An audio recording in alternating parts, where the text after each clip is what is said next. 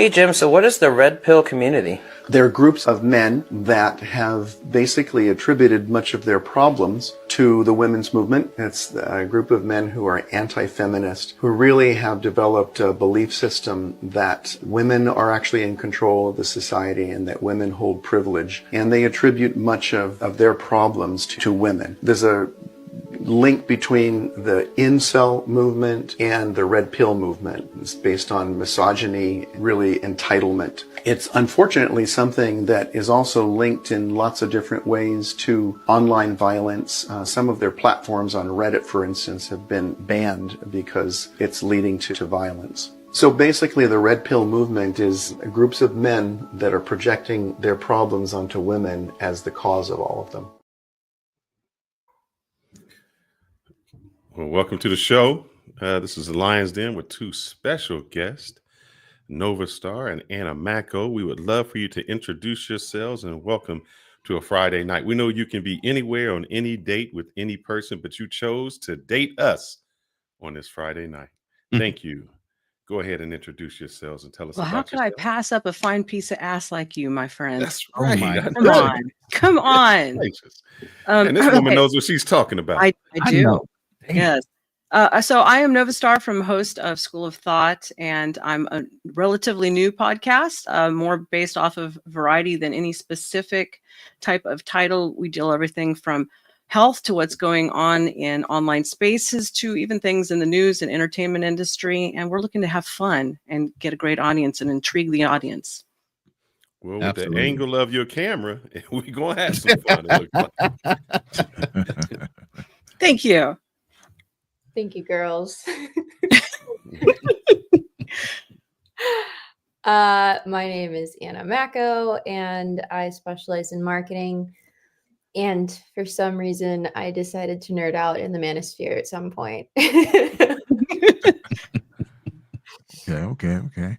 Hey, I'm sorry. I think it's important that, Fearless, Roland, and myself, we introduce ourselves to you. So you have a general idea as far as who we are and how long we've been doing this for as well. So, Roland, Fearless, you guys want to go first? No, go ahead. You started it. Okay. Your intro, sir. Yeah, okay. My name is Kanal, aka Black Man Travels. I'm a travel blogger focused on 4 pillars: digital nomad, health, relationship, and business. Been doing this for about a couple of years, taking it more seriously now. Just doing this more of a pastime. So this is like a really good way to keep my old self in the house between travels. How fun. Yeah. Fearless. So I started off doing travel and I didn't get into it for fun. I got into it because I needed a tax break. So I needed to spend some money somewhere. But now we do more podcasts. I have another channel where I do fun and another channel that does travel. So this is an enjoyment and a let out for me. So some things we say may be a little controversial, but the views we have are our own. All right. Well, my name's Ronan Travelers. I'm ex-military veteran, served for almost 8 years, did time in Gulf War, Somalia. So I am a PTSD sufferer in recovery. And my background is in financial planning, traveling, obviously. And then I speak to men's health, relationships, and mentorship, right along with financial and retirement planning. That's my background, and that's what I usually try to talk about 95% of the time. Now, we do dip off into conversations like the red pill because they do have an influence on the people that we deal with, right along with, Passport Bros and all the other organizations out there that are leading people astray somewhat. And just to let you know, I see the chat. There is a question about what is a passport bro. We will help define that because I think it kind of correlates to the red pill community. I think they've kind of intertwined over the years. The question for the panel, or what we're going to try to break down, is this the end of the red pill? Well, let's see. I think once something becomes over popularized, it starts to let everyone in. So maybe the initial meaning of what the red pill was is no longer. Just the same with what they would call passport bros, which were gentlemen going overseas to seek relationships and get away from the Western culture type of relationships. There was no I guess, formal way to get into passport bros. So that tradition has changed. So now what people are going overseas for is entirely different. It's no longer relationships. It looks like it's just what we would call pay for play. So has the red pill changed? I say yes. Andrew Tate's been arrested. Fresh and Fit has become demonetized. Myron goes on racist rants. Just Pearly Things is gone. So I think the initial part of what the red pill was is no longer.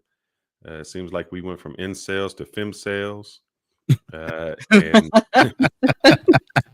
you know, and I would say this, just I think the initial part of the red pill of what it was a great concept. Let me see if I can run some of that down while I'm doing this. But it has changed. And if you have the majority of the people telling you how to get women and what you need to get women, and none of those people have women, it doesn't make sense. So if you're a leader of a red pill and you're saying, hey, this is what you need to do to get women, and all of you are single or all of you are doing things not to get women, that's never going to make it. So in my opinion, what the red pill was an awareness of gender dynamics. So I think with the onset of feminism, where we're saying we're all equal, I think it went back to say, we're really not all equal. There are some dynamics that make us different and set us apart. One thing I did like about the red pill community, it encouraged self-improvement. As a guy, I said, hey, you can't be in your basement being sloppy and get no women. You have to improve yourself, whether it's monetarily, physically, or just open up your mind to certain things. There was a focus on masculinity. I think in today's age, where you can't define what a woman is, a lot of men have become more feminine. A lot of women have become more masculine. So I think it was a great focus to go back and say, men, you should take a traditional value and go back and reclaim your masculinity. Also, think it was a great to share your experience in the beginning. If you shared and encouraged, later on, it just got guys in their basement saying what they couldn't do. When all things for that. Where it went bad, it just became cynicism. Uh, Instead of, I guess in my days, I don't want to predate myself or age. Why not? Oh, We know how old you are. we'll say how, He's 25. Be yes, proud of your age, man. A lot of us 25. don't get here. A lot of us don't get here. Don't slight them on your age. Let them know. and yeah, we do play some oh man, that was the wrong word. Background music. That was a We play do? on words, but didn't mean to do that. Mm. I think what happened was back in my day, we had what we would call game. I know no one likes to use that, but there was a little swagger. You had to have suave. You had to be able to go to a woman and talk to her face to face. And through trials and errors, just like if you were a salesperson, you don't always get your sale, but you learn from the sales that you don't make. You hone your skills, you become better, and you refine it. In today's age, there is none of that. No face to face. It's I'm going to text you, and then if I don't like you, I'll call you every name and say and make an excuse for the women as to why they won't talk to you. It's not self-improvement for any man to say why I'm not getting it. We've started to over exaggerate and say what we can't do. In my day, you didn't say what you couldn't do. You just did it. And if you didn't, hey, I think back in the day, we bullied. I know people don't like to be bullied nowadays, but by the time I got 18, I was called every name in the book. After that, you can call me anything. It didn't bother me. I'd already heard it. So my self-esteem in a sense was shaped and as they say, iron sharpens iron or steel sharpens steel. I think also what happened, I know we don't like to say toxic masculinity, but a lot of them got in toxic masculinity. They didn't home on their skills. It was just a complaining group of people who just wanted to go to a group and say, why didn't this work? And to go into what we would call the passport bros, just in a sense to define that were guys that were in the Western society that said, we want to go to other cultures, whether it's Latin America, Asian America, places in Africa where there's still a traditional, what we call a traditional woman.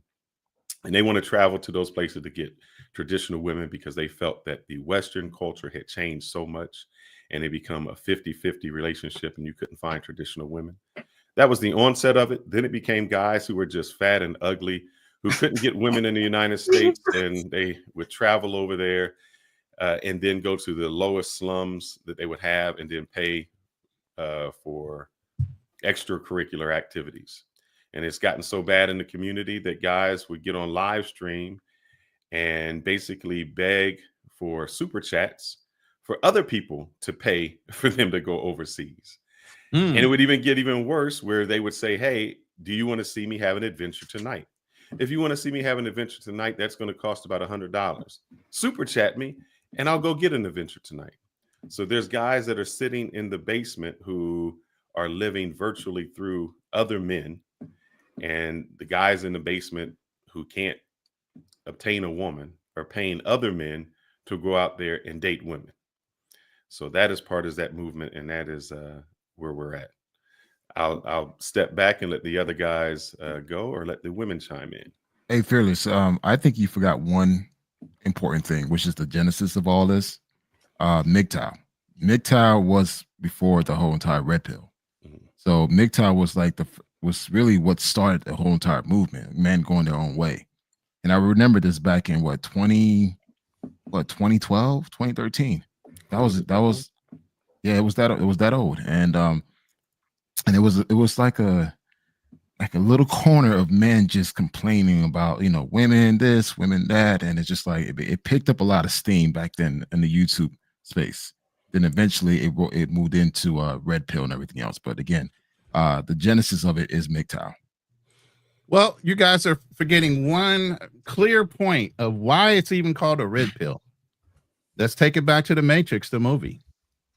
It's the awakening of taking the pill and being very clear on what is going on in society and the preconceived notions of how society within the Matrix is formed. It's supposed to be an awakening, of what's going on when it comes to hypergamy and your sexual marketplace value, when it comes to you being high value to the woman that you're trying to date, and she should recognize that, instead of it's all bow down to the women situation that's going on. So all those are factors in why there's a red pill and why there's a lot of guys that are disillusioned, and I would say ladies too, that are demanding high percentages of what they think they rate when they don't necessarily rate that as well. I could say it's on both sides, but I wouldn't call the women on the red pill. I would leave that for women to decide what you guys are calling yourselves when they're overly evaluating themselves when it comes to dating the marketplace and the list of demands they have just to even go out. So I'm going to defer to the ladies on that point, but I think we hit all the key points when it comes to the red pill and the history of it. But Nova or Anna, whoever wants to chime in first, go ahead. Let me just start off by saying, Self-Made wants to know, is this romper room? Where is the background music? Oh, Let's put some background music on, gentlemen. All right, hold on. I got something. You got to set the mood. I'm very stickler about background music, but hey, this one, those other broads. I've noticed that a lot of them are like college girls, and college girls are delusional anyways, but a lot of people are just delusional, period. Anna, your take on that one? The college girls? Yeah, all these girls and stuff who rate themselves way too high when they're obviously like a 3 or 4 or something. You know what I mean? I mean, I don't know. You're like a 10 to someone somewhere in some country, somewhere, somehow. I think it's more of, there's a couple of things. Can we lower it a little bit? Sorry. Yeah, sorry. And I think if we just play that lo-fi music, because it's just words. I was just gonna say that on the instrumentals, no lyrics. There's an ass for every seat, right, Anna? Yeah, and maybe, there's also like other history, because it actually is much older than that. This was started in like the 70s and 80s, and it was not for men to date. It was men that were being divorced or being single fathers or like left destitute that didn't know what to do with the aftermath. So they were men's support groups in that aspect. And it didn't change until the 1990s into the dating stuff that you're seeing now. Yeah, so like a support group, basically. And that's when MGTOW branched off and did its thing. And then they also you guys forgot about the black pill. You guys Well, we forgot don't that a deal with lot of that. the I don't deal with passport that stem from stuff. black pill. That's a QB passport thing. But if you want to tell them what the not black even- pill is all about, go ahead. Yeah, Anna, that's more your forte. Fucking, why are you putting it Whoa. all on And- me? and as a I'm night- not. It's just Anna's a night that's- rider? You came into the space before I did. You came into the black pill, but it's okay. Yeah, it's just they like to say it as like the ultimate truth. It's a little nihilistic if you really, really look at it like that, but it's kind of like just like if you're looking at science, you're like, there's the truth of what it is, move accordingly. And that's kind of what they do. So they kind of nerd out sometimes on like looks maxing and like Oh, okay. That's what QB QB that's what I flexing said. talks about, huh? That's his thing. So- Yeah. So I'm curious to know how many pills are there? Like how many colored pills are? Too many. though. I heard there's like a purple pill and a blue pill and a turquoise pill. A pink pill. I don't even know what the pink one is. It's a lot. It's ridiculously. It's a rabbit hole. Yeah, and that's the thing, is it like, I think to answer the original question of like, is it gone? I think it is, because what it originally started for was to bring up the issues that men were having psychologically, like the unaliving rate that men are at. That was the whole goal. And now that it is mainstream and people are having these conversations, it's kind of done its job. Now it's just kind of like a little shit show. It is. Okay. I mean, I love it. I still do. I mean, I can't be here as often anymore, but like there's a lot to be learned too for girls and guys. Like I learned how men actually think versus how us women we think that you guys think. Is it helpful though? Are they catching on from the woman's side? Yeah, but I feel like women at least try to. Men don't try to understand how women are. They don't want to adjust to how women are, is what it is. We don't want to adjust to y'all. Is that what you're saying? The guys in the red pill space and a lot of these online spaces do not want to adjust themselves to reality. They want to maintain their own way and their own way of thinking, and they want that to prevail when that's not reality. Well, let's But dig then, into that then real we got to quick. define Wait. what is reality. Wait. Is reality a girl wanting to go on a $300 date? Is reality a girl saying No. Hold on. Without mean, going to that's extremes, gonna be a reality.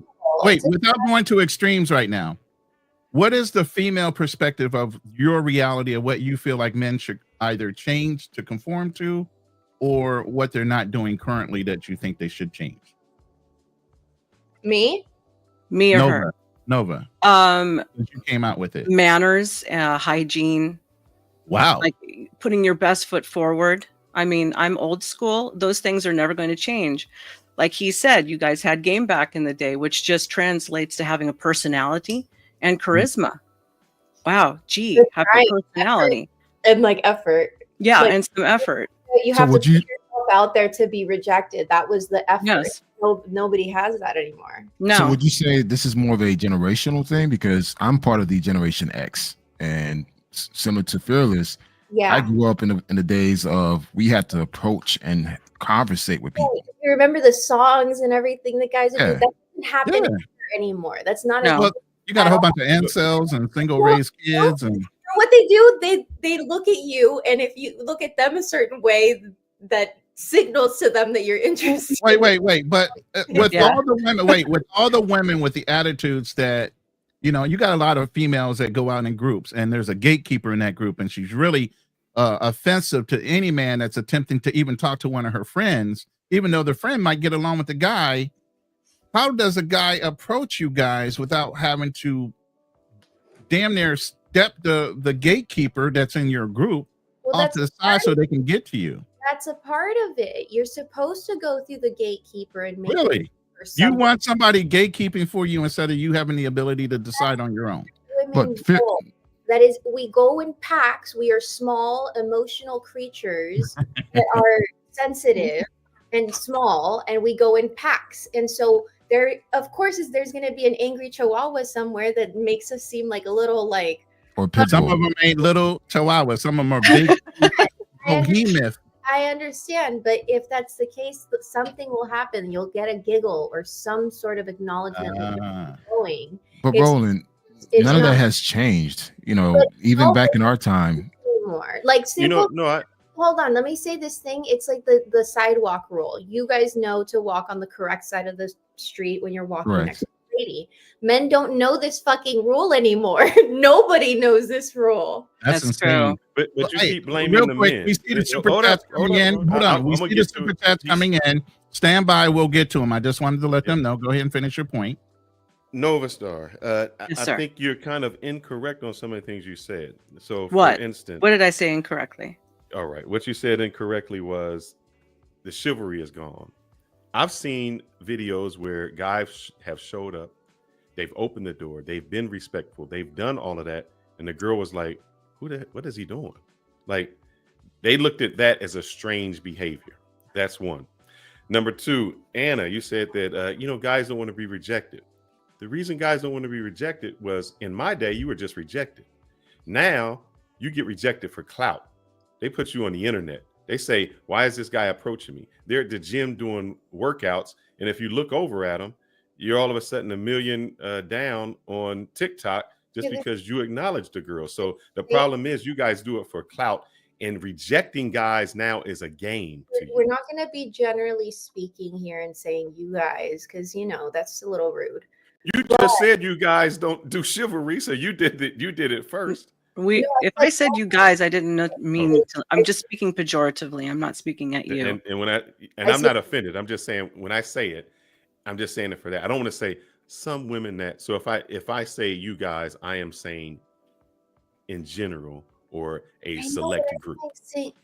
What would the term be that's non-offensive to a female? It's not that. I'm okay with all of it. I don't care. It's offensive. It's that it's like saying no man knows the sidewalk rule. There are some men that do know it, but the majority don't. That's what I'm trying to say. I don't. Okay. I'm not taking offense to it. She's talking about the younger, newer breeds. Yeah, I understand, and they don't know the rule. No, they don't. And I don't recall saying chivalry was dead. I don't recall saying that. You're young. What I found is the younger audience will hang on to words literally as opposed to figuratively. Yes, and I agree with you there. So I try to refrain from saying like that's the law of it. But I'm sorry, I went on a tangent. What was it that you said? I was saying that now rejecting men is a sport. So you're saying, why don't men go up and talk to women? That's how it used to be. The reason is when you get rejected, you're not just rejected by that woman, you're rejected by 1 million of her followers on TikTok. Right. And it depends on what kind of woman you're going after, but it's part of the name of the game. It's like looking for a job or anything else that you get rejected for. We're in a society where, that is possible. But if that's what you're worried about happening all the time, you're never going to build the resilience or understanding of what you did possibly incorrectly. But you don't know what type of woman, just to go up to a woman, you don't know what type of woman she is with no unspoken word, with anything. You're just going up. And there's also in a club or something. But there's guys that are being shamed. I've seen videos, guys that are at the gym and they look. And just by that look, he's a creep. He's this. He did nothing. Right. And those women are psychotic. Like we also, it's mass hysteria. You've also then seen the other videos where women are trying to do that, and then the entire gym like bans her or makes an example out of her, or other gym people are chiming in saying clearly no one was looking at her. Like it's become a thing. But I learned this. So hold on. Before, I don't want to get too far ahead because we have a live conversation going on right now, and the super chats are trying to interact with the current topic. Before we jump to a whole nother topic and a question, I want to adjust the topic that we're dealing with right now with the guys that are paying for the super chats to get their points across or ask questions to the panel. So the first one is by Darnell. He's asking Fearless, what was your success rate during your days of the game? How many women did you know? L's basically, did you take any W's, and what was your ROI, and was it worth it? 75% and 10%. Damn, you know them like that? Yeah. Because I Jeez. had a 75% win rate and then a 10% win rate. And I'll tell you Wow. why. If I was approaching a woman that I knew that I could talk to, or maybe uh, that I was going for specific reasons other than trying to have a relationship, I had a great 75% rate. Now, if it was a woman that I wanted to pursue, that I was like, that's the one I want, I see her somewhere, that was about a 10% rate. Okay. That means 9% of the time, 90% of the times I might have been rejected. I have a boyfriend. I have something like that. But some of it was my fault. Some of it I didn't look at the cues that were being sent. Mhm. It was, I'm going for it. I don't care. I don't Well, care you're if you still with your young back man. then, though. Yeah, I mean, you going to the bath. You just left your man, and you going to the bathroom. I'm trying to sneak my number to you. Oh man, I hate you I mean, dudes like that. Yeah, that's rude as fuck. But I used to anyway, get guys like you all the time. Oh, True he's not looking Prodigy. here. True Prodigy says, "Are you guys really paying to see other guys date women overseas?" That's not us. That's another YouTuber that it's crashing out.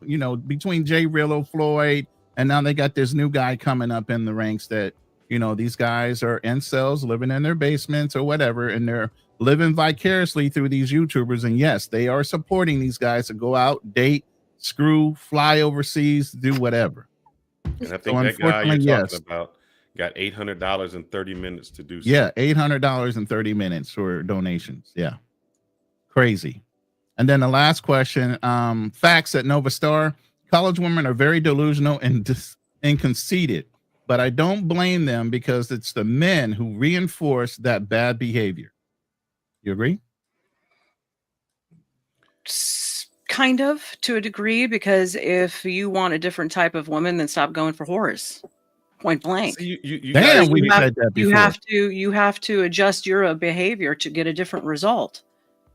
I think that is not true. And I mean, in a sense, but if there was an experiment, and I'll try to make this as fast as I can. There were monkeys in a room. Monkey would go for a banana. Yeah, they would go for a banana. They would get sprayed. Then they took one monkey out and put another monkey that had never been sprayed in. They did that cycle so much that the room became filled with monkeys who had never been punished for going for the banana. But none of them went for the banana, and they never knew why. That's what happens to men. So I did not have to touch the stove to know the stove was hot. I seen someone else touch the stove, and I said, man, they got burnt. I'm not going to touch the stove.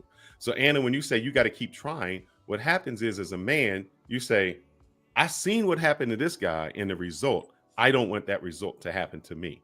So we stop and we learn from others' behavior, because that's how men survived all the time. We had to say, that lion eats, so I got to make sure I watch out for that lion. The opposite. It's it's making you extinct instead. Because there's people that will approach, and then there's people that won't. It's it just is what it is. You can't sugarcoat it or change the laws of nature itself. And then hopefully it changes, because it's, I mean, I don't know. Can I elaborate on that, Anna? Yeah, go for it. Look, I've been in on this sales. one before you do that, because I want you to answer this question. The difference between sexual harassment is how the guy looks. So some guys just can't take that chance. I mean, if I go talk to you, it could be sexual harassment. Ronan comes and talks to you, it's acceptable, so you like it. So sometimes guys just can't take that chance anymore. I got to push back. I got to push back on that. Address the first part, which is I've been in sales a long time. Okay, everything is a numbers game. Exactly. Life is like sales, which is you keep going until you get a yes, right? And then you get the cash in hand, right? You made the sale, but it's the squeaky grease that gets what they want. It's perseverance. It isn't even necessarily talents. It isn't necessarily anything other than persevering and pushing through. So, I mean, you guys are older. I'm burning a trail right behind you. So I'm not the broad who was hanging out in the pack with, the linebacker who's keeping all the guys away. And I wasn't the broad who, if you look at me, I'm crying, wolf. Okay, that's the new breed. So that's a new situation. But all those girls who are doing that stuff, you give them another 5 years, guess what's going to happen? Their mindset is going to change. And then they're going to be looking for the attention. They're going to want the attention. So, life is not a monolith. It keeps changing. and you keep evolving as you age, like it or not. Your mindset changes. So don't be discouraged by that. Move on to the next one and keep going. Can I chime in on 1 second? Sure. We love to like reference social media, and I think social media only represent a small population of what people actually feel. Yes. A lot of people are not going out and actually talking to people, and you'd be amazed. Same thing Correct. as you. I'm in marketing and sales. I talk to people. I talk to men, women. I talk to anybody who's willing to talk to me. A simple conversation, simple hello could go so far in life. And Absolutely. I think a lot of guys are allowing social media to dictate how the real world operates. What you see on social media is not what the real world is happening. It's not. As much as they try to paint it, no, it's not. Like I could go to a bar right now and spark a conversation with anybody. Well, you're getting that from all the dating coaches who want to sell you something. Thank you. Yeah. So you're you didn't call them out like that, did you? Oh, I sure as hell did. Are you ready to go there? We'll come back to them. We will come back to them. Yes, we will come back to your dating coach comment, definitely. But go ahead. Sorry. But you guys say that, and when I've been out there, this is how we're. And when I talk, Nova, I'm not talking from my perspective because this isn't how it is. But I've seen it from a young person's perspective. We used to carry this around, this and a little piece of paper. We go somewhere and be like, I'm going to the mall and I'm getting numbers. Now it's not like that. Now if you try to get girls, because what they do is they say, I don't get my number out. What's your IG? I'll take your IG. It's not about numbers. You got what is it? TikTok. I disagree. I have to push back because this is the last time you approached women. No. I watch my nephews. They're in their 20s, and they don't get no Instagram handle. They get numbers in Miami. So it's just like it really depends on the vibe you give off, how you look, how you talk. All that stuff still matters. Now, granted, if she asks for your handle, she's trying not to like turn you down too hard. It's like, you know what? I'm not gonna give you my number, but I'll give you my Instagram page. That's the way I see it. That's what I do. It's like, I don't do that. Let me give you my IG. I don't ever hand out my IG. What's the point? Yeah. Give me your number. But I'm gonna tell you why, Nova. I think that's a personality thing where it's our generation. Our generation is used to wanting to talk on the phone. My hands are too big. I don't want to sit here and type myself to death with my thumbs. It's crazy to me. I'd rather have a real conversation. That way you're not in a mindset when you read a phrase that I'm angry when I'm really not angry, but because you're in that mindset, you're taking that inference that's being said in that text the wrong way. If I communicate to you, you're going to hear the levels in my tone and the way I'm delivering my conversation to where it's not a big deal. But I know you're saying this, Black Man Travels, but I've seen it where a girl has given guys numbers to text them, and they call them, and they like, it's that generation though. Like, but BMT, that's the generation we're talking about. The generation that's locked in that red pill community isn't us; it's the younger generation. But I think both men and women, the younger generation, just love to text. Like I'll text my son. I'll call and he'll text me. I'm like, dude, I'm calling you to speak to you.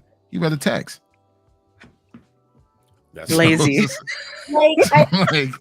Now, if he wants money, he calls me. It's like, okay, now you call me. It's like, Dad, I love you. You know why? Because you can hear the desperation in his voice when he says, "I really need the money." Yeah, I love you, Dad. Yeah. So they know it. They just don't do it. But go ahead. You were going to say something, Anna, and we kind of stepping on top of you, but that's okay. Like I'm small.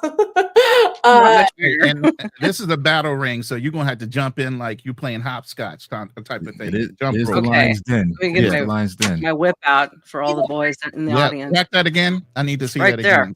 Right there. There you go. Hey. Oh man, I'm bent. And guess what?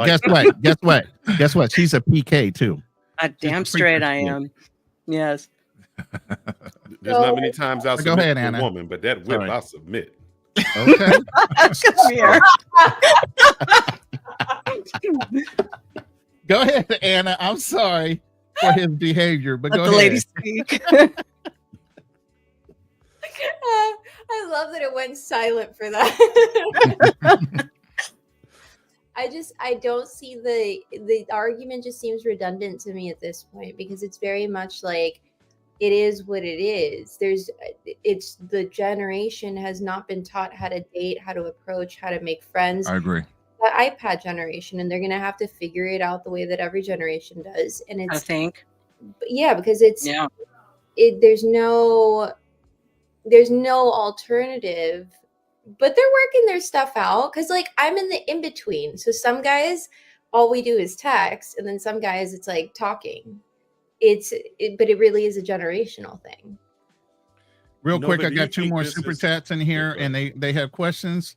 It's a numbers game indeed, but if you have skill experience, you won't have to play that many numbers. That's exactly right. The quicker you hone your skills and social skills when it comes to approaching, talking, what works, what didn't work that time, get to the next one. What worked, what didn't work.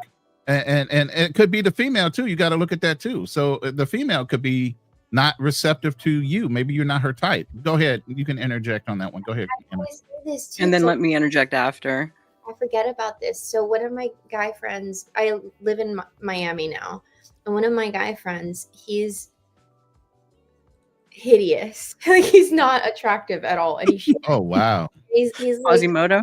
he's like 5'7" Quasimodo, but so fucking charismatic. Like, he has like 10 women on the roster on a regular basis. Oh yes. Wow. and So you're saying a hold up, you're breaking some dudes' minds up in here right now. You're saying a Quasimodo dude that has a great personality can still get chicks and actually have a roster of chicks. Oh hell yes. you have to be charismatic. I'm not just saying have a great personality. I mean, Mm-hmm. he romanticizes everything. Anytime a girl, like, we all went out one time and he was like, wow, he's Italian too. And he's like, I am so he got on his knees and he's like, what did I do to deserve all these beautiful goddesses? He has personality. We call that Right. personality. Yeah, He has but personality. yeah, and it's charisma, because personality is who you are. Charisma is how you are able to How you work it. pull them Yeah. to you.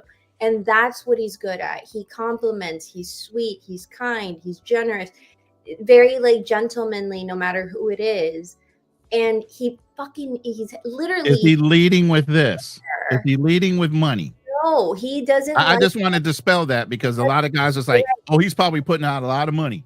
here's the thing, he does have money, but he doesn't hold on, listen, but he does not spend a dime because he doesn't like girls that want to use him for his money. So Oh, nice. the only fucking women around him are the ones that are like, that he's been taking to like KFC and like, I let's hope go. you guys are listening to this. No, I but hope when guys you go are out going, with "Yep." it, all right, I got a question then. When you go out with Quasimodo and you guys went to that restaurant, who paid the bill? We split it. Boom. Y'all didn't pay it. No, we split it. That's I mean, awesome. you laughing, Ronan, but how many But that's videos awesome have that- we seen? How no, many but here's videos the have we thing. seen where Let me guys interject in go a out second here. Wait, I They want do Nova not to speak do too. that. I want Nova to speak too, but we get so many people in opposition of other rooms, and this was not planned. Anna answered this question legitimately, straight up. Yep. We get so many men in the room that are so disheartened that women won't split a check with you nowadays. It depends on the type of woman that you're in the room with. Yeah. Because she absolutely just said, I would split a check with a man and no problem. She knows that they're just friends. She knows where he stands with her. They're just friends. She's not attracted to him in any way, and she didn't expect for him to pay. How many guys hear a woman say that without being coached? Well, and not only That has to be acknowledged. You can't ignore that, especially in this type of room with the type of guys we have in here. I And- want that to be heard.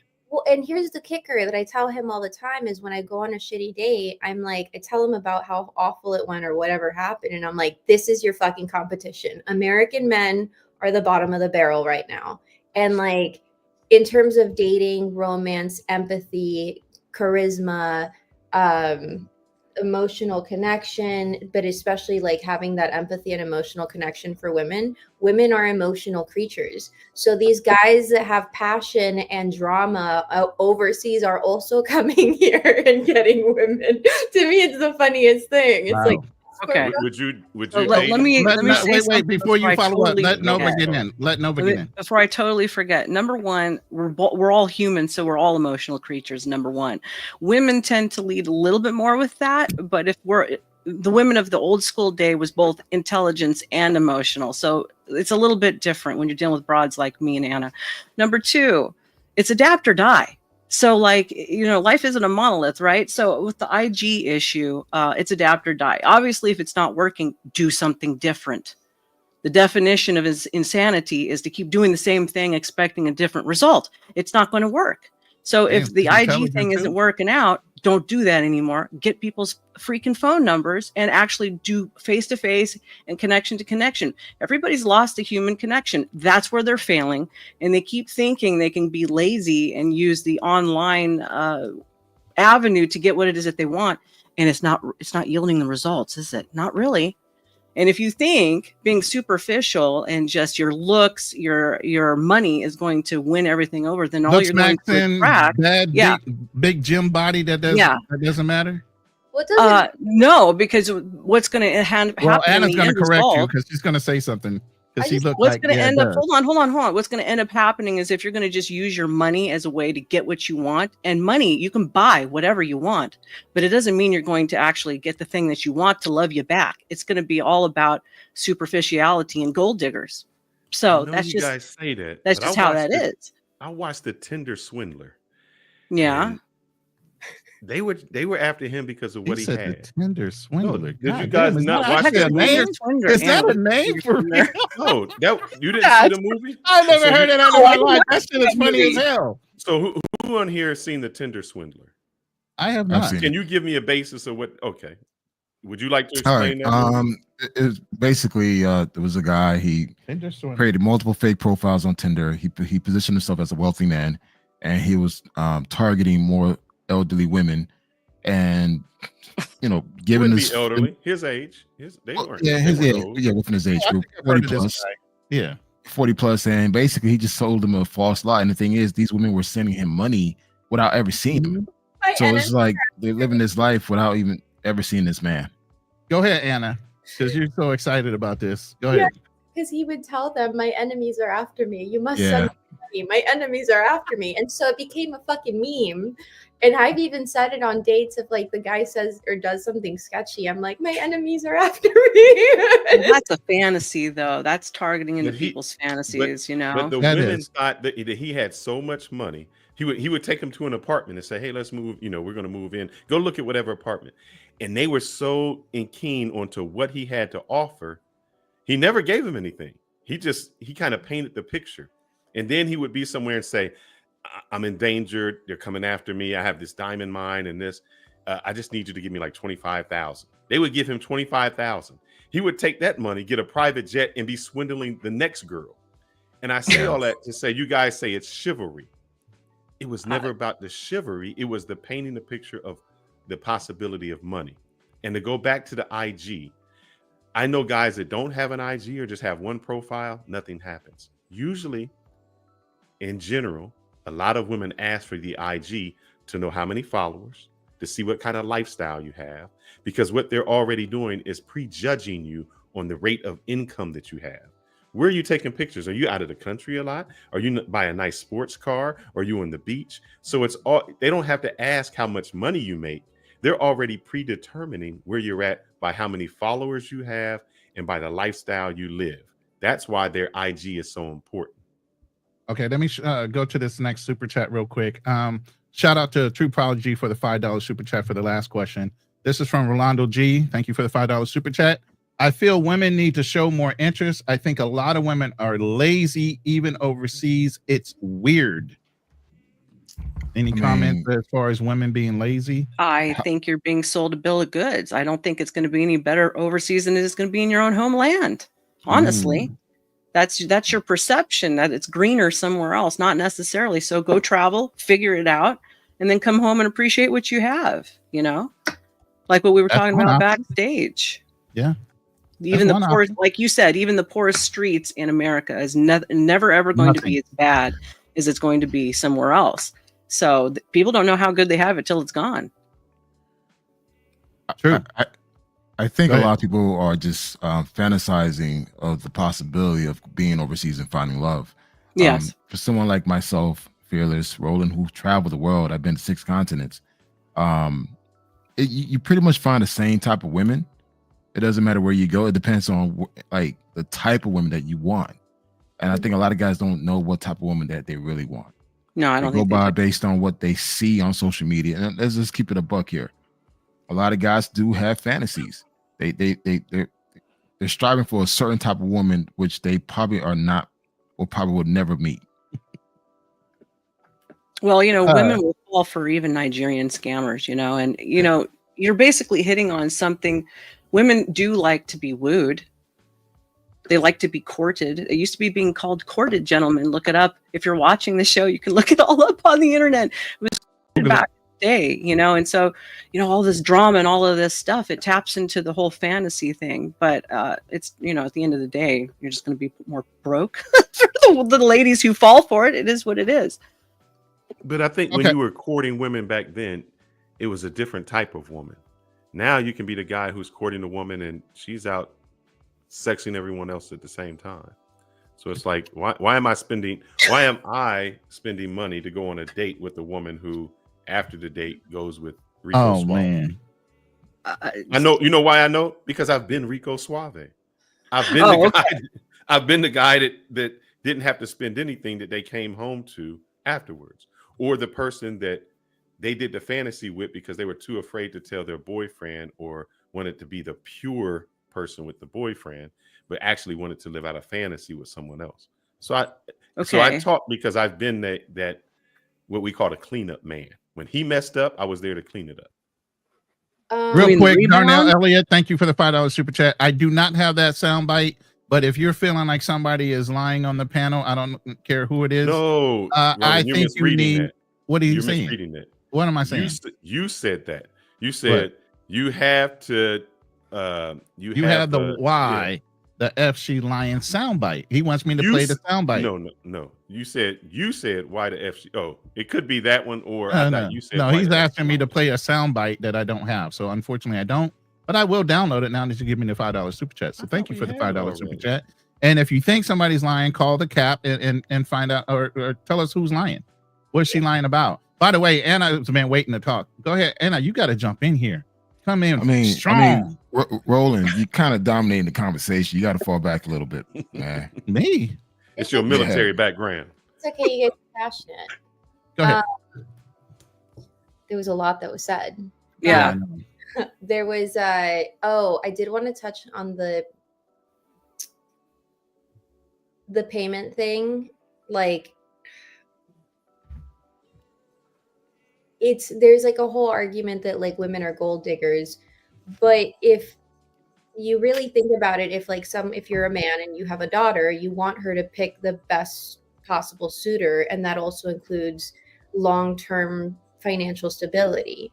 So that portion, it's like there's a couple of things that guys should look at, in my opinion, which is you should care about your looks, which is like hygiene and exercising is a part of that. Your finances should be in order. You should be either charismatic or there's another one, or steady. But there's like a bunch of different things, and out of those things, if you're probably with one of them, then you kind of understand where you are on the dating pool. And it's the same thing for women. That's why women, like, yeah, there's a lot of women that don't know how to cook, but there's also a lot of women that do know how to cook or have learned because they want to be a good partner that way someday. Like it's kind of like a tally that you bring up and you understand where you are and what you can date. By the way, just so men understand who we're talking to, I need you guys to, if you want to give out what your nationality is, how you were brought up. Did you have a mom and dad in the home? Were there two parents, or can you kind of give them a little background on that? Yeah, go ahead, Nova. Okay, so my grandparents raised me, but I was also adopted by them, and I'm a preacher's kid, so 2-parent home. I was not a partier or did any of that stuff. I just went into like the entertainment industry and started getting into professional dance and acting and music and stuff like that. So I never really did all that weirdo stuff that you see a lot today. What's the other question? And then I went into business and owned my own business forever. Okay. And then Anna, how did you grow up? Did you have a single parent home, or did you have two people in the house? How did you grow up? Both of my parents, and then they divorced when at a later age, and then they had my sister later on when I was 19. So it was funny. Yeah, I'm Mexican, mainly Mexican, Argentine, Slovakian, and I grew up in LA. Okay. And I had multiple businesses, and then I closed them all up, and I moved to Miami. Oh, ethnicity. Oh, you want my ethnicity? Okay, so I'm very European, and then the other side is from Spain. All right. Okay. I'm going to ask this question. I ask it. I know your answers will be different, but 95% of the women I asked had a different response. And the question was, would you rather be the mistress to a king or the wife of a peasant? The peasant doesn't cheat, and the king is the king. Do we answer now? Yeah. Oh, the wife. Of the peasant? Yeah, the king. You said the mistress to the king, not the wife. Mm-hmm. Correct. So the wife to the peasant. Really? You Yeah. You gotta follow that up with why. I'm too territorial. Same. That's because we're Latin. we own you. we want to own your members. Okay. All right. So to reestablish, because self wants me to say half Cuban, but it goes all the way into Spain. Okay.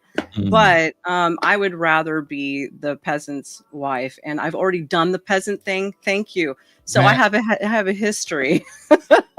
There you go. Everybody in this room is going to call Cap because this is not the normal answer. I'm telling you right now, you two are anomalies compared to any other women they have heard in our community.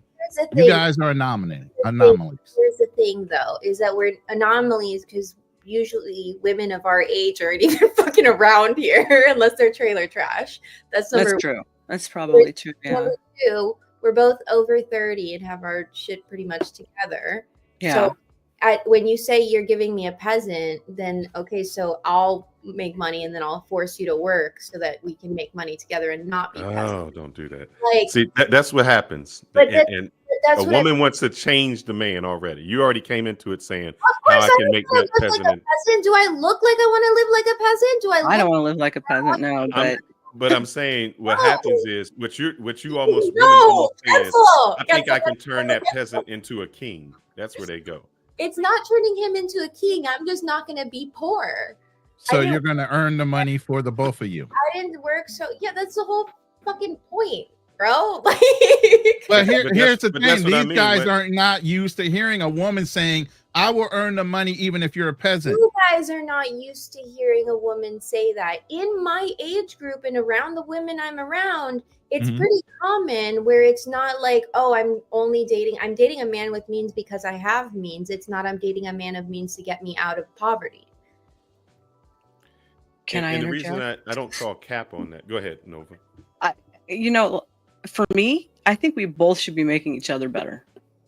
Like I don't want to live like that. I grew up, my dad was the third largest pallet and cat, what do you call that, equipment on the West Coast for a long time. And then he lost his entire business. And then here I come along on the other side. Okay, so I don't want to be poor. All right. But I think we should be making each other better and grow together, because there's nothing worse than not having two nickels to rub together. All right. Like nobody likes to be poor. To touch on that, there's nothing worse than being miserable in a relationship. Yes. Finances is the number one offender when you talk to couples of why they break up or why they break a marriage. They talk about finances being a huge stressor. So then sex. And that's a part of it. Yeah. It puts stress on everything. So why on earth would I want to stay a beggar? I can be with one and then we can transform our lives. But there's absolutely no possibility that I'm going to stay that way. Either we're going to get a divorce, or we're not going to stay together, or he's going to be a house husband, or something's going to happen. Oh, you are out of control.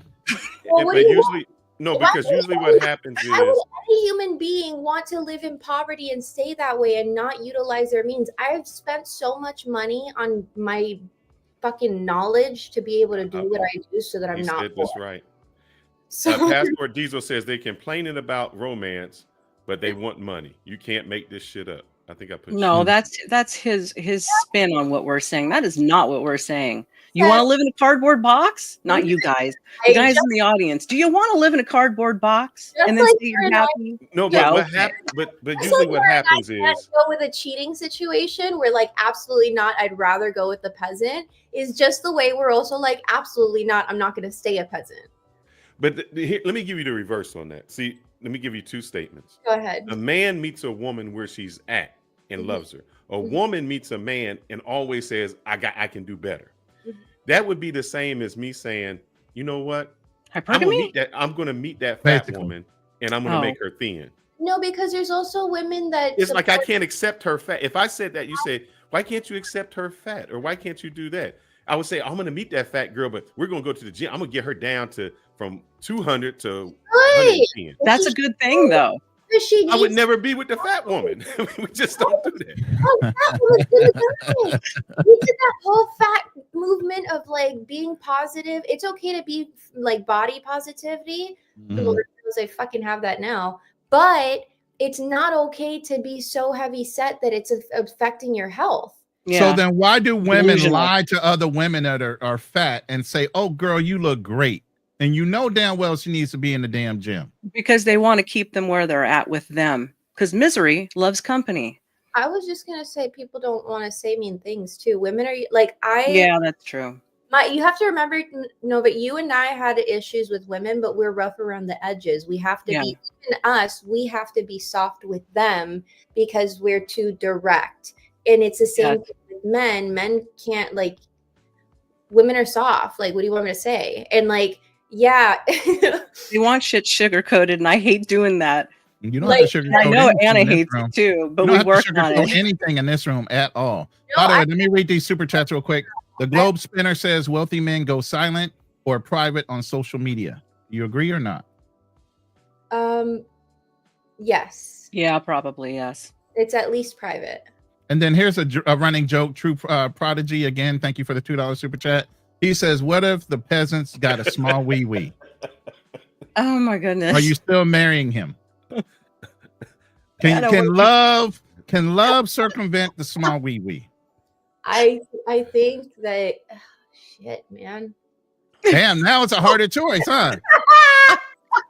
How small are we talking? What happened to all those ethics? Wait.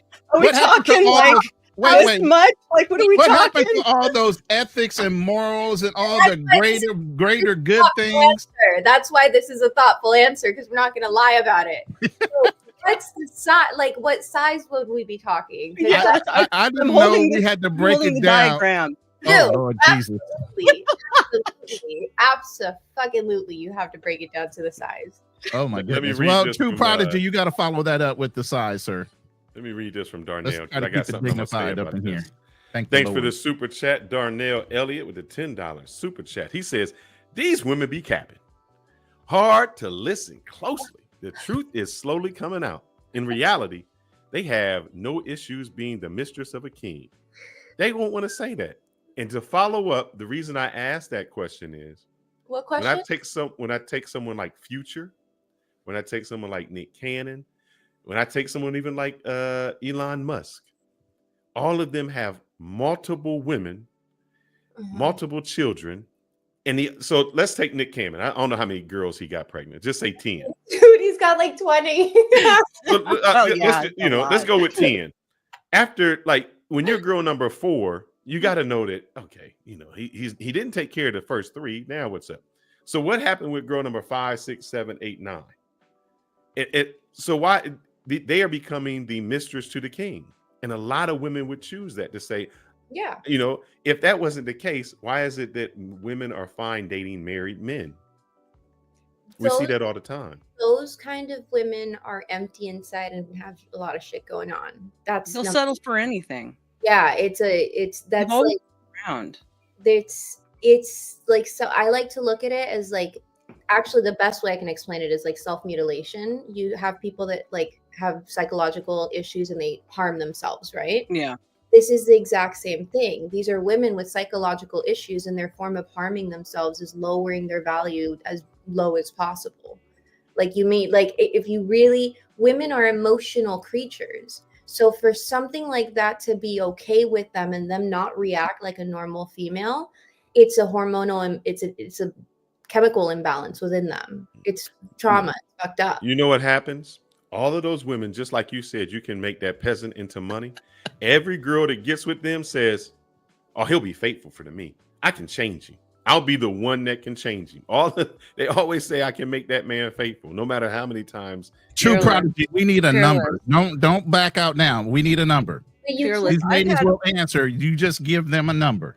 you can't date people that are like cheaters or active cheaters or No. engage in that kind of behavior. Like, if I date someone, they're not the kind, they don't have, even if they do have Instagram, it's like about books or fucking baking or some shit. Like, it's not, you can kind of like estimate what kind of a person you're dealing with based off of clues. You know what I mean? Usually. So Fearless, I've had opportunities to date celebrity men Were you? and musicians, and I don't want to name names. Oh man. I never touched any of them. You know why? And one reason is herpes. That's one of the reasons. Like, you know, a lot of those guys, woo baby. You know, the gift that keeps on giving, you never get rid of it. So no, thank you. I don't really care. I'm not impressed with money and status. I've been around it. You know, so this is all getting into red pill stuff, honestly, and in the men's spaces. So what you're saying to me isn't anything I haven't been hearing. I just don't find it to be, it's just not reality. It's reality to guys who are in the upper echelons, you know, but not necessarily to everyday Joes or to regular people like us, you know? So Now, right now- they We have come the with answer. age. Go ahead. What? Go ahead, Go ahead, go ahead, BMT. yeah, I'm just listening to all this. So it seems like everything kind of just boils down to maturity.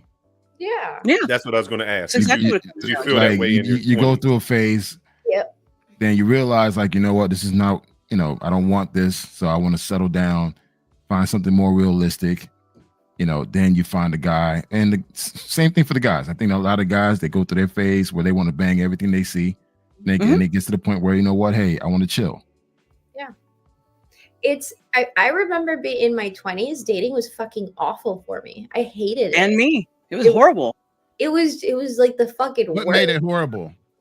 The guy, it's the maturity level. So girls maybe at like 25 and older, we start to be like, oh, babies, marriage, da, da, da, da, da. By that time it's like home run. But with men, you guys are delayed and still on your like fuckboy summer. And so a lot of times you, especially much like LA and Miami, you'll meet a lot of that. But as I've gotten older, like I'm 33 now, it is completely different now. Like, men are like chivalrous and like they pick you up and they ask you questions about yourself, and it's like, wait, what? This is, and it's Now, like are they in your same age range? Or are they older or younger? my age range and older. Okay.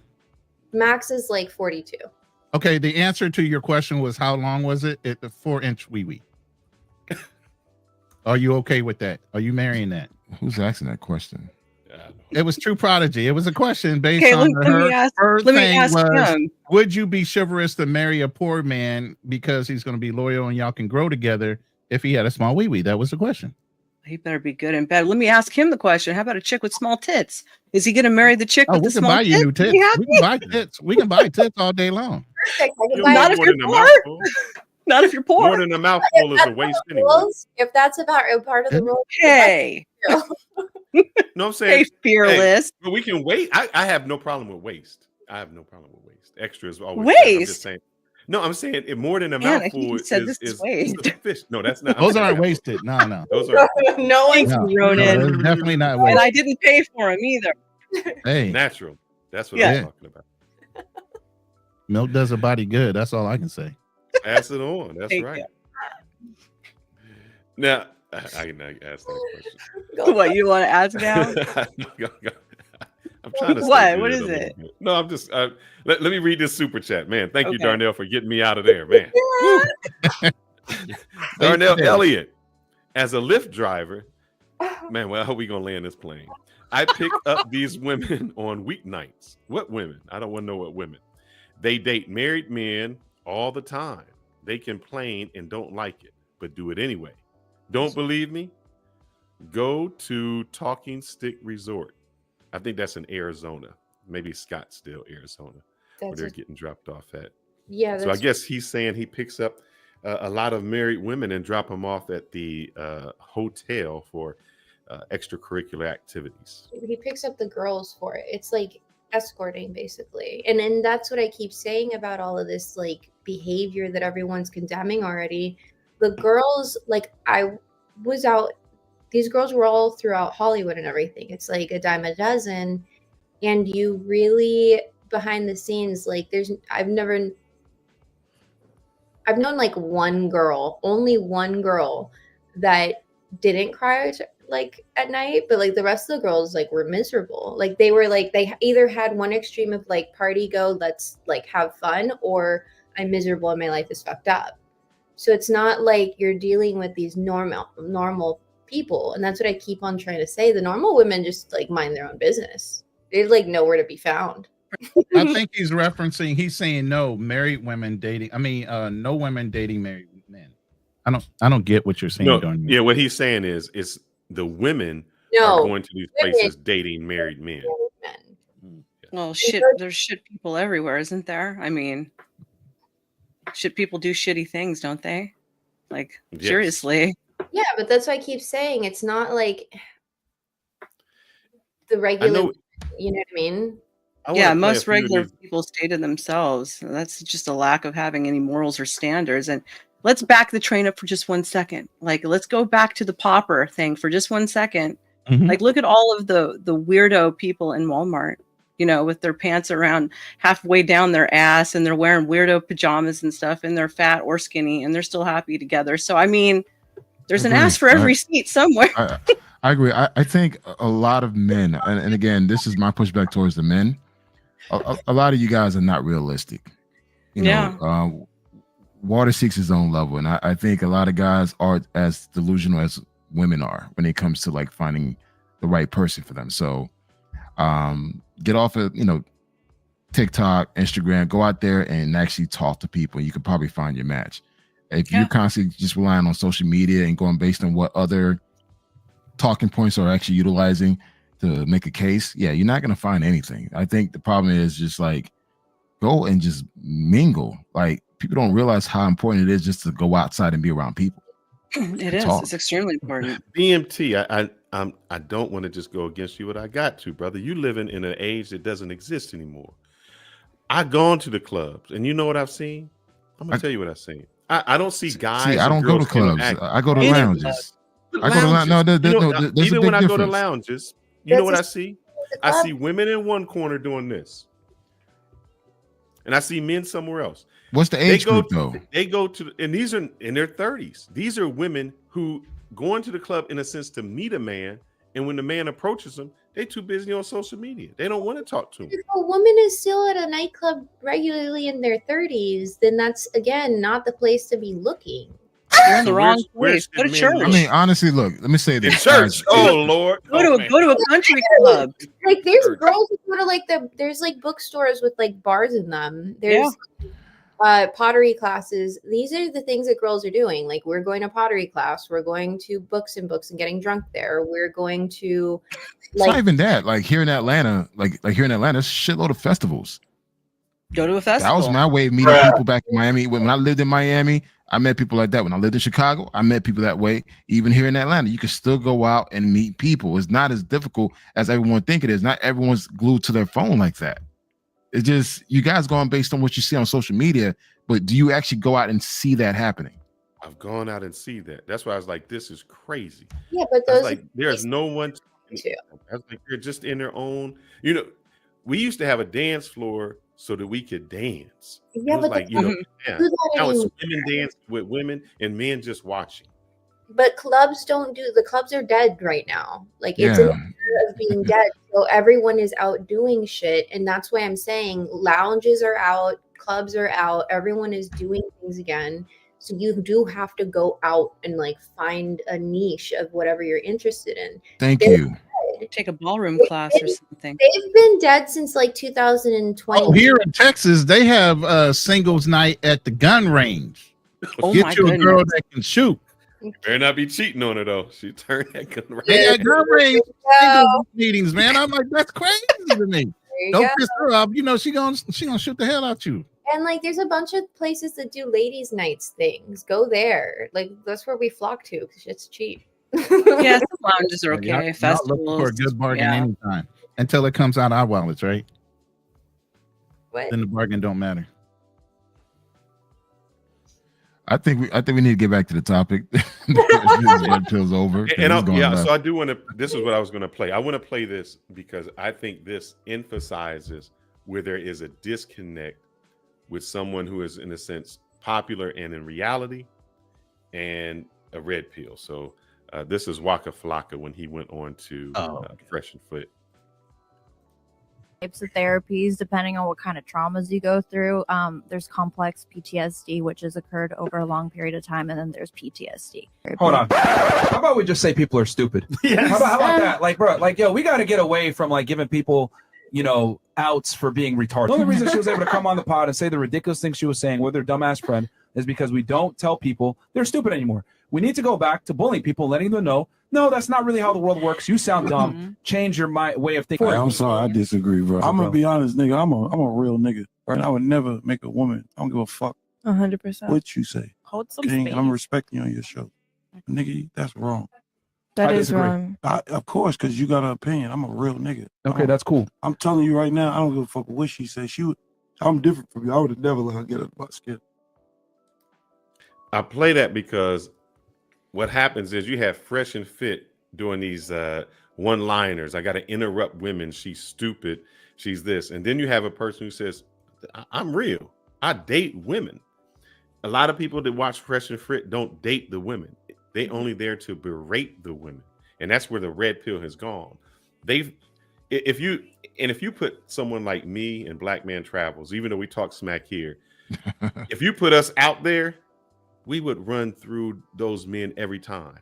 Yeah. Because they look at it, they've lost the finesse, the romance, that to be able to just come up and just, you know, talk to a woman.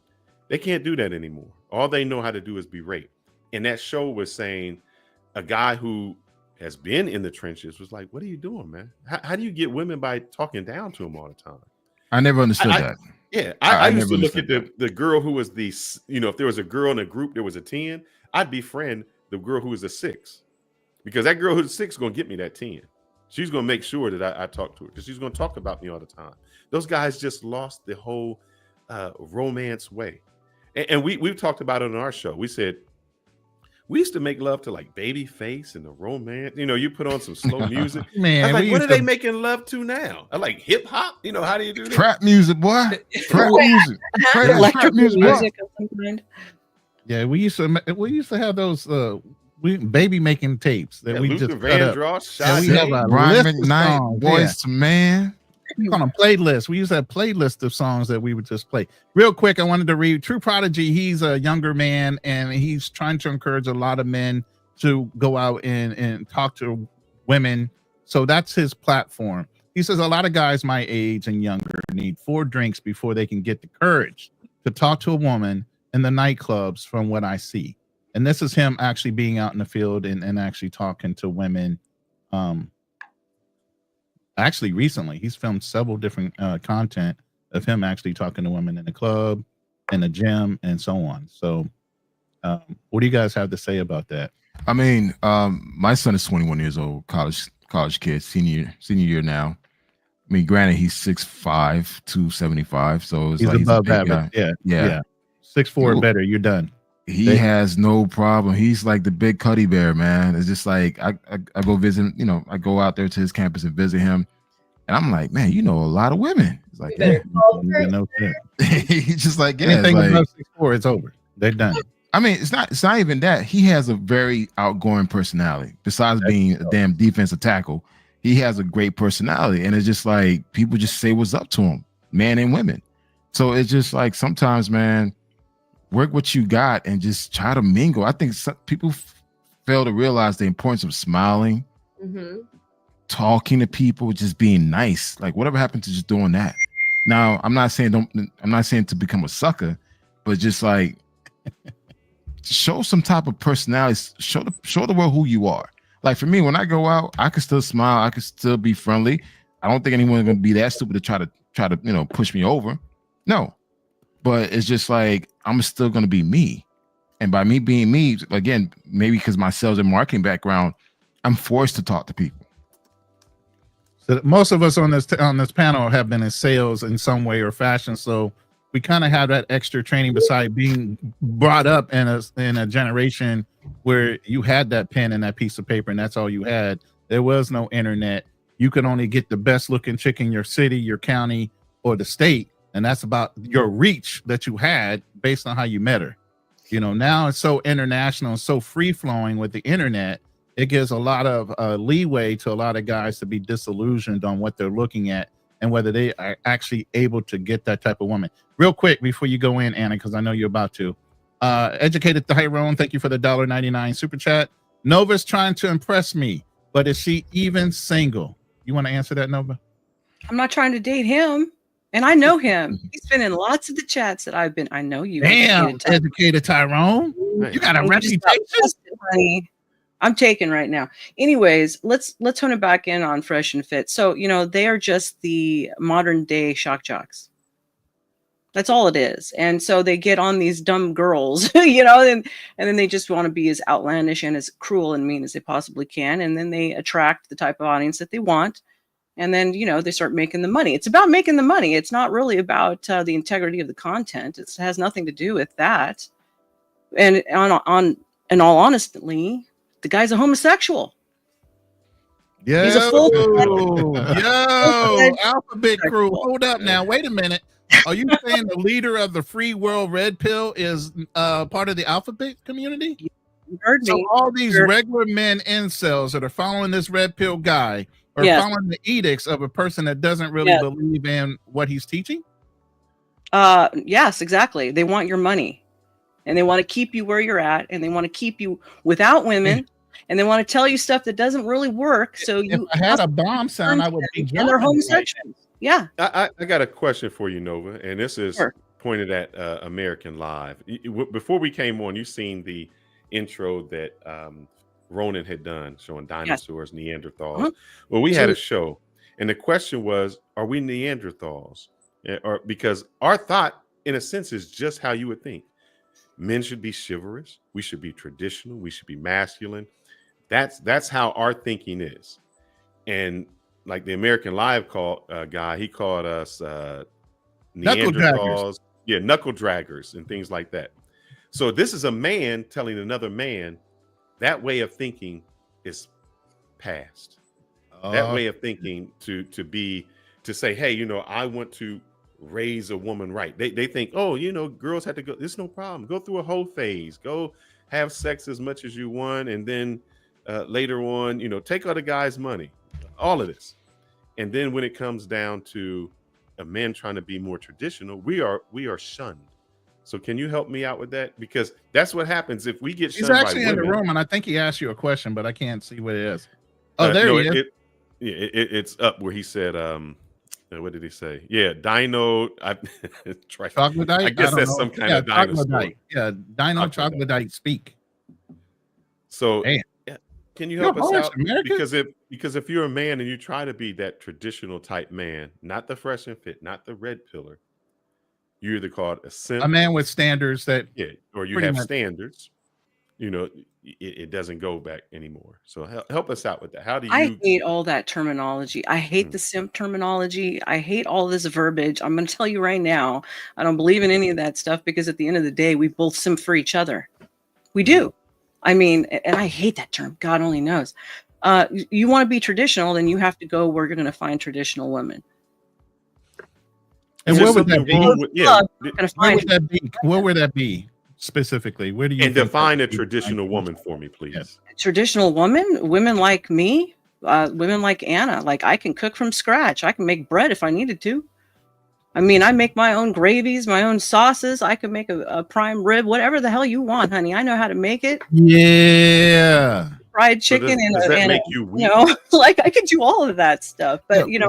traditional women, they have to have the same. They have to have the same moral code and the same vision of the future, right? Oh, I brought up morals and ethics a while ago on a couple different panels. Yeah, yeah. But Go to Phyllis Roland, I mean, Country this whole simp thing. Women don't call men simp. It's men call other men simp. A woman's not going to shame a simp for You're giving up. shaming No, but I it's would shame a but simp. guys, wait, hold up. But let's just keep it real. Guys shame other guys for doing things like that.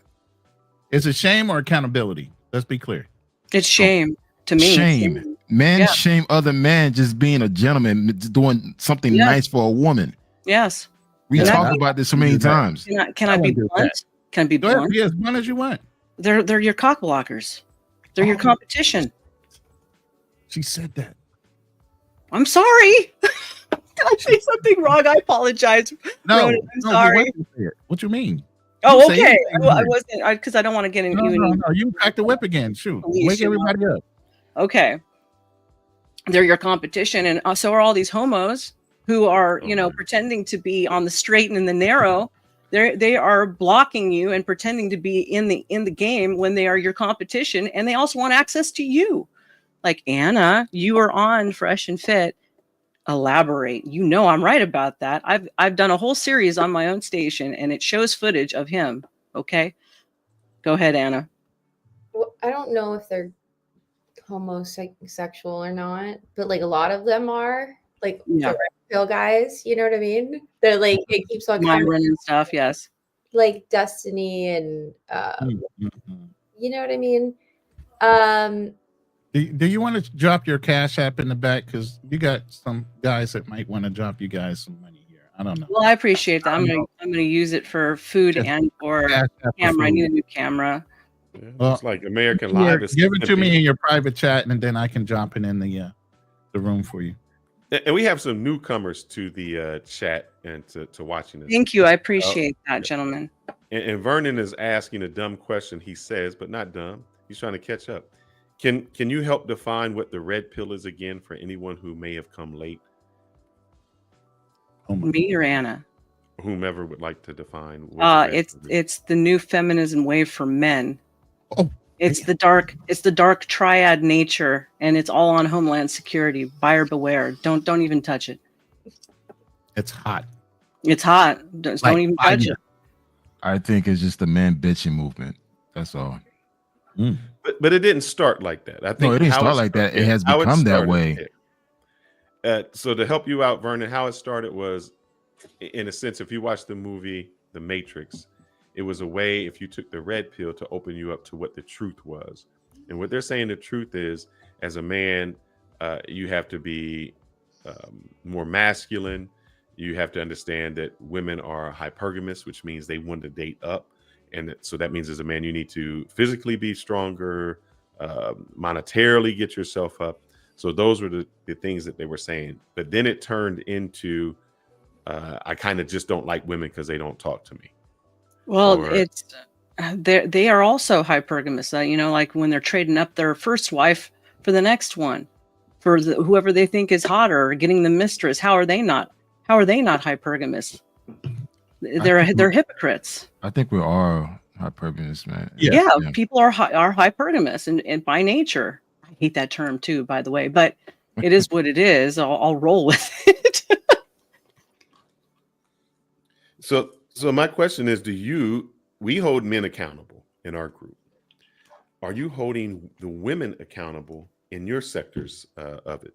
So do you hold those same women that, who may go on foodie dates, who do, certain things? Do we consider that? And how do you hold them accountable? And that's also a question for you, Anna. I've had several women who were doing stuff like that or neglecting their kids at home, and I tell them to keep their ass at home and be mothers. You know, Ooh. straight up. I don't mince any words. This is how I really am. You know. No, so are you saying that I would not? Let me choose my words carefully. That there are that there are, in a sense, maybe some type of traditional roles. Not saying a man can't stay at home, but maybe there's some traditional roles where a woman could be a mother and a father can be a father. Yeah, of course there's traditional roles. Okay. You're never going to get away from what we actually are and what we actually do. Women produce babies. Women are mothers. That's just how it is, right? Sacrilege. You're sacrilege. A damn straight, baby. I'll always be sacrilege. And I only say that because we've been in groups or had people on where it's hard to define what a woman is, and there is no accountability for women's space.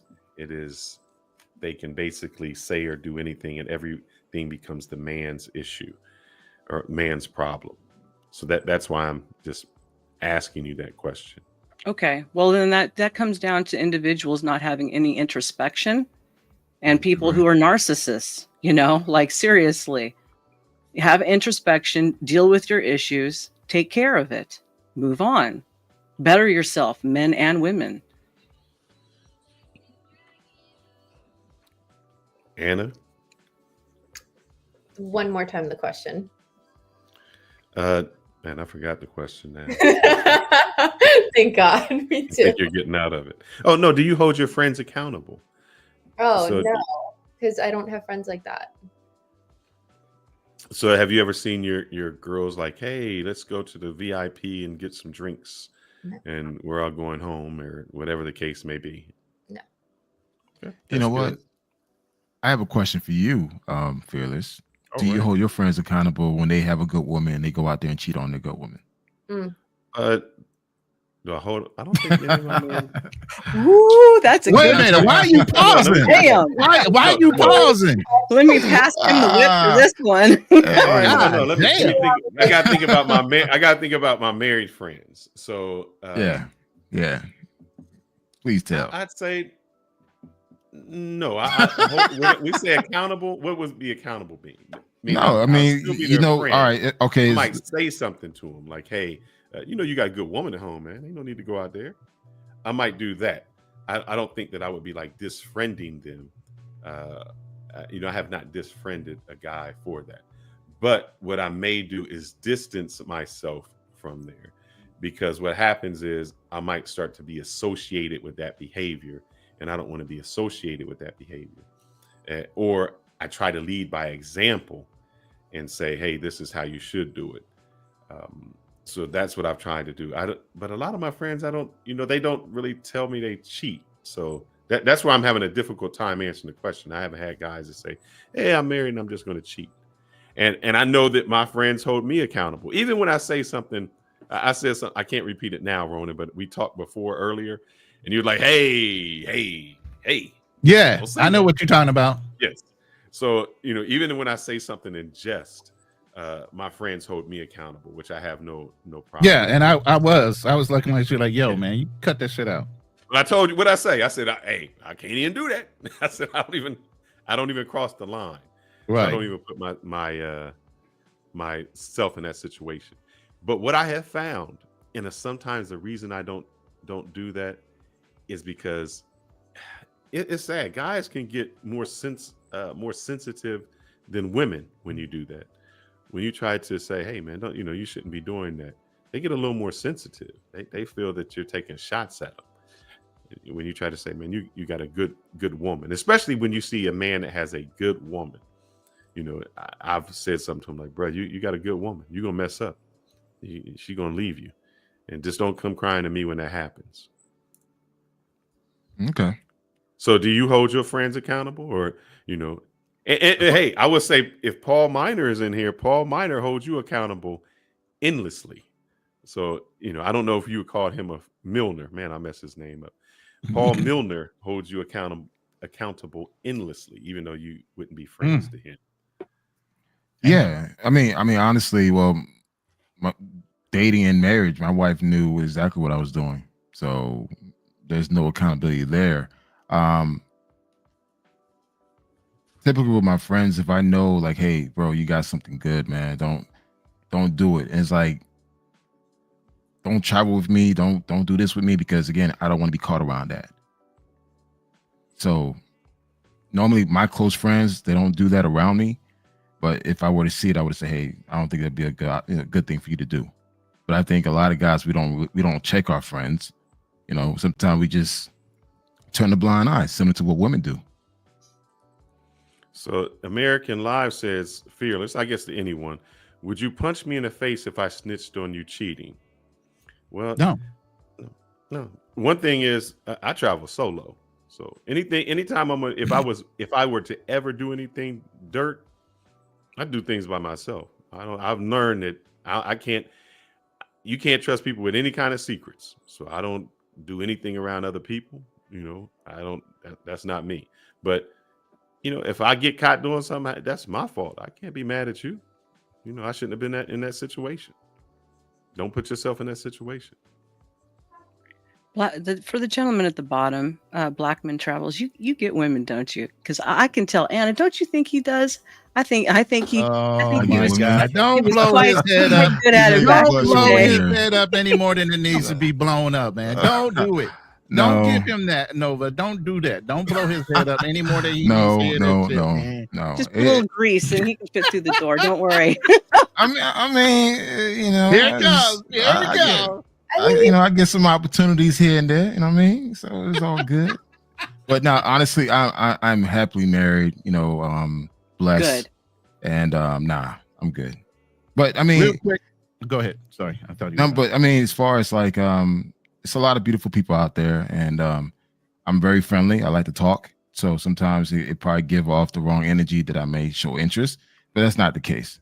But no, I come back home. Okay. I do have a question for the panel.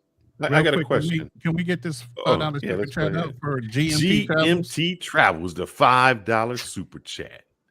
Women call each other pick me. And do you guys know what that term is? I do. Okay. The female version of sense. Fresh and fit don't define red pill. Red pill is the truth, and the truth shall set you free. Y'all just applying it to dating.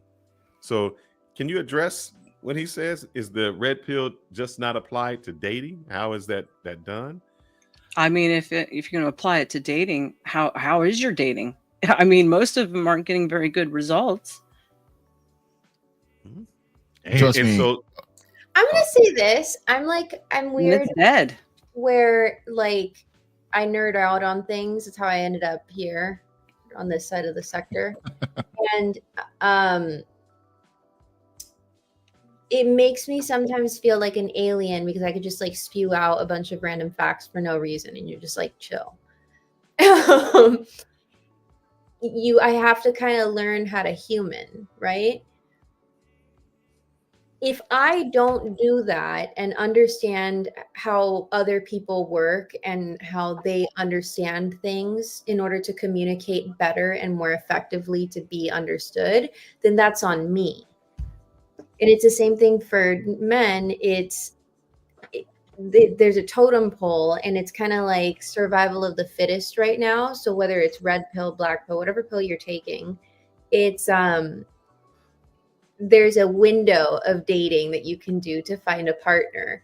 And as that window closes, it becomes harder and harder to find that ideal kind of partner you're looking for. So I really think it's just everyone needs to take kind of like a reality check and like assess things accordingly. Like, for example, you asked earlier if I hold my friends accountable doing that kind of stuff. I don't have those kinds of friends because that's not conducive for me. Like birds together flock together. So if she's doing that around me and I okay that behavior, then some other kind of fuck shit's bound to be happening. Like you're known by the company you keep. Yeah. Yeah. Like if you have someone that's like cheating on their spouse, especially regularly, they're kind of a POS and they're going to screw you over as well. It's at a certain point. It's like law. You know what I mean? Mm-hmm. I want to play this quick video, and then I want to address. Can I it say real- something Oh, before yes, you do? yes, yes, It's just ma'am. really Go ahead. quick. It's you can't analyze and talk your way into the panties. You know, red pill, it's dead. It's not yielding the results. It's flagged for Homeland Security, gentlemen. There's obviously something wrong. So, And that's what I want to address. What's Let me wrong with play you? this. I'm Oh, sorry. I didn't mean to have that outburst. I'm sorry. I thought I saw something on the screen. Why would you Oh. do that? I don't know what it was, but let me play this and we'll address it. Just a few minutes of it. That's something that both of us have spent a little bit of time orbiting in one form or another, either you debating it or me getting abused by it. What do you think's happening with the red pill at the moment? Yeah, I think most stuff has probably like a 2 to 4 year shelf life for internet content, and I think it kind of came and it kind of went. Andrew Tate and the pre-trial or pre-indictment imprisonment probably hurt a bit because it took away a lot of the publicity. I think that the nature of like the conversations for the red pill stuff, I think was really bad. I think the content strategy from a lot of the red pillars, I think, was very subpar. How so? For me, the way that I've stayed fresh and relevant for 15 years of content creation is because I'm always finding like new stuff to talk about or a new angle to kind of like hit something from, or like I'm kind of moving on with contemporary events. I feel like for red pill stuff, I feel like I could have written the script for those shows after being on 2 of them, to where it's like, okay, guys, today we're going to talk about, does body count matter? Do guys value you for the amount of money that you make? Do women fuck over men in divorce? Are men lonely because they're simps? It was like the same topics for like over a year. Such. Now, the reason I brought that up, hold up. The reason I brought that up, you can say that it's dying, but Fresh and Fit at one time was one of the most popular shows during the pandemic, when everyone was forced to be home and watch that shit. Still after that, Andrew Tate was very popular after that. So my question is, if it was so bad, why was it so popular? Because there had to be some kind of disconnect, because if I'm saying something to men that isn't true, they won't listen. So somewhere there had to be some truth in what they were saying. So my question to the women are, if the red pill was so bad, why was it so popular? Hannah, you want to go first? Sure. Your question doesn't make sense, like foundationally, meaning if it doesn't make sense, why was it so popular? Something could not make sense and be extremely popular. You look at products that we purchase all the time, it's like retarded sometimes. Like there's no rhyme or reason. So one doesn't account for the other, but it did become popular because there has been an epidemic. And this is where I nerded out on, because I was like, why is this so fucked up?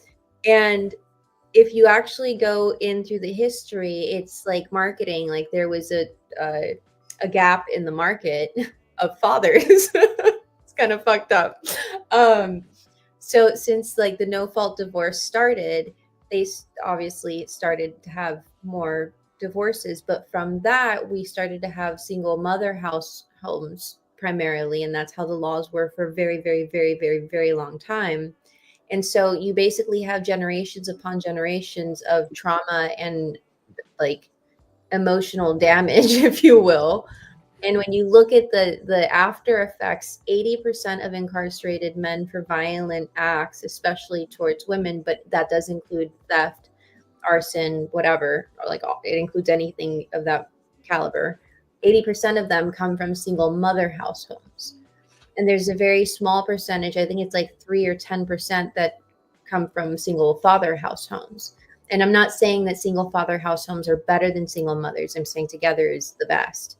But it does kind of make a lot of sense to like how we got here. We have a lot of these kids that didn't have any father figures for generations, not knowing how to talk to a woman, not knowing how to change a tire, not knowing the right side of the street to walk on, not knowing like men stuff that men go through when growing up. And so Tate and all of these guys were basically America's father figure for a couple years. And like, while they did say some outlandish shit that was like, what the fuck, bro? They also tried to give manly advice when they both started, at least from what I saw. And it was like talking about growing up without a father, whether he unalived or like just wasn't there. They talked about those things. So that's how they got into the market and what happened. There was a gap. And in other words, they were targeting men's rage. Yeah. But my question is, why they're was there a putting men's point rage? on it and shining a light. Say that again. I'm sorry. Why was there a man's rage? Because single parent house homes. See, nobody wants to acknowledge that. Every time I bring it up, nobody wants to acknowledge it.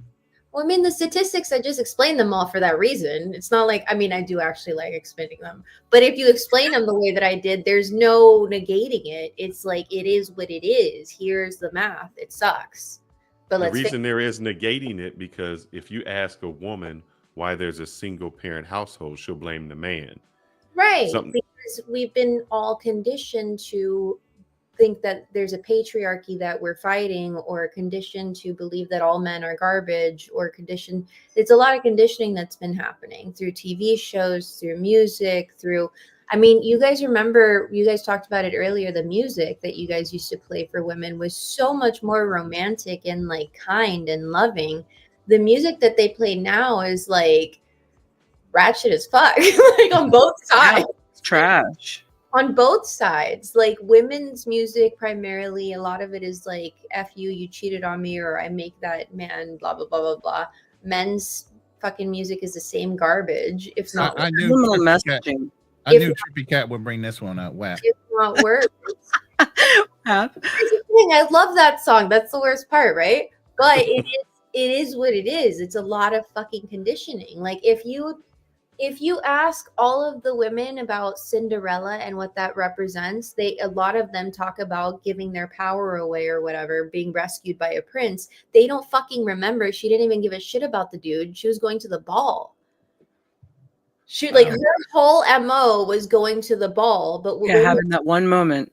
Yeah, but women being a girl and feeling feminine. And women have been brainwashed to believe about being rescued by a man. Like, it's fucking weird, man. It's like the Twilight Zone. That just blew my mind. What you just said right there. But also too, I think, would you say social conditioning played a role? Yes. That's what I mean. That's a part of it too. All like I say this too, like women, we're conditioned to be like someone's always going to be there for you. Like something will always work out. A guy will always be there for you. You can be anything, do anything, go to astronaut, right? Then you don't deserve anything. You have to work for everything you get. You have to like beat your way through life. It will fuck you over. No one's ever going to. We're pre-programming a victimhood mindset. Yeah.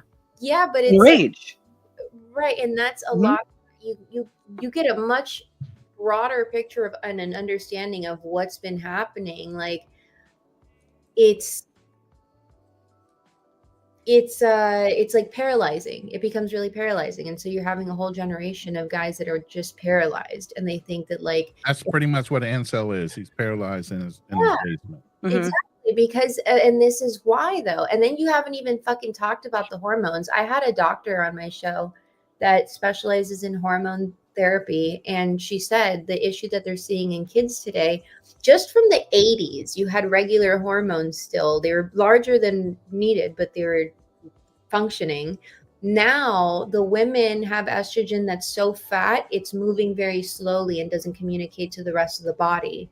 Men have testosterone that's so small that it's not sending the messages clearly. And so you have a whole bunch of kids not identifying with a sex, and we have the science to understand why, but no one's talking about it. I agree. Darnell is coming back with a vengeance. He's got an argument with y'all for some reason. I don't know what Darnell, thank you for the $20 super chat. Okay, I disagree. Red Pill is not dead. Like Phoenix from the ashes, it will rise again. Every moment has a decline. Nationalism, Marxism, feminism, the triple Ks, they never died, but lay dormant until a catalyst causes it to combust. Damn, are you getting philosophical? Or it just dies. And like we say die, but when I look at some of the shows, some of the people who are very popular, Uh-huh. like not just like the regular women, some of the women who are popular would go along the same talking points that these men are against. Example, I need a man to pay all my bills. He has to pay everything. I don't go out if my date is, But that's a small. we That's a small but we had the percentage. thing though, with the man. Cheesecake Factory where they had a whole. You posted on your Facebook. Yeah, I These know, are but the 25 restaurants I refuse to go to on a first date. but she's broke. It's just like we're like we literally allowing a small minority of people to have the biggest voices when they really don't matter. Thank you. But It's you all say over it the doesn't matter. But what happens is that Because it's viral. influences everyone. Yes, so does So the people you don't think that it influence, so does making money and being like, no, I don't mess with broke women. Like, there's a lot of different things that influence, and we can't just like talk about how it's influencing. We have to be real and acknowledge, like, yeah, there are some people like that, and this is why the clubs are dead. Red pill is dead. Clubs are dead. Do you see a pattern? Like, track out. We're going more into philosophical and like real and genuine. Conservative. People want to go touch fucking trees now. Like, Grass. Which is a good thing. They need to get outside. yeah, it's, you remember in the 90s when Pamela and Kid Rock were like super hot and they're like the cool thing? Yeah. And then like in the 2000s they were a joke? Yeah, I do. What's happening? Was there. They're right there, except now it's fresh I and mean, fit. you dug deep. You dug deep for that example. I mean, God. Hey, Fearless, going back to that video you just played with that content creator that highlighted the 5 most common topics that red pillars always talk about. Yeah, it's so true what he said, because it shit gets so tiring to the point where you're beating a dead horse with a stick. And there's so much that you could talk about those 5 same talking points. I forgot what they were, but it just, I heard that so much. It got to the point, it got so bad, it got into the travel space. Like now, dudes are taking that same bullshit mentality while traveling overseas to these countries. They're being pre-programmed, and they're just parroting stuff that they hear, not even necessarily stuff they experience. Can I respond to what he said? It's basically an overreacting correction to the feminism condition, and the red pill just keeps these men in a constant loop of drama, like I said earlier, and they never break free of it, and they're buying the next book, and they're paying for the next coaching scheme and the next everything coming down the line, like it's God, like it's going to answer all of their problems, and none of their problems get answered. But how does They'll that pay average thousands man, of dollars for coaching lessons, seminars, and all this bullshit, but won't go to a bar and just have a conversation with a young lady and spend less? Yes. By the way, speaking of spending, Darnell Elliott with another $5 super chat, definitely active in this conversation. In the sidelines, even. Those who cannot remember the past are condemned to repeat it. George Santayana. Did I say that right? Yes. Yeah. Santayana, yes. We'll say he did it. But then it goes back to my question then. You say that it's not there, but it seems to be everywhere. And if a woman, I always think that women lead how a relationship goes, because me as a man, if I approach you and I'm getting rejected, or you have certain expectations, that will always dictate how I approach a woman. So these women have set the bar so high that the average man can't date the average woman anymore. That average woman is like, oh, I'm way beyond you. I'm out of your league.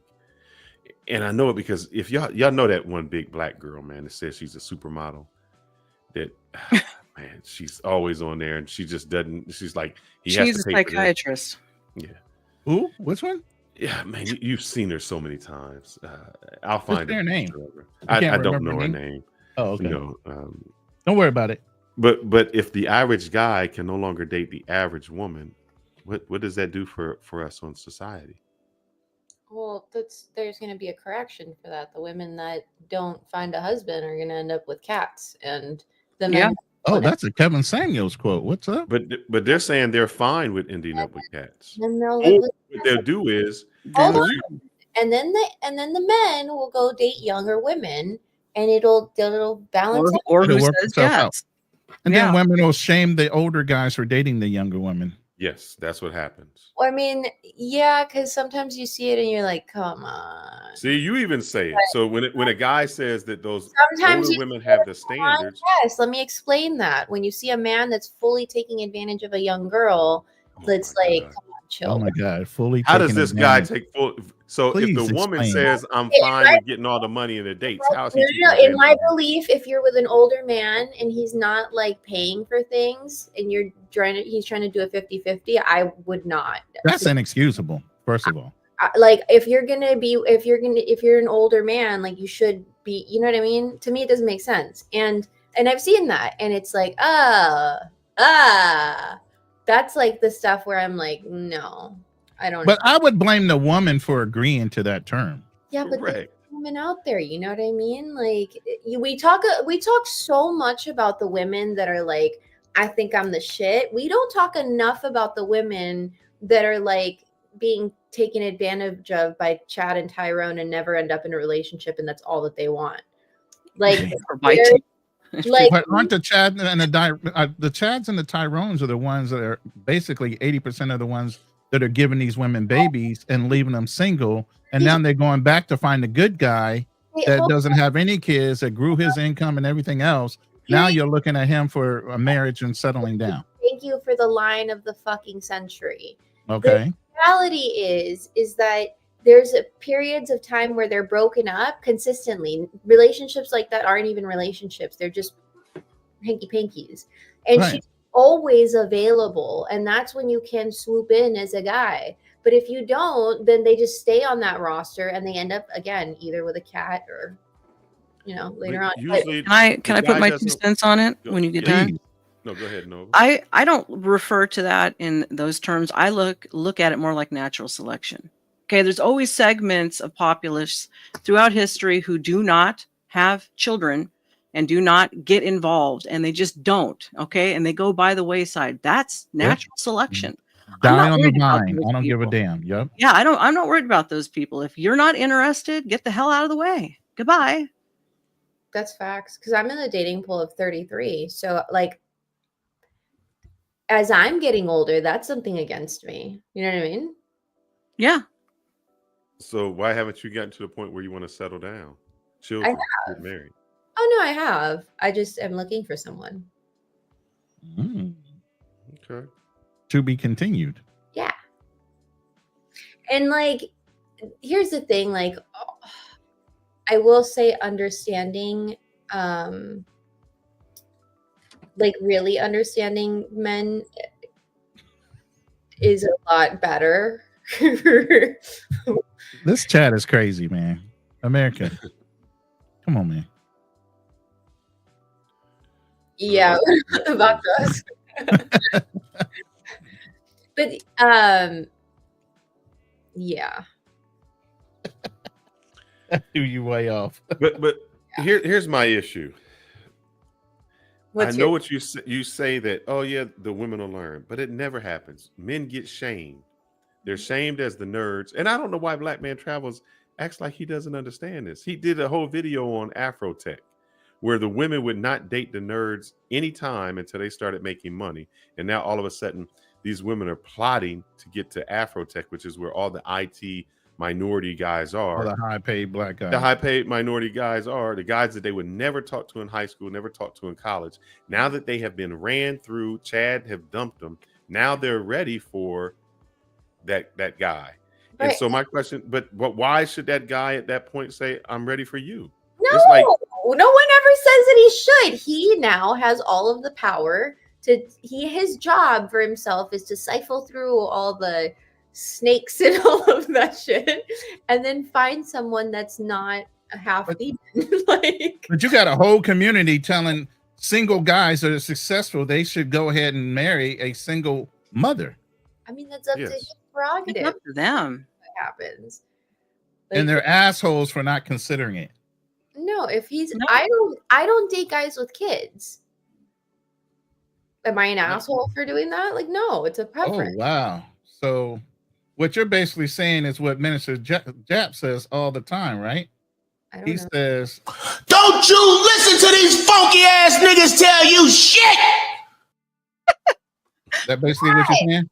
That's what I've been trying to say this whole time. Yeah, he says it perfectly all the time. Live your whole life. Like, my dating is not going to be like the next person or the next person or the next person. Everyone is at a fucking different place. And like, Star keeps saying it, which is so fucking true. Find your little weirdo. That's like the name of the game. You are weird. Find your weirdo partner so that your weirdness matches each other's weirdness. Yeah. And like, live as happy as you fucking can. It's an ask I'm for just every gonna- seat. Come on. In the sales business, come on. There's an ask for every seat, gentlemen out there. If you're listening to me, you know, nobody's entitled to putang, and no one is entitled to kids. Go out and get what Earn you that want. shit. Yeah, earn it. Yeah, it's on both Find sides. it. It's like, so I love that everyone kept talking about fucking work, because this is like branding. When you start with branding, how you are and how you conduct yourself attracts a certain kind of person that's looking. Yes. For that. So I can't dress like a hooker outside. I can inside my home secretively without anyone watching. But outside in the world, I can't if I want a guy that doesn't want like a problematic. Because that's really what it comes down to. It's not so much that the girl dresses like a hoe or not. It's the problems that come with dressing like that. So me understanding that, I act and behave accordingly. When I go out into the world, I'm dressed pretty modestly, I think.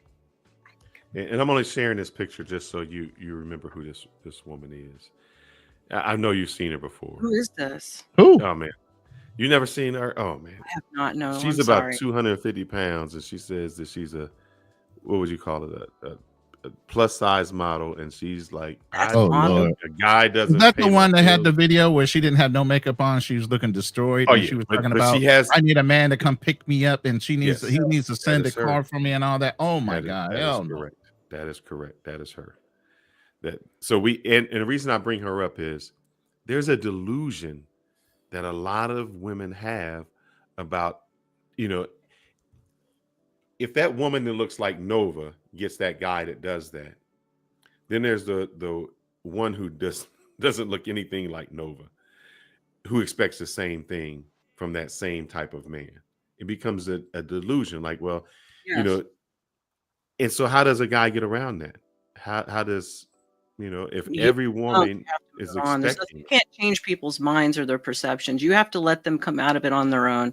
You see the truth all around you, and people still don't accept it, right?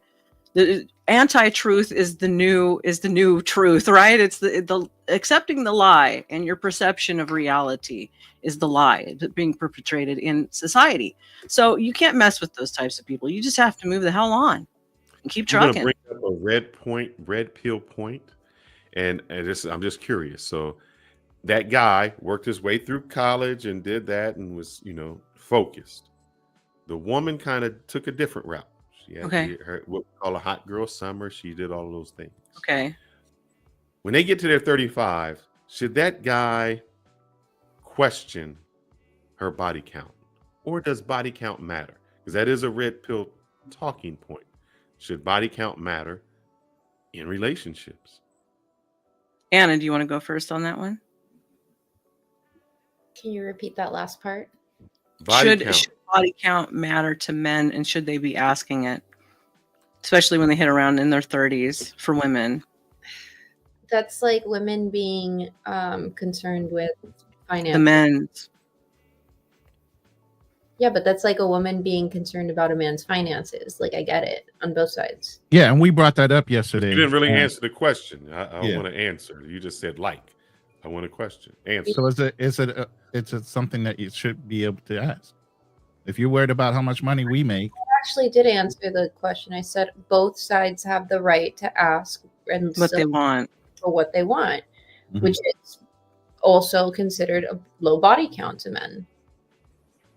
If that's what you're concerned about, then I guess you have every right to seek it out. It is America, right?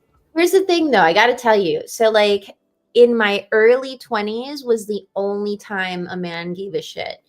As you get older, like, I have never, ever had a man ask me the fucking question ever. Like, Nobody's asked me except for in the red pill spaces online. That's what I But did. here's the thing. But I here, just but want you guys know, like, it just like for the real world, like no one gives a shit as long as you're not. they an give a shit. I'm gonna tell you why they give a shit. That's what you're saying. Let me explain what I'm saying. You don't have to be so. No, I'm not. I just talk loud. It was like, ooh. I'm not mad at you. Anna, you got to understand, I'm a few drinks in, so please forgive me. Oh, That's why you see me we turn sipping. up. It's Okay, Friday. thank you for explaining that. Now I'll like. Okay, thank you. In my experience, as in everyone in my peer group, because I've asked around when I was first back in the red pill space or black pill space, trying to like, and people were asking the question all the time. Like, no one talks about this stuff unless you're in your like early 20s where it's like more relevant. People basically, especially as you get older, they just want to make sure you're a kind person. You're not going to fuck them over. You're going to genuinely like them. Like, the bar is kind of like not psychotic. So like, and be a decent human being. That's like my personal experience. So I think what happens is, no, a man does not ask the same way a woman may not ask how much money he makes. Mm-hmm. How a woman finds out how much money he makes is, where do you live at? Oh, you live in that neighborhood. Mm-hmm. Oh, you picked me up in this kind of car. Oh, you've traveled to this place. Mm-hmm. And what's your job title? So all of those questions that she's asking is her way of finding out where he ranks monetarily. A guy may not come out and say how many men you slept with, but we ask those other, you travel? Who you travel there with? Oh, you've been here? Oh, so we ask the questions indirectly. So a man is the same way a man is concerned about a woman who's her past. We ask those questions. A woman asks the same questions, but in a different way. So I will say a man is some men may have an issue as to I always say that sometimes past behavior dictates how you may act in the future. And speaking on that point, let me get this super chat out. And I wish Darnell would have asked this question in a different way. Question for the ladies. If I'm wrong, why is the Klan still in existence after 150 years? I don't get what your point is, but I'm gonna ask the question. The platform hasn't changed. They still hate the bees in 4-letter word. I don't know why you're doing this. So if the Klan is still around, why won't the red pill? He's on why the red pill won't disappear. I think the red pill will not disappear. I'm going to answer the question, but I want you guys to answer it too. I don't think the red pill is going to, because you're still going to have, you still have disillusioned young men being raised by single mothers. It's still going to be around. It's just not going to be around by the same people that founded it. It might change. It might evolve. But I don't It'll think go underground. It'll go underground for a while. And I agree with what he said earlier. I don't know why he sent it back again. I don't know if he got the right answer. But go ahead, ladies. Go ahead and tackle that. That was actually for you. So I got to leave it up. It'll just go underground and it'll morph into something else. Because those are, you're talking about disgruntled, hateful people to begin with. Usually, and you never have a lack of those. So yeah, no, and those types of things always attract those types of people and from society into those occultish type organizations, anyways. So it'll just repurpose itself like everything else does. It's the same thing with the NATZIs and everything else. I don't know if I can say that word, so I'm being careful. But I'm going back to what you said.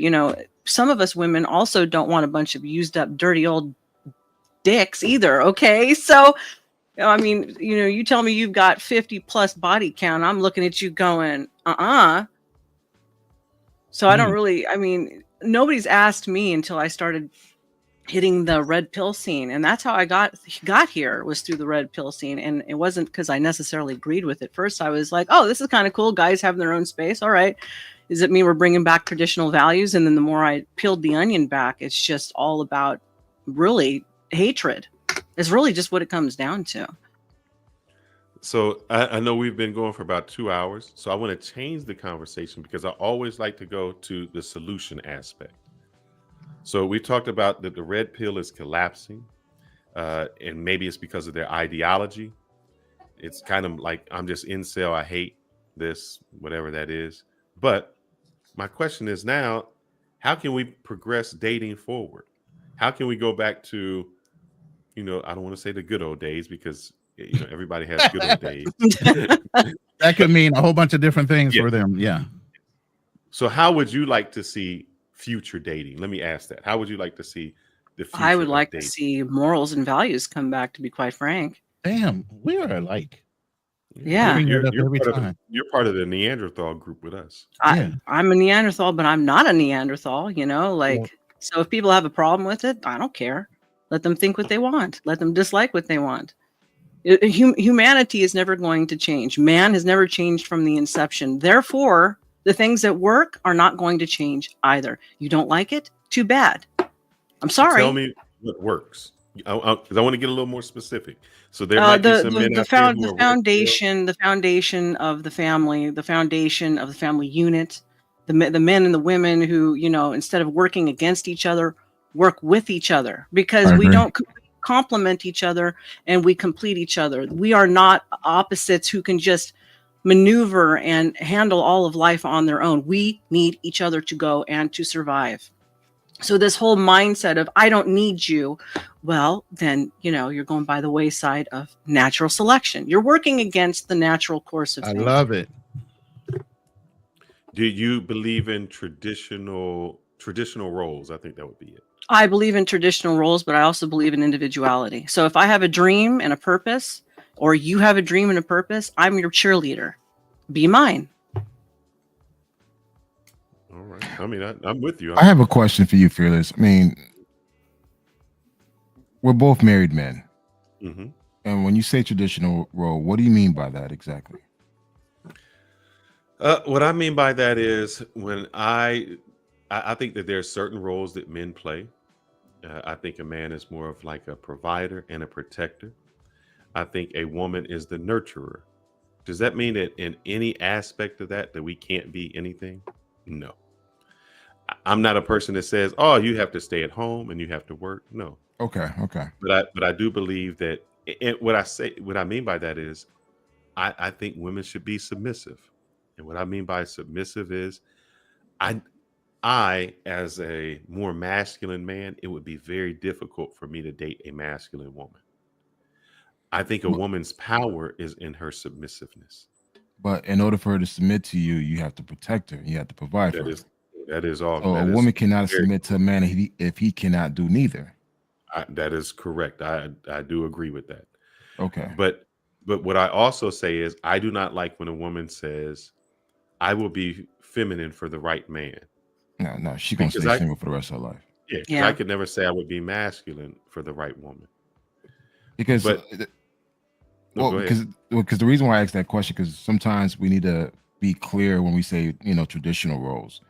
To some lazy dude out there that doesn't really have a brain cell, he may take it as, you know, you cook, clean, and wash and do everything while I just work, and I don't consider that tradition. Oh, You know, so it's like, I'll tell you, I'm married. Mhm. I have a newborn that's like 7 weeks old. Oh, congratulations. I change diapers. I you know, and I have a little girl, so I gotta, you know, I wash her up. This morning, I made breakfast. I made, you know, I got into it, brother. I made shrimp and grits. Oh, dude, I know your wife, man. I know you, and I know your wife. I mean, that's the reason why I asked that question, because I think sometimes we need to provide some type of clarity. Like for me, my wife and I, we have this thing where she cooks because she knows how to cook really great food. I wash dishes, Mm-hmm. and I'm not afraid. Like she'll make a pile of mess. Guess what? I put my headphones on, watch a podcast, and I wash away. That's a good And man you know, right there.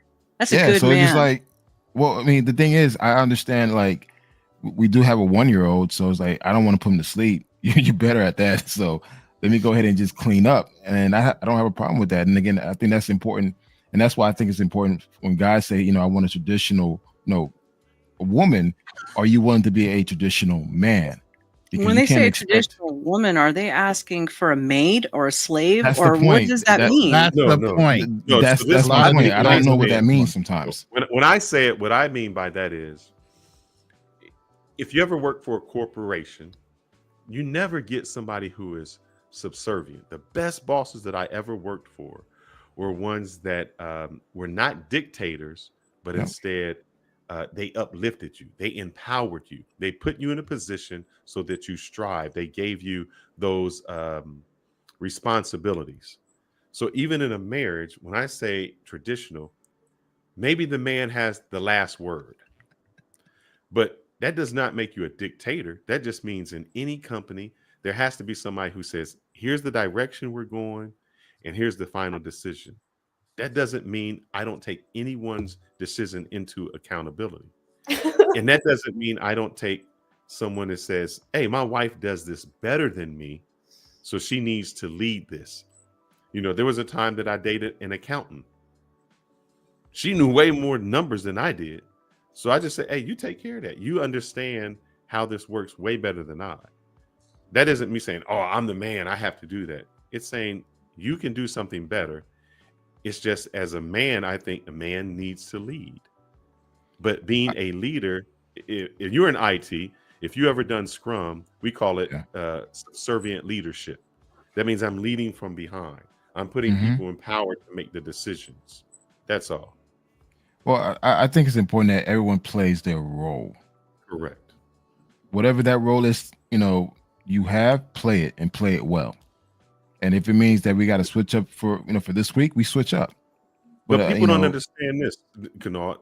When I say a leader, there was a movie with Mel Gibson. It was a war movie. And he said it was a Vietnam. He said, I'm the first one off the helicopter and I'm the last one on.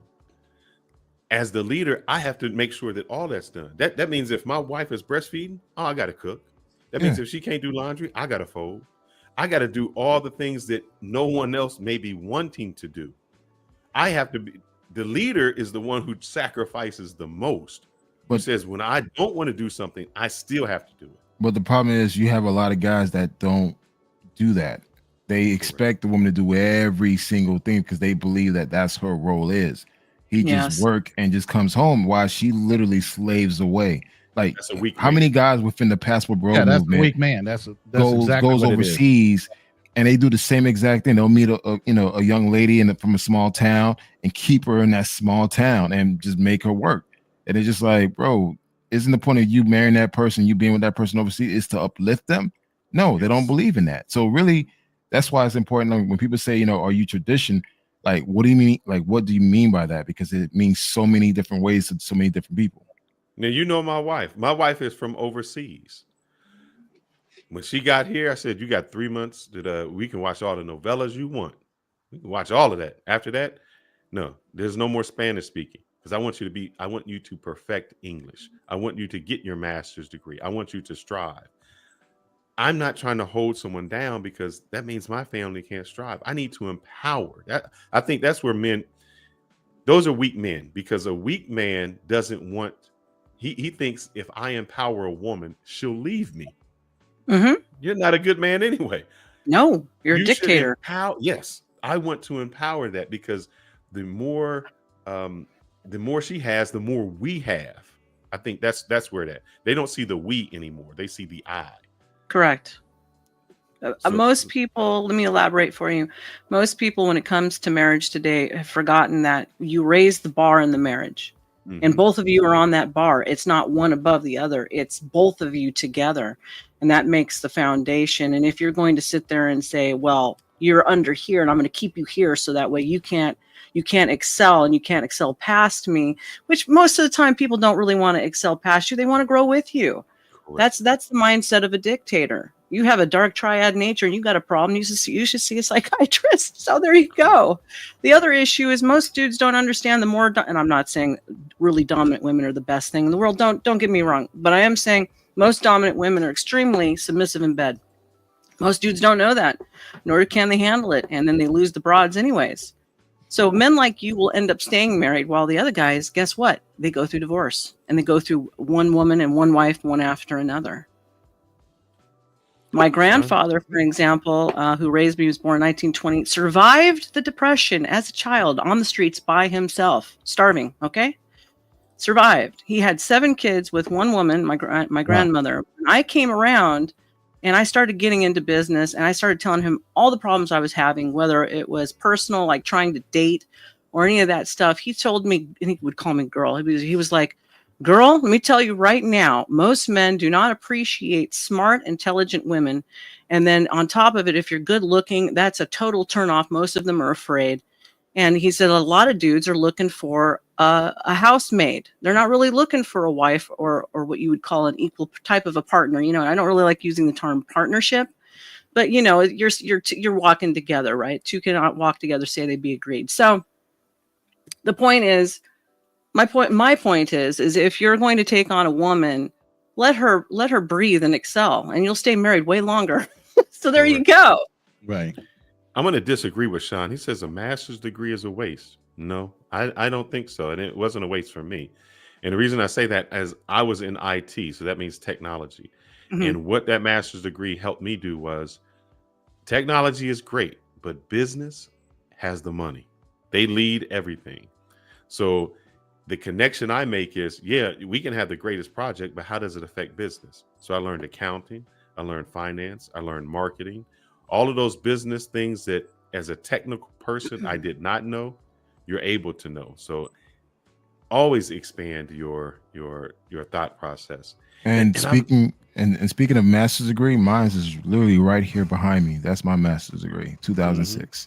So no, it's not a waste of money. It all boils down what you decide to major in. Correct. And I'm in IT as well. Let me read this question real quick, and I think it's enlightening as well. How much time, ladies, per day do you set aside for actual self-reflection? Anna, you want to go first on that one? So my business is working with all sorts of coaches, and I'm constantly surrounded by it. Like reflection is like a part of my life, you could say. Okay. So that means daily, basically. Yeah, that means like all the fucking time. When you have a moment. You start doing self-reflection. Do you guys keep diaries or memoirs or anything like that? I don't keep a diary anymore. I don't do memoirs. I probably should. I read the Bible. You know, you can't hold yourself not accountable when you read the Bible. At least I can't. So there we go. That's pretty much constantly self-evaluation all the time, comparing yourself. Okay. I want to read this because this is reflective of, and let me take down his and this goes to Black Man Travels. Omar says women can be abusive. If you start cooking and cleaning, they'll scold you for not doing it. Then you're back to square one. Wow. I think that I ain't never heard of that. Yeah, I used to be the one who would look. This is old school moves. Hey, same here. I got stories, man. So yeah, you got to bring them to the we house. all do. Yeah, we all do. You guys were like, "Oh, this is my time." This is my time to come out. Now it's time for Black Man Travels to take over the show now. Go ahead, brother. Go ahead. All right. Here's the thing, man. Listen, before I graduated, I went to school in Miami. My mother took the time to teach me how to cook, how to clean your meat, how to do everything. So when I moved to Chicago, I knew how to cook. And my way of meeting women, I used to invite women back to my apartment. Hey, I'll cook you dinner. We'll go grocery shopping. We'll come back to my spot. And the thing is, I used to make martinis. So I used to go ahead and make chocolate martini, apple martinis, Cosmos. Oh my God. Again, listen, I'm a 22-year-old. And I was like, literally, my apartment was like a spot to come to. And again, that worked well for me. And now at 46 as a married man, my wife, she cooks better than me. I love how the way she cooks. And we just make an agreement like, hey, listen, you cook, I clean. So I'll take care of the living room, whatever mess my other kids made, I'll clean up while she go take the little one, put him to sleep. That's even trade. But honestly, you cooking and cleaning as a grown fucking man, you should know how to do that. That's a survival skill. Yes. Not just survival. Look, what happens when you eat a lot? You get a little bit tired, get a few drinks in you. Oh, you can't drive home in that condition. No, you can't. Oh, you can't go home. Do you want to massage? Especially when it's snow outside in the Midwest. In the Midwest, it's snowing outside. You can't drive. You can spend the night. I'll give you a little massage. Wait until Monday or Tuesday. It's supposed to snow down here in Dallas and Houston. Watch these fools start crashing. But I'm saying they don't understand how that when we say game, that's what we did. It was a process. Of how and it was free. You were able but again, to go, everybody on this panel is different generation than what we're talking about. That's in the chat. We were raised to take care of ourselves. We were latchkey kids, a lot of us.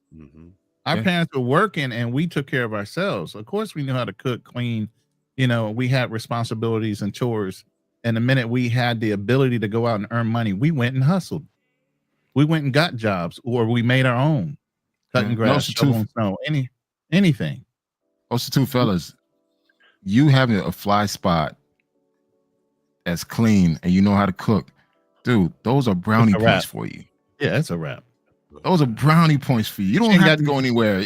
You got everything in your apartment. Just Look at bring the movie action back home. Boomerang. Look And at the guys, movie learn this. Boomerang. When Marcus cooked everything, he was like, "Oh yeah, I put the little the lemon cream sauce on the salmon. This was special." Man, she wasn't even caring. But I mean, that was a way of getting to chicks. If you know how to cook, throw down and Not only that, over. you got to know how to throw clean. some soft. Finesse. I You gotta know how to cook and clean as I go. My But kitchen's no, spotless just when in I- general. I know Yeah. guys that just they pee on the toilet rim, they pee my behind the God. toilet. And then they want Yes. these girls to come over and they got pee everywhere. What? Trippy the hell Cat does is it? better. He Nobody said he not puts teach the you how to- seat up they and he don't- remembers to they put don't it Puked back. all wash over their the toilet and sheets. tub. Yeah, they don't know how to wash the sheets. I don't know what's up with them. I used to wash Mm. my sheets. Not put a little cologne on there. So when they Yeah, lay down, yeah. You gotta, Oh, You yeah. gotta go Bed Bath and Beyond, get the sprays. Yeah, Start Oh, spraying even the, if I the gave a woman blankets. a card, I sprayed a little cologne on it. So the minute she opened the card, she got a woof. Oh, not only that. Let me see. I'm gonna disappear for a second because I'm gonna answer this question that he says, which do y'all have a fireplace? I'm gonna help y'all out, the new crew. I'll be back and I'm gonna show y'all how some things really supposed to work for y'all new school guys. I'll be back. Give me a second. Y'all continue. Here, I'll tell you a story about my I mean, things- grandfather. He's like, girl, I had 7 kids with her. Don't think they were all close together. I was changing them diapers. I was cooking breakfast or dinner when I needed to. I was helping clean. Yeah. Like, I know how to do it all. He said, don't let these guys fool you. Anybody who will not clean up after themselves, he says, they're trash and they're just looking for a maid. So if I guys think that not being human and just participating and being helpful to each other means that you have surrendered your masculinity, you need to do And self-reflection. I'm sorry, what kind of asshole are you? Especially if you stair-stepped your kids. Yeah. Every 2 years, you got a new baby. You Yeah. expecting your wife to do all that while you're doing what? Sitting there watching her struggle? Playing The fuck video that? games, watching pornography. That's a problem. And that's where the epidemic and a lot of the divorces are coming from. Right. By the way, Darnell sent in another $10. He basically thanked the ladies for answering the question right and was sorry for the phrasing. I didn't want to go through like reading That's the whole cool. thing, but I Look at that. appreciate Yeah, you. this is $10. just to show you guys. Okay. You don't need no fireplace. With the guys that don't have no fire, this is your sexy right here. It runs on rubbing alcohol. You light it up, and it's your romance. See, y'all don't know how to do this. Wow. How long does that go? About 30 minutes. That's not But bad. You All be you right need. by the That's all you fireplace need, with your man. girl, and you got it. See, y'all. Yeah. I don't. There's a generational gap that it is. sad Romance that- is dead for a lot of these young Romance is kids. dead. It ain't dead for us. We know what we're doing. So I want to get back to that. The question, and I want to bring some guys up, or not guys, just people up one at a time, and maybe ask some questions of the panel. Here Okay. in I have about to a few go in minutes. like a half an hour, okay? Yeah. All right, No no problem. problem. I'm going to We'll put make it this long. in the chat so we can get that going. But my Plus, question you know is you're the going to be a solution. return guest. Yes. What is the solution, Nova? How do we get there? How do we get back to dating? I know you said traditional roles.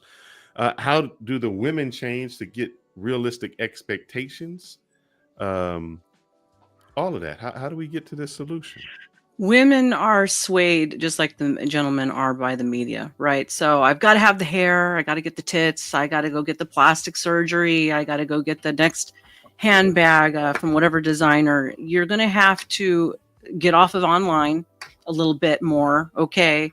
Touch grass a little more often, and you're going to have to change what it is that you are looking for and what you want and your expectations.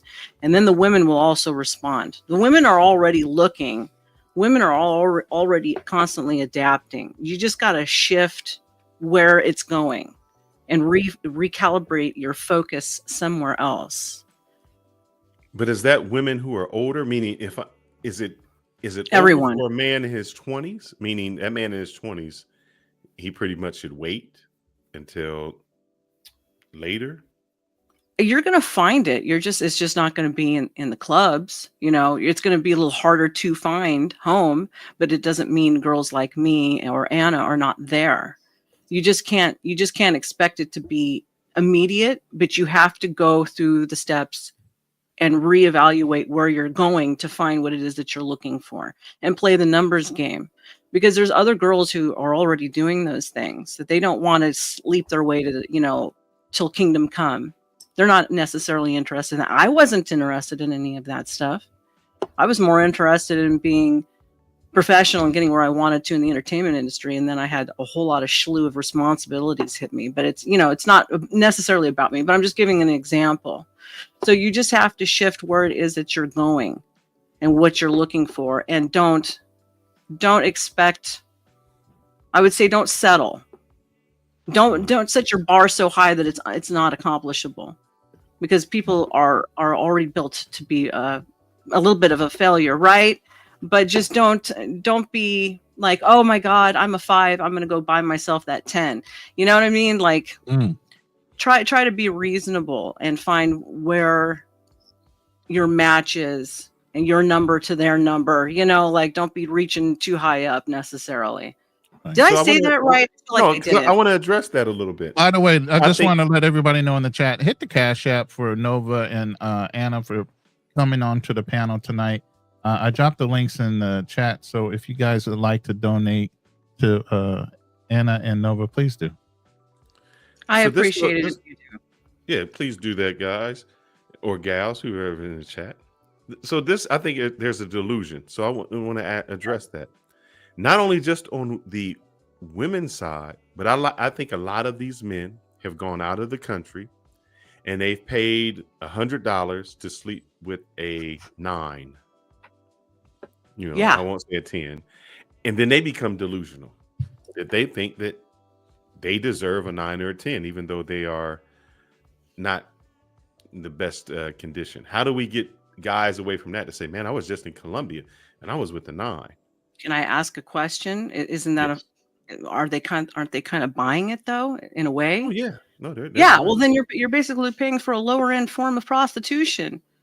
But there's a gentleman that says, what word would I use for that? What does Pablo Frescobar say? My 304, that's a better word that I'll use, is better than your wife. That's his perception. But let's break that down. That 304 is cooking, even though he's paying for it. Maybe a minimal price. She's cooking, she's cleaning, she's taking care of him. And he can't get that from an average girl in the United States. I don't know if he can't. I'm just okay. I understand. Hypothetical. Well, that's an entitlement mentality. So what do you say to these guys? I've had the statistics that say a guy can swipe like 1,000 times right on Tinder, and he gets like a 3-4% return rate for that. So what happens to those guys who are trying to date but are unable to because they don't get a rate of return? I know it's Tinder, but we got to deal with what technology is today. And most people are dating online. I know you say stop using dating apps. I agree, but I don't. A lot of guys are. I've never personally been on one. I don't know. I don't know what to say on that. I have a lot of the guys' profiles are fucking creepy. They just don't know how to. Okay, well there we go. Thank you, Anna. Because I'm like, I don't know. I think that like that. I don't know. They're like. I feel like my generation is slowly transforming into like they made a leap into the boomer generation. All of a sudden they're like, I don't know how to do this. It's very weird. Like, but the guy, I'm not part of that generation, so I'm not a selfie person. Mm-hmm. But a lot of women, a lot of women I know are like the selfie people, the filter people. Is that creepy if a man uses a filter? Yeah, I'm not saying to do any of that. I'm saying that is weird. And I'm saying that you should find 6 photos where you look good in. If you don't have 6 photos, you should go make more friends first and then consider dating. But you're talking to guys who think 3 inches is 6 inches, so they think that picture looks good when it's really not. I mean, What I'm saying is the problem. Like, you wanted to know what the issue is. I'm explaining it because it's most of the profiles are fucking weird. Like, I mean, some of the dudes, they'll like smile, but they're like, Really? Okay. Would you say, Anna, that Tinder isn't really real? I would say it's not really real, right? Tinder is definitely like the hookup app. If you want Okay. to go to Tinder. Well, then you're not going to get a relationship very good from a hookup, really, honestly. I mean, James I know Spader did it, the actor back in the day, but it doesn't work for everybody, you know? Dude, some of the fucking like profiles, like I just deactivate it and reactivate it every once in a while, depending on if I'm bored or not. I mean, like it'll be like a guy that says like, I hate women with like airbrushed fake everything. But then you meet him and he looks nothing like his fucking pictures. Dudes are catfishing nowadays. Oh my I didn't god, know that. yeah. So bad. And like, In American Live, I seen you in the background. Come on up. I was about to bring you up. It sounds like a pay for play app. Yeah, I still agree have with my that. What do you mean Tinder in the background? profiles. I have to like knock on wood though, because I see Darnell. I don't see American Yeah, Lives. Where's he he at? dropped. I haven't had really like. Can we take down some of these videos? Yep. These red pill videos, so we can make room. Hey, And I just want to bring them up one at a time and then drop them off. Okay. you guys want to see something funny? Yes. Uh-oh. Always. Please I have make my me drink. old Tinder profile. It's really old. You guys want to see it? Yes. Thank God. Yes. At least I don't have to take a shot for what you're about to show. Nah. Oh man. Were you metrosexual or did you? I mean, it's my Did you have old- your skateboard going on with the tight ass jeans and shit? You guys see it? It's in the back. Not yet. Yeah. You gotta- I'll bring it to the stage. I'll bring it up. Yeah, it's my old profile. Okay. But back in the days. So showing you travel, got a suit Show on. my travel, show my physique, it shows different personality of me. Volunteering in South Africa with the kids, London, just wedding. I mean, not my wedding, but a close friend's wedding in Chicago. So again, this was my profile, kind of wanting to show different, parts of me. So it did quite well. It did really quite well. Women. You got some swag going. Yeah, so critique this. Yes, and I'm you know just what? asking. I would love to hear the women critique my but old. not just critique you. Wait. What a man? What do they look for? When Y'all they done look for a filled this Tinder man's picture? head full of enough air. Stop it.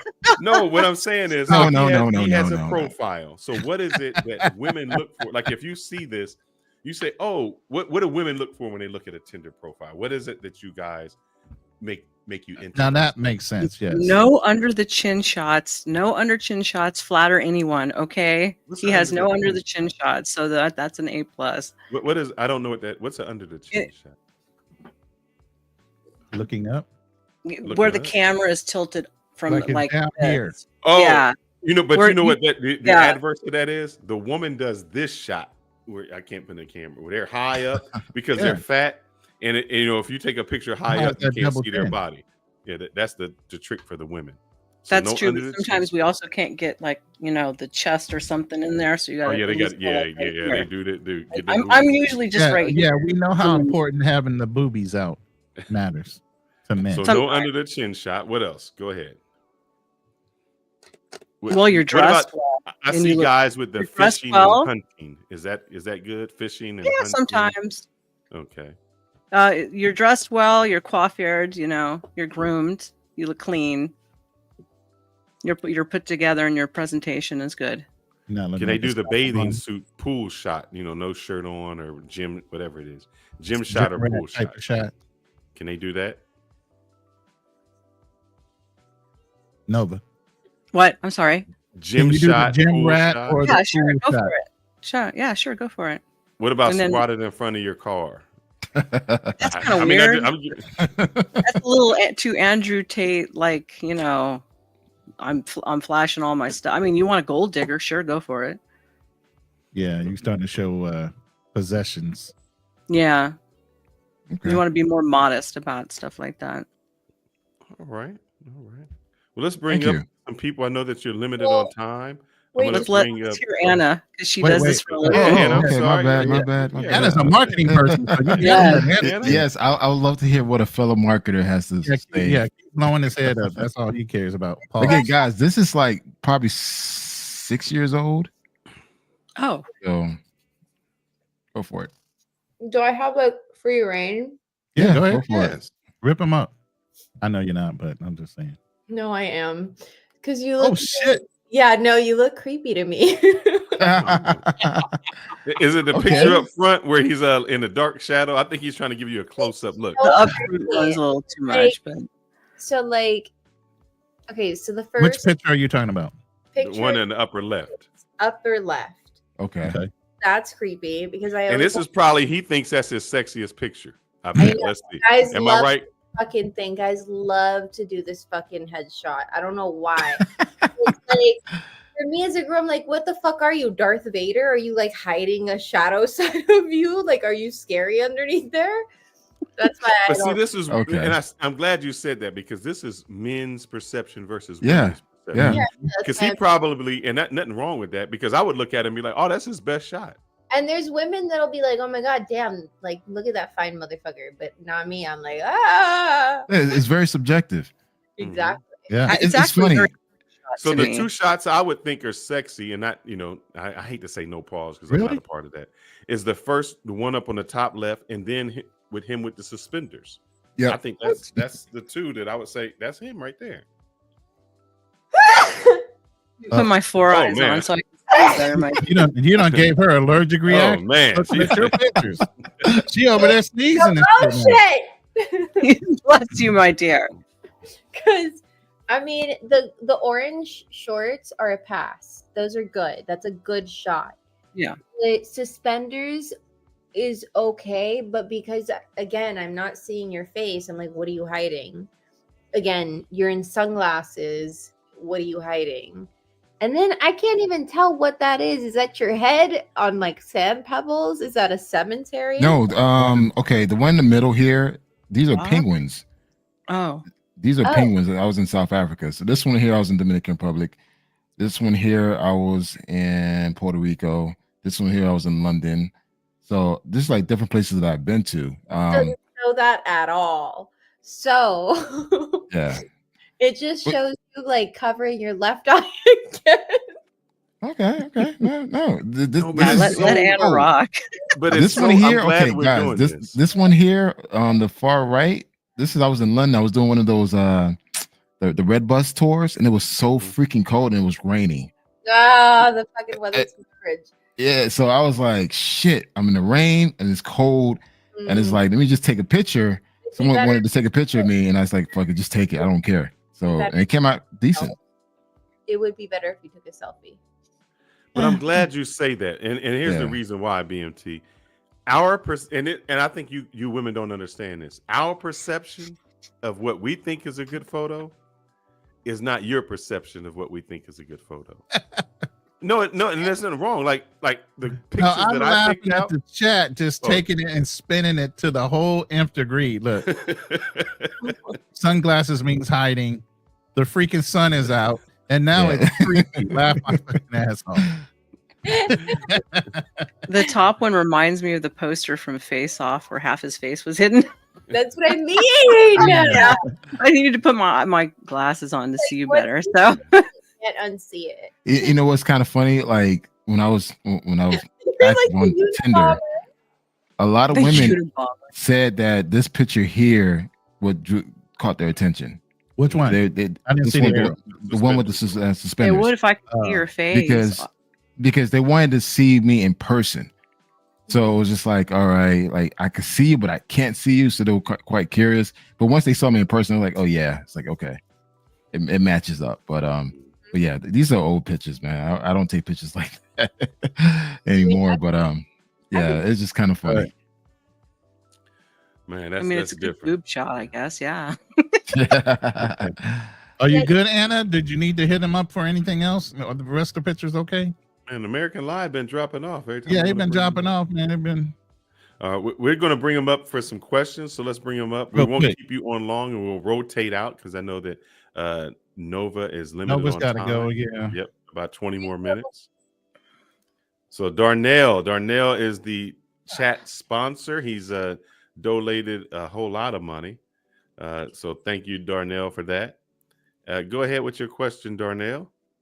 Chat sponsor. I mean, good Lord, how much money did I donate tonight? Good Oh Lord. man, you must be drinking because you probably at $150 right now. He over 100. Yeah, you Hundo. over 100. No, close to it. Close to it. Ooh. All right, goddamn, we're gonna have to say brought to you by Darnell here or something. Hey. But but first of all, thank you for bringing me up. And for the ladies, I just want to say thank you for coming on to this panel. Thank you for doing this podcast because I mean I value your contributions. I did call Cap in the chat, of course. I did call Cap in the chat quite a bit. Now there are things I disagree with you ladies on, but either way, I value your contributions and I value these. I'm sorry. Nothing. Go ahead. I value your contributions that you are making, and believe it or not, in my opinion, this is progress. And I just want you ladies to know that you are speaking to a guy that did get into the red pill. I am full disclosure, I am a fresh and fit, or I was a fresh and fit supporter until they started going off the damn rails. Why?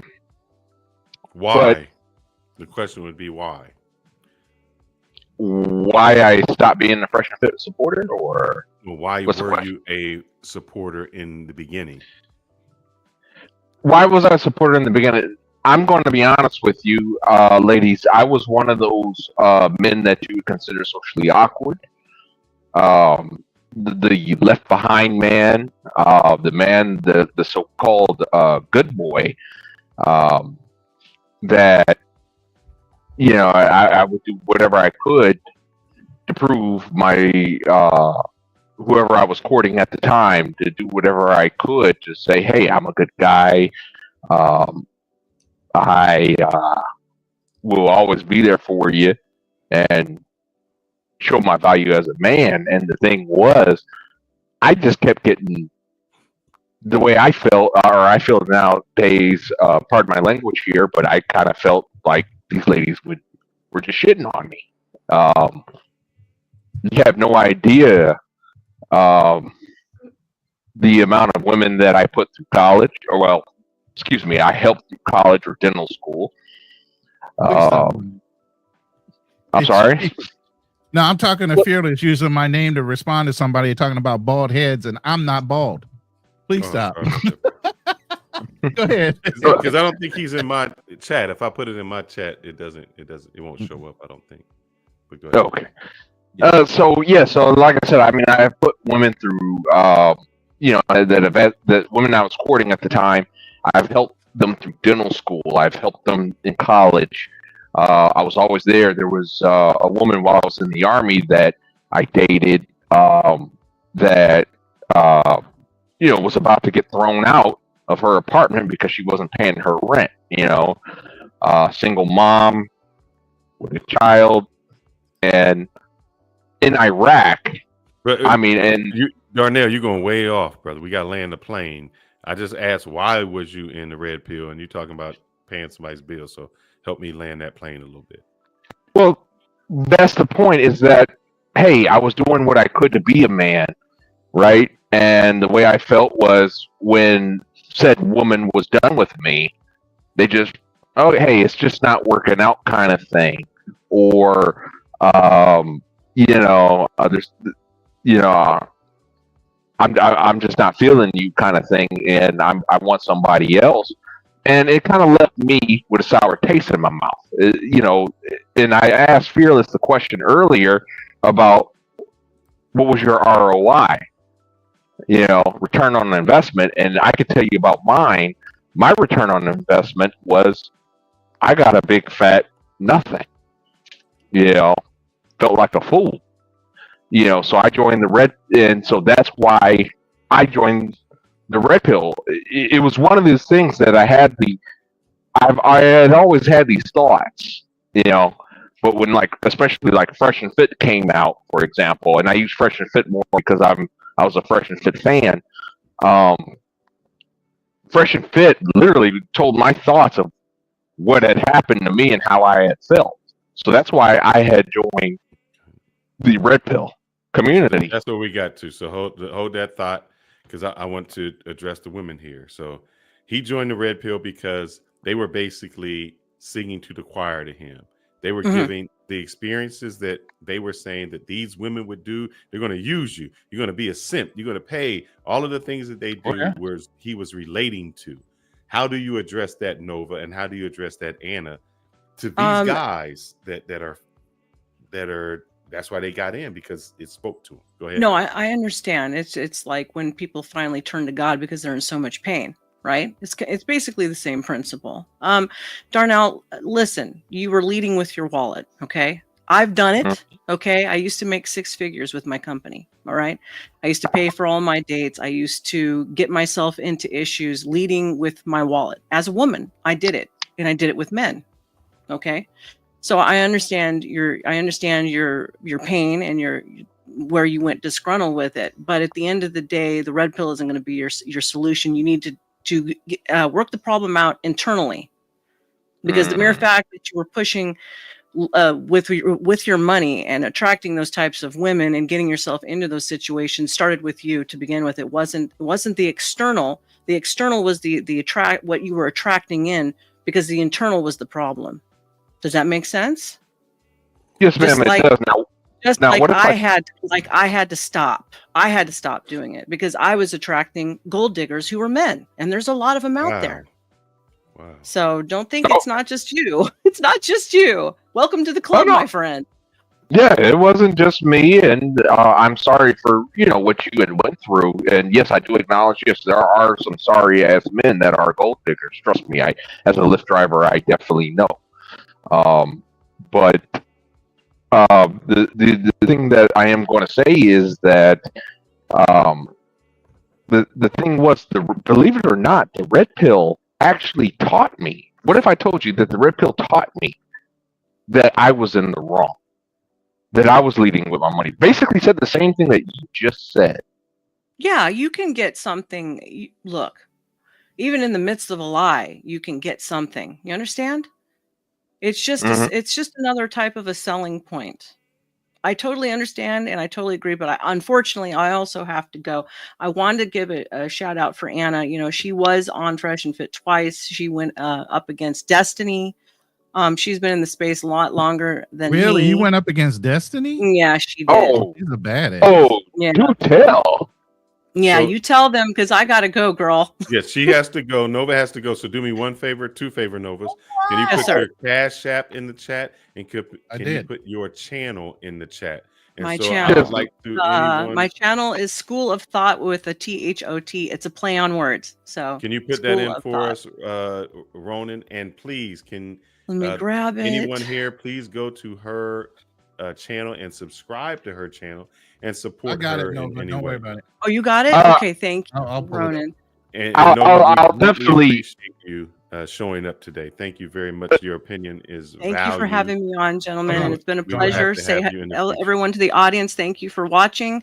Don't Yeah. forget to donate to Ronan and Fearless and Darnell, and keep up the patronage with everyone. Okay, we love you all, and I gotta go. Peace We'll out. see you again. Yes, sir. You will see me again. I know she's gone, but I'll definitely donate to her channel. Just hopefully she'll catch that. But I'll definitely donate to her channel, and I'll definitely donate to Miss Anna as well. I really value their opinions. This is important. All right. I know we won't keep Anna too much longer. We've been on about 2 hours, 51 minutes. I thought we had some people in the back, but it looks We like did, they've but dropped. yeah, the plane took off. The plane took off. All right. Darnell, do you have any questions for Anna before Anna, we? do you want me to drop your channel? Sure, that would be great. Go ahead, Anna. Sorry. And do you have any advice for Darnell, how he got sucked into the Fresh and Fit? I wouldn't say sucked in, but he said it kind of helped him, their viewpoint and the way that they said their approach to women. What say you, Anna?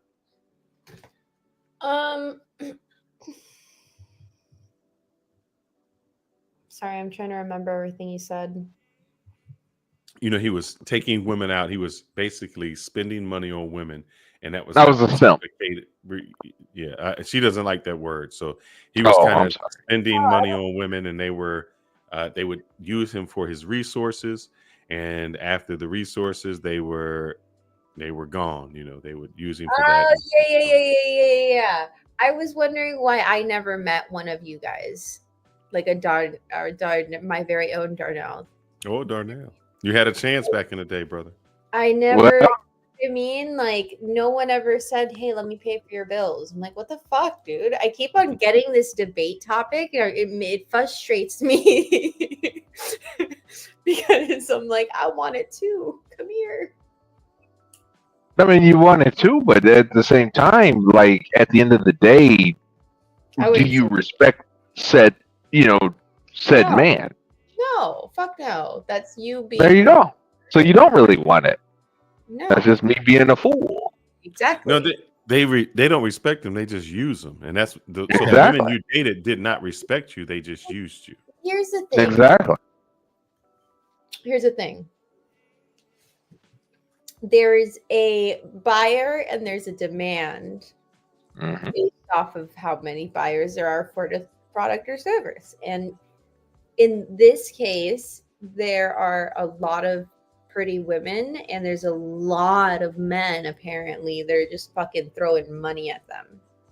And that is just the reality of it. And it's like an addiction for both sides. And just like with drugs, sometimes you're going to get people that are like, I'm ready to change. And then sometimes they go right back into it. And then some people look at them like, what the fuck is wrong with this person? So, you know what I mean? There's just a variation. And I really I'm like survival of the fittest. You know what I mean? Like, so take advantage of a fool. What I'm saying is I don't do that. But what I've seen is just like it's addiction or any other obsession, like people are like they're still doing it. There's not like a epidemic of people wanting to like get better. Like you have men, you know, this like I like nerd out right now. I'm like looking up all this shit on pay pigs, and you have men that will send the entire paycheck to the woman who's like dominating them financially. Oh, yes, I've seen that. Right? Go ahead. Then, I'm sorry. no, it's okay. And then the woman is she pays his bills, splits it in half, and then gives him half and she keeps half. And he's supporting his his wife and children on that half. And like there's like wives that are like with children that are finding this shit out at like 5 years of marriage. Like, wait, what? I've never even heard of pay pigs. I'm trying to look that up. I don't even know what that is. Yeah, it's the wild, wild west right now. It's very strange out there. What is pay pigs? Is that a sugar baby site or something like that? It's what I just explained. Men, they like you're a man, you get half. Let's say, is it a website or is it? No, it's a term like sugar. Okay. So Darnell is my. You're a pay pig. Hypothetically, Darnell is my pay pig, and I dominate him financially. It's like dominatrix, but with money. Darnell gets his check of 10,000, sends it. That I was getting shot at for. Go ahead. And then so he sends it to me. I pay his bills. Then I cut that in half. I keep half of it, and I give him the remaining half to live off of. Man, goodness gracious! Right? Well, not exactly. It wasn't that bad. I never gave half my checks to women. Typically, I would get some kind of sob story. I'm about to get evicted out of my apartment, and I have a son, I got nowhere to go, kind of thing. Or Darnell, don't ever, ever, ever don't go to Latin America. Don't do that. I've already been to Latin America. Too late. Well, It's too late. He's getting ready to go to Yeah. Brazil and DR too. There you go. Because there are women in DR. There's 3 pictures that they go to school for: the empty refrigerator, the IV in their wrist, and their crack phone or rent. And they send you that and say, send you the money. And brother, I know that you must have fallen for all of those. I haven't gotten the crack phone yet, but I have gotten the empty refrigerator. I have seen that I'm in the hospital, the IV in the wrist. I have seen that. Now, Anna, how do we help somebody like Darnell? Because I can't get it. Because I help say this, Anna.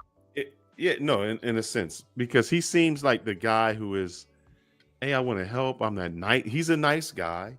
You know, I'm taking care of you. I'm doing that. How do we help somebody like Darnell find the compatible woman that wouldn't take advantage of him?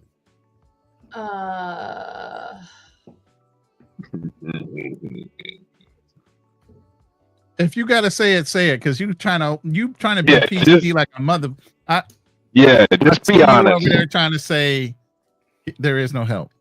With all due respect, ma'am, I've been to Iraq and Afghanistan. Believe me, I mean, I've experienced some things. So if you had a woman who had a mask on her face like this, still taking advantage of you, couldn't even see her.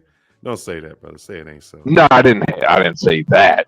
I'm just saying I've been shot at with things you can't imagine. So I can take it. Just be honest. Be honest. Come on, Anna. And we'll let you go after this. We won't hold you. Give it to us straight, doctor. He can take it. Yeah, straight, no chaser. Hey, just chill. She can't do it. No, I can. I just wanted to She's ask. trying to preserve your feelings. I'm trying to. Right. I just agreed I'm gonna do it. Chill. I need a shot. Okay, so Darnell, how long were you with these women, and did you have sex with them? Yes. I had sex with all of them. For the most part, I was lucky to be with them for, say, a year, with the exception of my ex-fiance, who I was with on again, off again for approximately 4 years. Okay. And let me give me one story of like a girl that really took you through the ringer. I would say the worst one, I mean, they all did, but I would say the worst one had to be my ex-fiance, but that was only due to the fact that, again, I was pursuing that for 4 years. But again, that wasn't her fault. That was mine. Why was it your fault? It was my fault because there were red flags, there were warning signs, but I chose to ignore those red flags and warning signs. I chose to show that, hey, I'm a good man, that I'm going to prove myself to you, kind of thing, and I'm going to show you why I deserve to be with you, despite the fact that she told me, I really don't want to be with you. Damn. It wasn't that she said it in those words, but it was her actions. It was, there were times where she did say that, she did. It was like she wasn't trying to. She felt bad, so she didn't. It was like she was trying to spare my feelings. Do So you think the more money you paid, the better of a chance you had? Did you have that mentality? yes, in my youth, yes, when I was very ignorant. Okay, so what about now? Do you still do that? No. Okay, so you learned from those mistakes.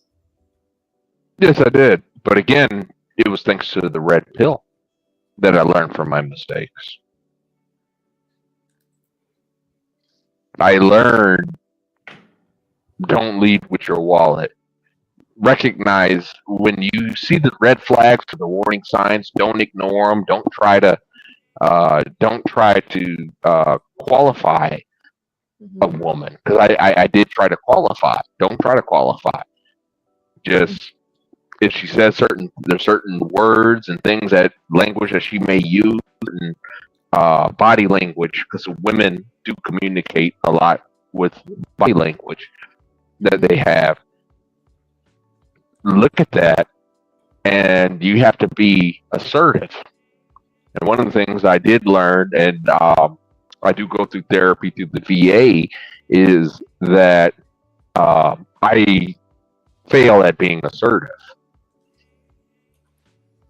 You know, not aggressive, but assertive. Yeah, of course. Anyone that pays like that much has a problem being assertive. Either that or you like it, pain. So do you think that something like a Fresh and Fit would help him out? I know we said the red pill doesn't help, but what advice do you give him? I'm still waiting for you to give him some advice. Yeah. Can you shut up? I was asking you questions for a reason. Okay. That of course you're gonna say okay. Yeah, you got to be assertive. You be like, hold up, don't be telling me to shut up. See, No, she I just got over on you, Darnell. You're supposed to be assertive. What happened to you? No, I want to entertain what she has to say. But you should be like, don't tell me to shut up, woman. No, he should be assertive, not aggressive, and that's exactly what he is. And it's so. I like to explain it to everyone that like you're like half feminine, half masculine, and for women, masculine is saying what you're or doing what you're saying you're gonna do. Those kinds of things are masculine, not like burr, you need to be like a man. And for men, it's really just there's two parts. One is being in touch with your like emotions, and the other side is being able to have healthy boundaries for yourself. Like men constantly look for women to create this like safe space and then get let down because she's human. But men need to be able to create that for themselves. And it sounds like what you keep doing is you're trying to find that in someone else. And when you can create that for yourself, you're going to stop being so desperate. Because like the behavior has a root cause, and the root cause comes from the instability. Instability of what? Whatever happened to you, I don't know. Kind of vague. Kind of like Fresh and Fit. Do you agree? Yeah, and like I said earlier, I said that in their beginning stages, what they talked about and what Andrew Tate and the Tate brothers in general, and a lot of these guys spoke about, wasn't just about dating. It had to do with more things that guys were struggling with in regards to being single parents, left high and dry, all of that stuff. And there was a market, so it did what it needed to. What I said earlier is that it died down and now it's oversaturated. And we are talking about men's issues, and they're just talking about it negativity. It's kind of like the Luigi pew pew thing situation, where it was like Republicans against Democrats, but in that situation, everyone was on the same side, and you could really see the people that were creating this false narrative of everyone should be condemning each other. And like, there's like 3 or 4 YouTubers that all got basically unsubscribed. So, question to Darnell. I think somebody put this in the chat. Obstacles. He says that they all talk great facts still to today. Again, you have to apply the actions. Were you applying what Fresh and Fit would say? Level up, physically, monetarily, the things that they were saying. Were you even applying that? Respect yourself. Be a simp. The issue that I had was one, I became an alcoholic. That was one of the hindrance that I had. And thanks to Fresh and Fit, I ain't gonna lie, I walked into the VA and I said, I need help. You know, I'm an alcoholic and I need help. And it wasn't just women; it was also my career. But women were a part of it. Oh, you'll probably You know, find a my girlfriend in house. AA. I'm sorry. Say that again. I said you'll probably find a girlfriend in AA.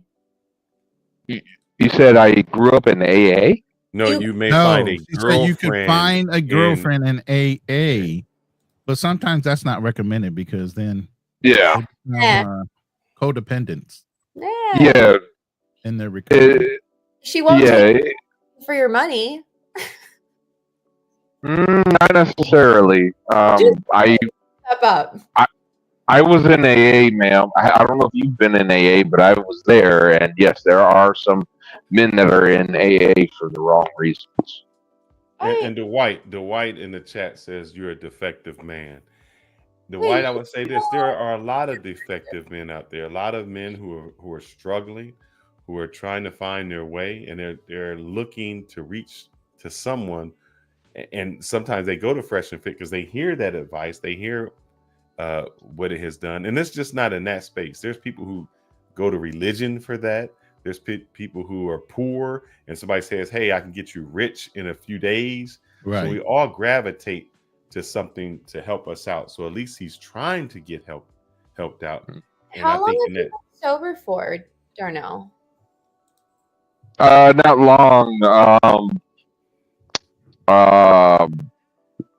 Let's see. I got out of AA in May of 24, so not long. So you've been sober since May of 24? No. Yeah, he's like, I ain't sober since yesterday. Not joking with you. I'm sorry. Well, I mean, I'm not gonna lie to you. Tonight's podcast did encourage me to crack open a beer. One of the things, and I spoke to Obstacles about this. No, I'm sorry. I spoke to Ronan about this actually offline. But I negotiated a bad deal for myself where I damn near paid my agent. What was it, 20%? And I was sober doing that, and I let him. He damn near took advantage of me. I had a couple of drinks. I said, "Man, this don't sound right." And next thing you know, I called my agent up. I said, "Hey, man, you're gonna have to take a haircut."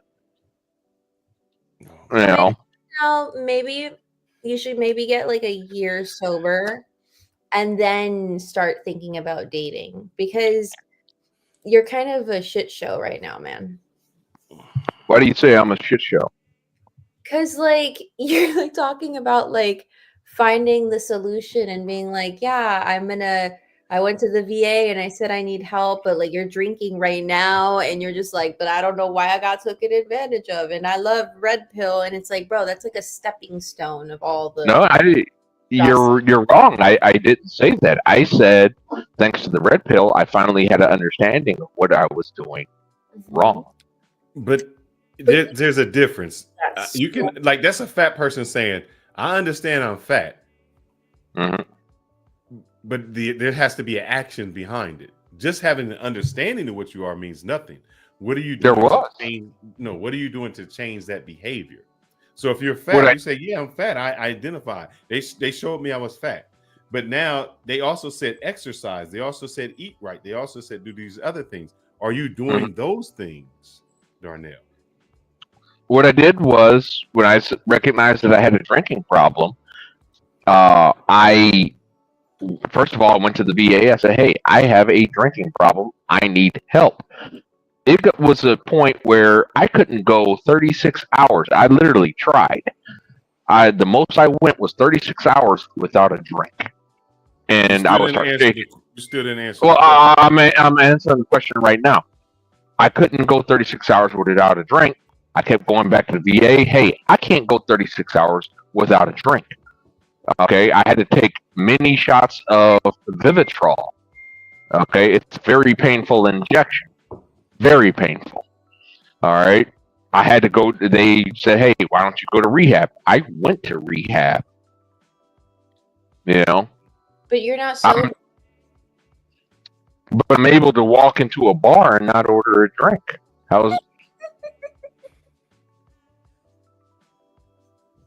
Seriously, I can order a cranberry juice. I can order what they call it, air beer.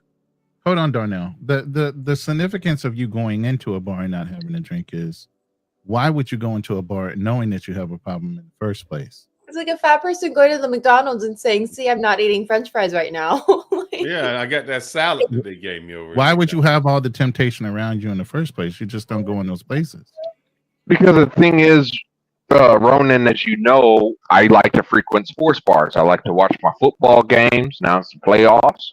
I like with more and more excuses from like different angles. No, ma'am, it's not excuses. These are things that I like to do. I like to play pool. What do you have at pool? What do you have at pool halls or bars that have pool tables? You're going to have alcohol. Okay, so Darnell, I actually used to be a counselor for drugs and alcohol, and it's like, this is my specialty, my guy. So it's like you just keep on going in different circles of why you can't, and your life is in shambles, and the only thing to get your life out of shambles would seem to be not drinking and drugging and getting your shit together, and then think about dating. I mean, maybe you find a sugar mama. Like, you never know. Well, I don't want a sugar mama, but as far as the drugs, I don't do drugs. As far as making excuses, I don't recall making excuses. In fact, I said Fresh and Fit taught me that it was my fault. But what did they teach you? They taught you it was your fault. But what actions did you take to change that behavior? I'm not reading. When's the last time you sent money to a woman? Last time I sent money to a woman. Not even sent money. Let's say bought something, because maybe you bought something and didn't send her money. You could have bought something. When was the last time you bought something? November. So 2 months ago. You know why. Don't say it. I know, but that didn't pan out. Not necessarily. That was more my end because I entered in some real estate deals. And okay, let's talk about this. One thing that Fresh and Fit also talks about is getting yourself together. Yes. One thing we've had a discussion with you about is you went over a year without getting a haircut. Yeah, it's very common. Very common to me. They've given you the instructions to say, hey, man, you need to groom yourself. You need to cut your beard. You need to, shave and cut your hair. You didn't take any of that advice. Well, as far as that goes, to be honest with you, I'm not. Stop. What Anna said, you didn't listen. And Anna, can you repeat what you said about excuses? You kept saying all you keep hearing from him are excuses. Yeah, every time you do it, he keeps giving an excuse. No, let Anna speak, because I want to hear from Anna right now. Go ahead, Anna. That's it. You just give a lot of excuses. You have a really addictive personality. You're addicted to women. You're addicted to alcohol. You're addicted to red pill. You're addicted to ideologies. And you seem like you're in a lot of pain or anguish to get you to this point. You seem like you need to somehow at any point invest in yourself and get quiet or do something for yourself, because you just need to chill and breathe to be able to make right decisions for yourself. Well, I find pleasure in doing things for others versus myself. Maybe it's something in Christianity that I picked up. That's self-deprecation again. It's like, what are you, a fucking Jesus on the cross right now? No, we already had him die for the sins. You are supposed to just chill and live life and do the best that you can. That you being a sacrificial lamb, let me hurt myself, and it's a good thought. No one even knows what your thought is. You know what I mean? Well, blessed are those that give. Yeah, and faith without works is dead. But there's a limit to suffrage. Here's the thing, hold on, real quick. There's a limit to suffrage. You shouldn't have to live your life in suffering. and it seems like you have this the penance type of thing that you're going through, like you're paying homage or penance for something maybe you did in the past. I'm getting that kind of feel from it. You Because know, I'd say, Darnell, go ahead and throw me some super chat then if you feel like giving. yeah, me too, brother. Yeah. I've been super chatting all night. No, you've been super chatting one person. Spread that around. We guessed too. So Well, poverty. you Listen, talk to Ronan. so poverty. Go ahead. Poverty as penance actually came from the Roman Empire. Mm-hmm. They didn't, because there wasn't enough food and everyone was living in poverty. They went and wrote that into the Bible and wrote it as part of law that poverty is penance, so that people would suffer in silence as opposed to rioting from starvation. So that's not even real. It didn't come from the original text in any form whatsoever. In fact, the original text says that we should not be suffering at all. I mean, that's definitely not true, because especially certain portions of the Bible were written long before even the Roman Empire entered Jerusalem. And those parts do not talk or address poverty as penance at all. They say the opposite. No, actually, it does. When does it say that? When does it say I need to help these hoes out? I don't know where it say that. Well, it doesn't say I need to help those hoes out. But when, for example, and I'm going to name an actual example of the Bible. Stop, Darnell. Oh, no! Don't tell me to stop. Wait, no, don't tell me. Okay, Darnell, hold on. Okay. Calm down. All right. What were you about to say, Fearless, before he starts? Because in the Bible, it talks about a parable where you throw your seeds and they grow. Mm-hmm. And so you're the person who is throwing your seeds in concrete, brother. I don't understand what you're saying. Don't do the Bible like that. And you're not taking the advice of the Bible. Don't pick and choose what you want to do. Here's the thing. Advice is something you ask for when you already know the answer, but wish you didn't. You keep asking for advice. You've been on these panels for over a year. We keep telling you the same fucking thing, and you keep doing the same opposite of what we tell you. So why are you here asking for the advice, and we keep telling you what to do, and you do the complete opposite? We've sat in here when you said, man, you need to go get a fucking haircut. It don't cost you that money to get a haircut. Instead of giving $20 to Ronan, I love you, Ronan, no problem with that, brother. Send that brother $20 back, and you go get a haircut in the shade. We sat when you was getting a haircut, and we said, what are you doing, man? They took off a centimeter of your hair, and you're like, that's enough. And you gave an excuse about that. Why aren't you going to the barbershop, getting your hair cut, getting your trim? And I've talked about this. I said, man, if you look good on the outside, people will treat you differently. You look like a fucking big a Sasquatch, and then you think people are going to treat you right with your hair wild and you're going out, you're not respecting yourself. We keep trying to tell you respect yourself, and I'm not saying this out of hatred, man. I'm saying this out of love. I'm saying get yourself together. I hate to see you getting used up. You're not taking care of yourself. You don't even respect yourself. So how do you want anybody respect you? How can I respect you when you look crazy like that? You're not doing anything for that. You keep making excuses. Get yourself together, man. When you do that, you start to feel good about yourself. You get a haircut, you're trimmed up, you're looking good. People will treat you differently. When somebody walks on the street and you look like a bum, they're going to treat you like a bum. When you start looking good, smelling good, dressing nice, people will start to treat you differently, and you will start to respect yourself differently. People are running over you because you have no self-respect for yourself. You have no confidence in yourself, and people see it. And there's predators out there, and there are prey out there. You are the prey, and these predators are sharks in the water, and they smell blood, and that's why they're taking advantage of you every time, brother.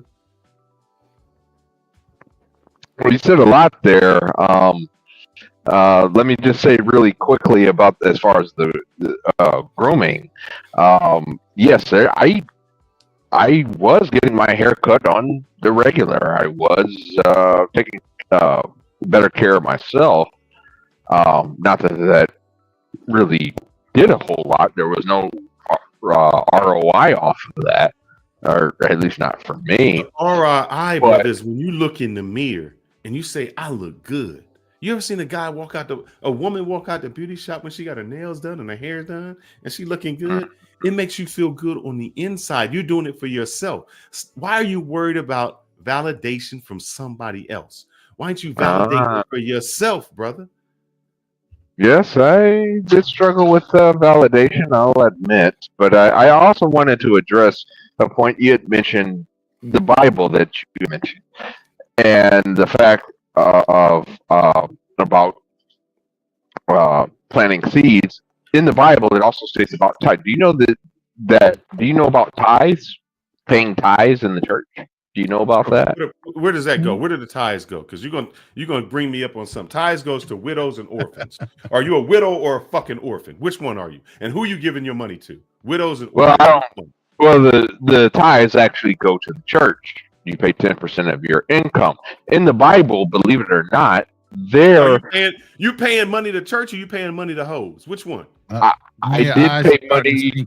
I did pay money to the church. Yes, I gave 10% of my income while I was deployed to Iraq for the church. Did this?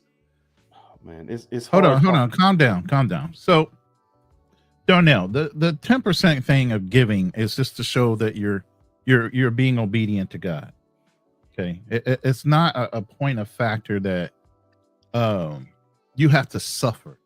God didn't say you had to suffer your whole life in order to get rewards in heaven. He wants you to prosper.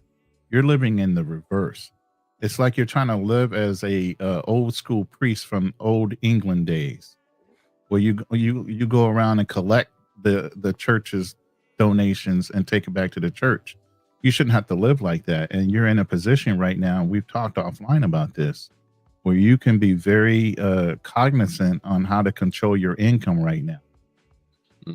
And get yourself together to where you will never have to physically put in any work beside in investigating new investments. You're in that position right now. You can either grab it and take control of it, or it's going to run away from you. And some of the things as far as personal hygiene or even getting up to make your bed, these are all important factors in order to build upon, in order to establish yourself in a consistent way. Like every day you wake up, you get yourself a cup of coffee, you make your bed, you take a moment to just do some self-reflecting, take some notes, some meditation, and then you get into your day. Let me These are all orderly things that get you motivated to do the things you need to do. And if you don't have a process in the morning, you're just moving from one thing to another, days start to run into weeks. Yes. Nothing gets done. Darnell, I have I'm plugging myself because that's what I do anyway. I got a new channel and I got a video that you need to watch. I'm going to put it in the chat, and anybody else needs to watch this, you can watch it. I'm going to put it not only in the back chat for you, I'm going to put it in the chat. You need to go here. And the basis of this video was based on a admiral who says, make your bed, because making your bed makes a routine. That routine makes you a better person. By doing that on a daily basis, you start to create a habit. I don't think you have that habit. I don't think you have something that says, I wake up to, I do this, I do that, I do this. What goals do you have? Where do you see yourself in 30 days, in a year, in 5 years? And speaking of bed, I need to go to sleep. Oh, right. She put the finger up like she was at church. I swear to God, I thought I saw a finger go up. You did. Attack.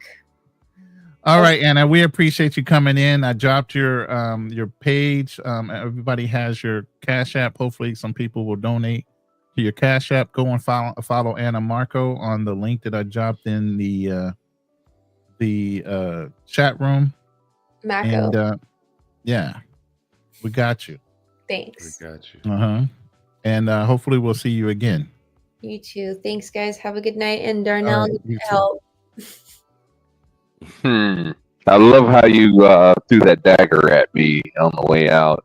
No, it's not meant to be a dagger. It's meant to be like a supportive, like, go get help. I'm sorry for that. I didn't mean for it to come out as a dagger.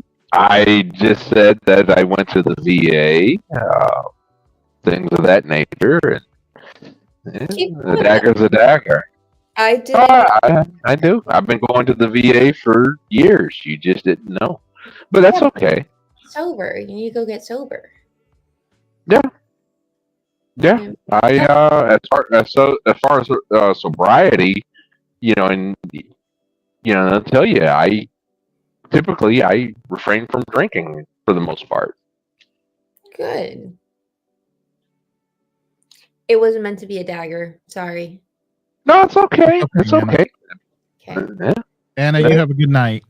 And don't and don't worry, Miss Anna. I will definitely support your cash. I'll definitely send some money to your Cash App, and I'll send money to what was the other lady's name? Nova. Star Nova. I'll definitely send some money to her Cash App as well. I think I value you all the time. Thanks. You too. Anything else? No. You're good. Thank you so much again, Anna. Anna Marco. Mako. I'm so sorry. There's no R in there. I know this. You keep butchering her name. God damn. okay. Like I said. I'll keep correcting it. You're good. Yeah. Thank you. Good night, guys. Good night. Good night. All right. Hold on for a second, Darnell. We're going to get Obstacles in this because he's been off and on the back of the chat for a while now. I know he's got some wisdom pearl or something going on back there that he's ready to just crack open to spill all over us. So go ahead, Obstacles. Shout outs to the panel. It was a good show. Definitely always are out here, whether it's Thursday therapies or just even platforms like this. It's just good content, good quality content, and from people who are competent. So shout outs to that. And definitely, I would say overall, just the red pill, shout outs to them. I think that, click-through rate of anything is very low. So Dave Ramsey can tell fools all day to save, don't get in debt, but people can just continue to do it. Bigger pockets can tell people to invest, but maybe the click rate as far as 20%.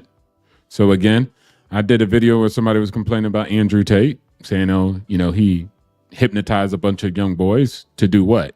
And then you see what the boys were doing. They were waking up, starting a business at the age of 15, working out, going to school on time. So a lot of people are having these scary, narratives as if these individuals who influence people influence them to do something evil. And so that's not what's happening on the ground. Now, Darnell, he got to run with it. Shout outs to going to the VA, right?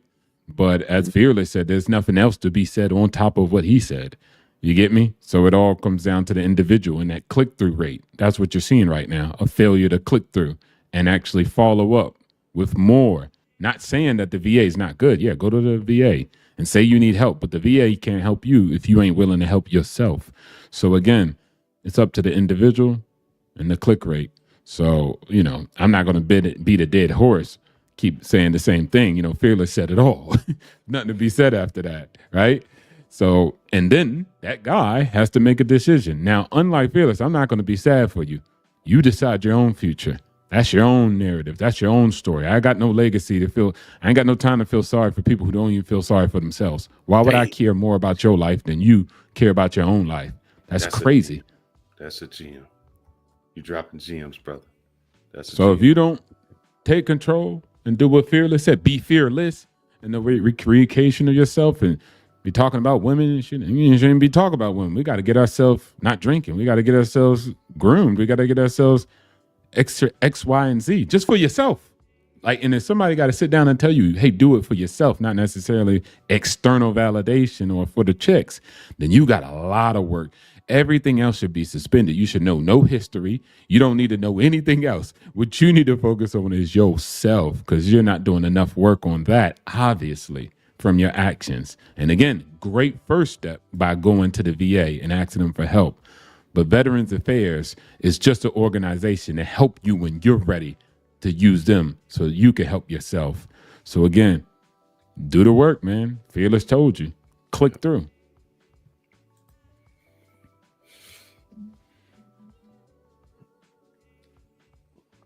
That is a powerful statement, Obstacles, and I'm going to be honest with you, you always inspire me, man. It's insane.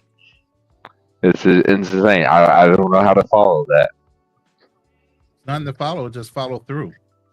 Yeah, about to say that's how you do it. Follow through. Follow Listen through. to the prescription.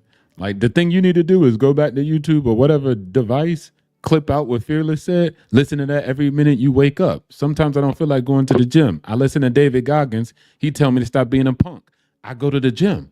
Like there's so many people who could just help you along the way and mentor you and be in your ear. So clips of what Fearless said is continuously paying and helping you move in that direction that you want to move into. You get what I'm saying? So don't worry about it. You could do the work. There's people obviously here that spent the time saying what they got to say to help you out.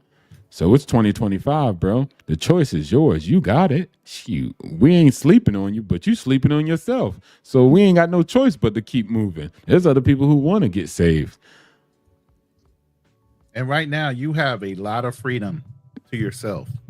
And maybe Yes, I do. And maybe that's the thing that might be his problem. That's the problem. Mm-hmm. The freedoms that you have now, and a lot of people say money only accentuates who you are. Exactly. Now that you have it, who are you, Darnell? Exactly. Who are you going to prove yourself to be? The person that you aspire to in your brain, the person that inspires you between obstacles, Fearless, myself, and other people that you listen to try to keep you motivated. This is where this is your defining line right here. This is where you're going to either blast off and accelerate to the goals and objectives that you had before you had the available funds to do it, or you're going to be a crash out. And nobody on this panel wants to see you crash out. But we can't do it. You got to do it. All we can do is encourage you and point you in the right direction. But you got to take that step. And every step, like we always say, the only way to eat an elephant is one bite at a time. The only way you can get to your objective is one step at a time. Can you do me a favor, Darnell? Yeah, or can you cam up? Yes, I can cam up really quickly. Cam up. I just want to see. Why? You saw him the other night, and it ain't changed. I just want to. It ain't changed. You saw him the other night. Let me see. Cam up, Darnell. So Darnell, I have no problem. Yes, sir. We love. So don't get this wrong and don't take this in any other way. We love that you support our channel, brother. I love it. My question is, what have you done for yourself? Because that looks like the same T-shirt you was wearing yesterday when you was on. Looks like the same. Looks I like messed up. Am I right? Are you wearing the same T-shirt, my brother? No, you're right. You're right. I'm wearing the same T-shirt I wore yesterday. So I have no problem with you supporting our channel, but maybe you need to take one of those $20 and support yourself, man. You'll feel so much better in something that you do for yourself. Take $10 of that, man. I know you told us you got a haircut and a beard, shave. Man, you still look the same. There's nothing, no line up. There's nothing fresh about you. Why don't you go on a Saturday morning or go somewhere and say, you know what? Bruh, I was great 2 days myself. ago. Do you recall the live I went on? I was gray. You see any gray anywhere? You see any gray on me? You see a haircut? Yeah, I see it. You And the look waves. fresh. Look at the waves. The waves, the attention. I almost got seasick. I'm getting seasick. I'm seasick. Come on now. Hey, come on, man. Judge What's wrong Judy, with there was this woman who was suing who was in Judge Judy's courtroom about a haircut. And Judge Judy said, you know the difference between a good haircut and a bad haircut? What's that? 3 weeks. That's all, because it's going to grow back. So what are you so afraid of to just go ahead and take your hair down? Get a haircut, brother. If you take it completely down and transform yourself and you don't like it, in 3 weeks, it'll be back to where you at. So why don't you do something transformative? I ain't gonna lie to you, Fearless. Remember I told you my favorite barber shop closed, and I went to another barber. Stop. They fucked me up. They fucked me up. You making another excuse. You Y'all making saw another excuse. Ronan. You made fun of my hairline, and you saw it. Oh, I You ain't made never fun made of my fun of hairline. it. Yes, I ain't got no you reason. did. Look, if I lift this up, I ain't got no Yeah, he reason to make probably fun of didn't do that nobody's then, 'cause- hairline. I know I damn well know. I ain't say nothing. Yes, you did. You made fun of my. You said, "Man, your hairline receipt." That's because it took way too much Let me ask you a off question. my hairline. Why does that matter, man? I got on the website when we were online, and I went to where you were at, and I pointed out about 6. There was a Dominican, a Puerto Rican, a black. I pointed out 6 different barbershops that were close to you that you could have went to. You was in the barbershop with us, and we like, bro, you Darnell, you left the barbershop looking the same way you came in. No. Everything was closed. Everything was a lot shorter than what it was. My beard was more kempt. If we looking at you saying you look the same that you came in, that means it's not transformational, man. Yeah. So stop making excuses and stop doing the action. And believe me, brother, we're not saying this out of hate. If I did not care about you, I wouldn't say anything to you. I'm just tired. I'm tired of you doing the same thing and not getting anywhere. You it's a pattern. And I'm trying to help in you this break room, that we hold pattern. everybody accountable. We hold each other accountable. Yes, sir. Just We like don't the mess red around pill. with that. Just like the red pill. I don't necessarily want to be compared to them, but I'm just saying, military wise, we hold each other accountable. Yes, sir. We do. Red pill. I mean, I can't tell you trimmed up because you got hair way down here past your Adam's apple. So I know that ain't nobody trimmed you up. Yeah, I ain't got a line on you. It just grows fast. Wait, hold on, It D. grows What's fast. the point? Yo, D, let me ask you a question, man. Let me just ask you this. Look, what's the point, my brother? It'd be different if you had like 8 eyes on your head. If you got a sharp beard and got your hair done, got some better glasses, you be a sharp brother. You be a good looking brother. You got like only one life, my homie. What else is there after this? We don't know. We not quite sure. But what I tell you now is I'm going to live my best life. I don't care about no externals. I only got one. This is the most important video game that you'll ever play in life. It's life itself. Why would you want to go just floating through life, just existing? That's not a good existence, man. Because if a doctor came and told you got 3 months to live, it would all hit you very quick. Take it. There's people battling cancers. There's little kids that won't see the age of 20. I was just watching a guy on YouTube telling how his wife passed away at the age of 27 due to colon cancer. And she fought hard for her life. And here you are, packing sand, not fighting hard for your life, and you wearing a crown called health. Every single day you wake up, God give you breath, you breathe in and you breathe out and you wake the heck up. Some people just don't wake up. And then you just skimming on that every day. Don't do that. Live the life the best way you can. Because you got it. It'd be different if you was just ugly. I'd be like, dang, all right, you can't do that. Just find something else in life. But you got so much things to compliment you right now. So go do it. Damn what the red pill say. They say a lot, and that's cool. But you got to do more. Do more for yourself, man. Because shoot, man, I'm not going to live life like that. Damn, I'm not floating, bro. And don't get it twisted.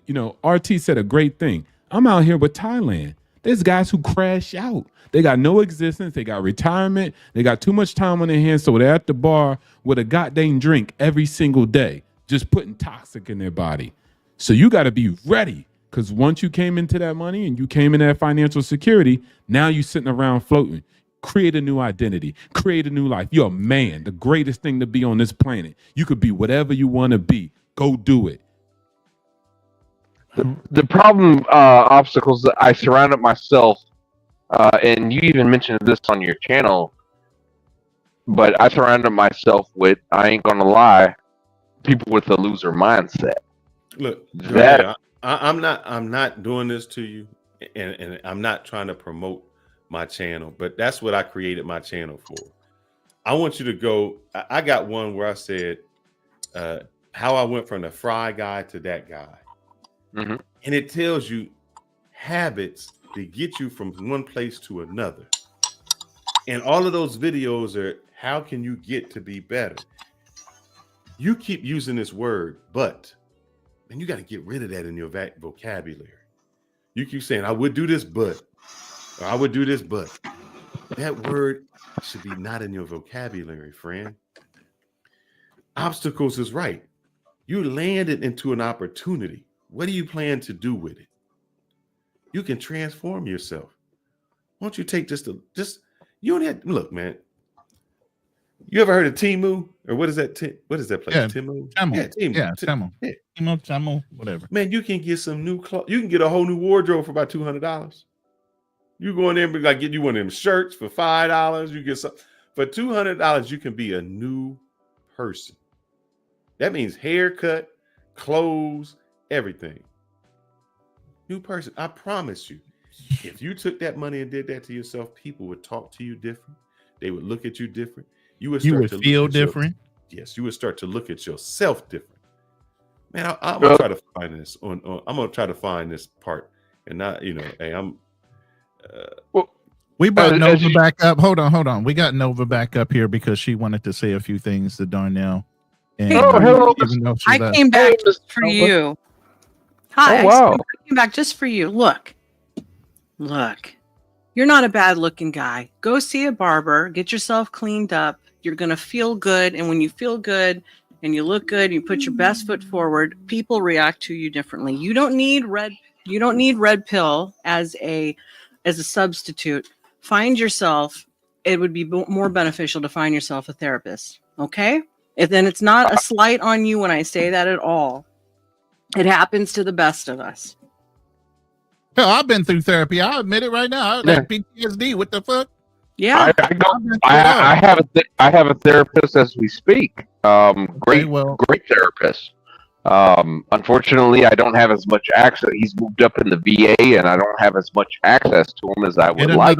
Get another one. Stop. Don't keep on making Ronan, you know the VA. You know the VA. There's a lot of shitty doctors, and you know when you get a good doctor, you do not want to give up a good doctor. You know damn well. Listen. If you can't find one in the VA, then what you do is get a referral out, and you go to a private doctor and you get one. You can get referred out. You have the right of outside referral. You making an excuse. Get an outside referral and go pick a doctor that you like and get a referral to him.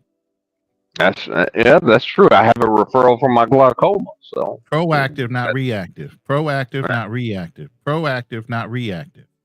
Yeah, I remember those words. I'm gonna do this for you, Darnell, because you actually inspire me to make great videos. I appreciate it. So this is one of the videos that I thought in number 5 was made for you. This is let's see if did I put that up? Let's see what happened to that. Give me 1 second. Entire screen here. Share. Number 5, habit you should do every day. Make your bed. I'm gonna let you listen to this. Just this part. Go ahead and play it. And in your room makes you feel more organized and less chaotic. You ever see a man leave the barber shop and watch that man coming out with a fresh fade? Just got faded. And look how he walks. Look at the pep in his step. It resets your mindset. You get a sense of accomplishment and control over your surroundings. How do you expect to control a fleet of hoes if you can't even control your own surrounding? I just let you go to let you know that how that is. So those are the little habits, man, you're not doing. What do you do every day to make yourself better? I do what I can for those I care about and those I love. No. See, you don't let love me ask that yourself. question That's the again. problem, huh? Exactly. I said, You what have are you to have doing to for consider yourself? Exactly, Nova. Did you hear how he answered? I said, what are you doing for yourself? And you said, what you doing for somebody else? Because it you brings need to me treat yourself like you're like a friend. Instead of all these other instead of all the external stuff and all the external people, you need to look at yourself and treat yourself like somebody that you care about. Because if you don't, nobody else will. Trust me on that. I'll be honest with you, ma'am. When I was a child, I have to admit I was a selfish bastard and fool. Child, like what? Like 10 or something? Like what do you mean? Even when I was 10, yes, I was a selfish bastard. I mean, growing even up until my late teens, early 20s, I was a selfish bastard. Didn't care about it,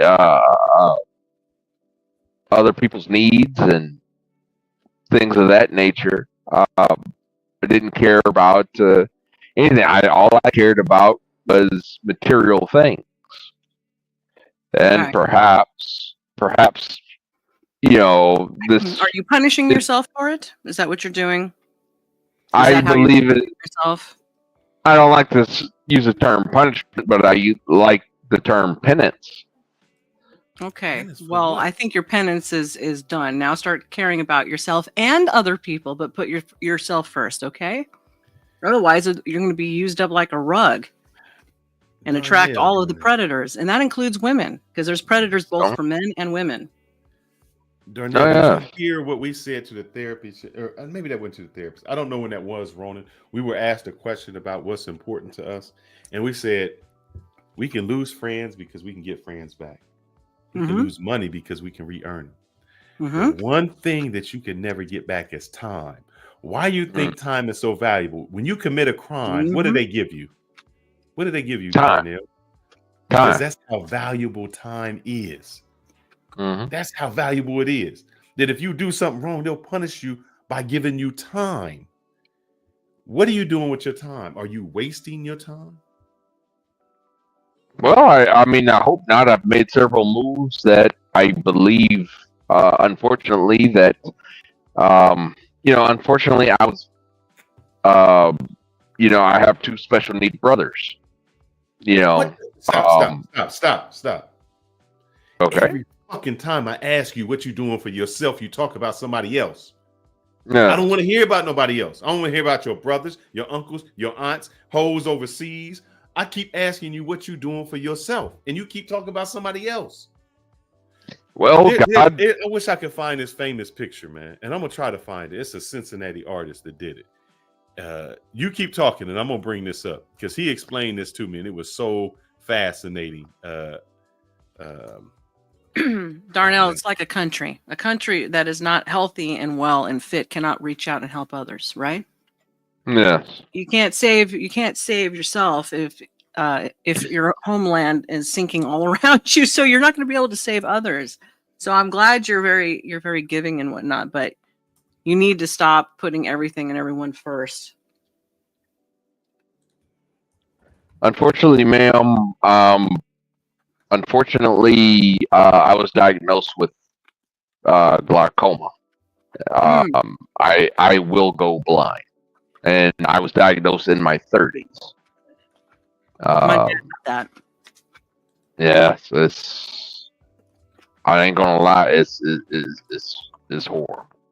I mean, I literally got to change my computers to this dark theme and all this other stuff just so I can ease my life. I can't, when I drive, people's headlights give me headaches. I can't see.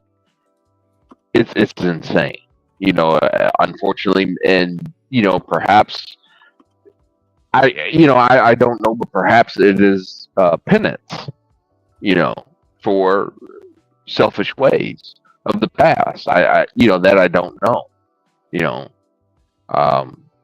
but I do know people that have died young for one reason or another, and perhaps this is divine punishment. All I can do is accept the fact and do what I can for those that I care about, because I'm going to be honest with you, ma'am, I don't think society, and no offense to anybody on this panel, I have respect for everyone on this panel, but I don't think anyone's going to care for my two special need brothers when I'm gone, when my father's dead, when my mother's gone. No one's going to care. No one's going to help them. Okay. Well, here, I got a scripture for you because you want to bring up God. All right. This is James, 1:13. Let no man say he is tempted. I am tempted of God, for God cannot be tempted with evil, neither tempteth he any man. but every man is tempted when he is drawn away and out of his own lust and enticed. Okay? So it's not God doing that.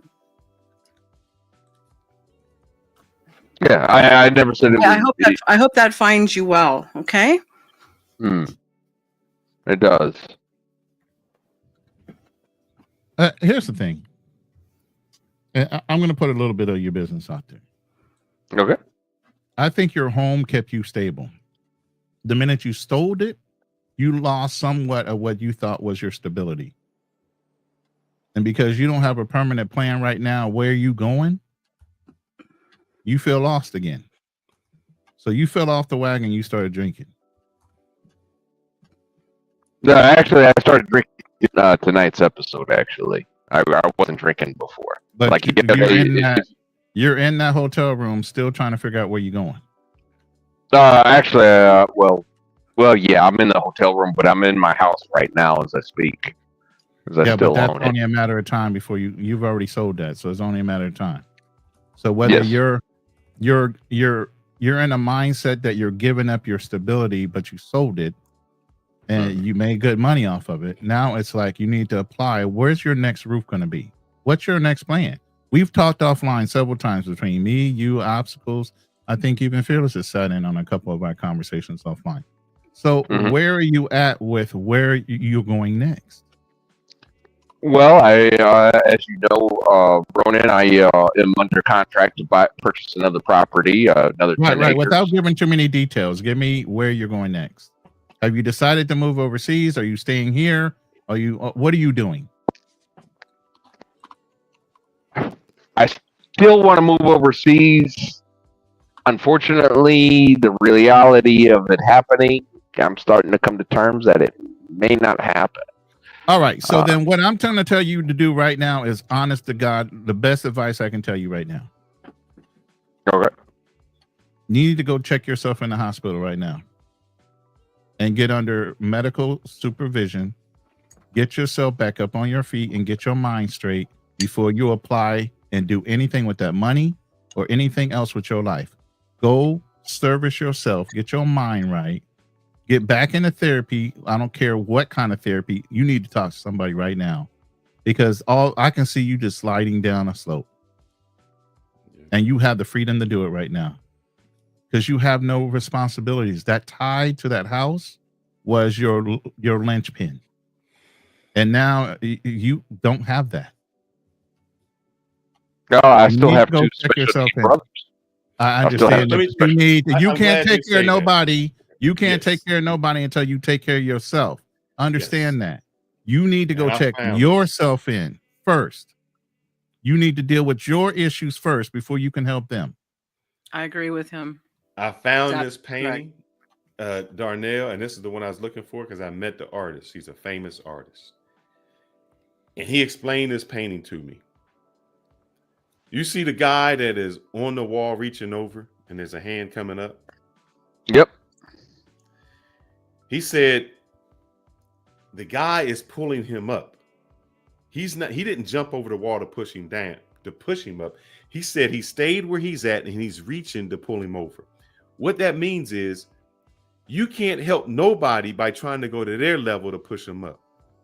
The only way you can help somebody is to bring them up to your level. So you keep saying, how I'm going to help some special needs person out. Well, if you don't help yourself out, if you jump over the wall and come down to that person's level, y'all both in the same situation. The only way you can help somebody up is to pull them up to your level. You have to make yourself better. But you keep saying, you keep trying to go down to people's level and saying you can help them. That hurts you, man. That will hurt you every single time. The best thing you can do for your brothers is help yourself first. Exactly. Then you can give them aid. But I will become a useless blind man. Fuck it, Darnell. Just become a useless blind man, man. Because I know Ann Keller that couldn't see or she couldn't hear. And she ain't had no more excuses than what you got. And that hasn't Everything happened you keep yet. saying is excuses, man. That has not happened yet. So why are you talking about it right now? What are you doing? That has not happened yet. You keep just making excuses for everything. I'm gonna be blunt. I can't come to this fucking party, man. I do not participate in the Victim Olympics.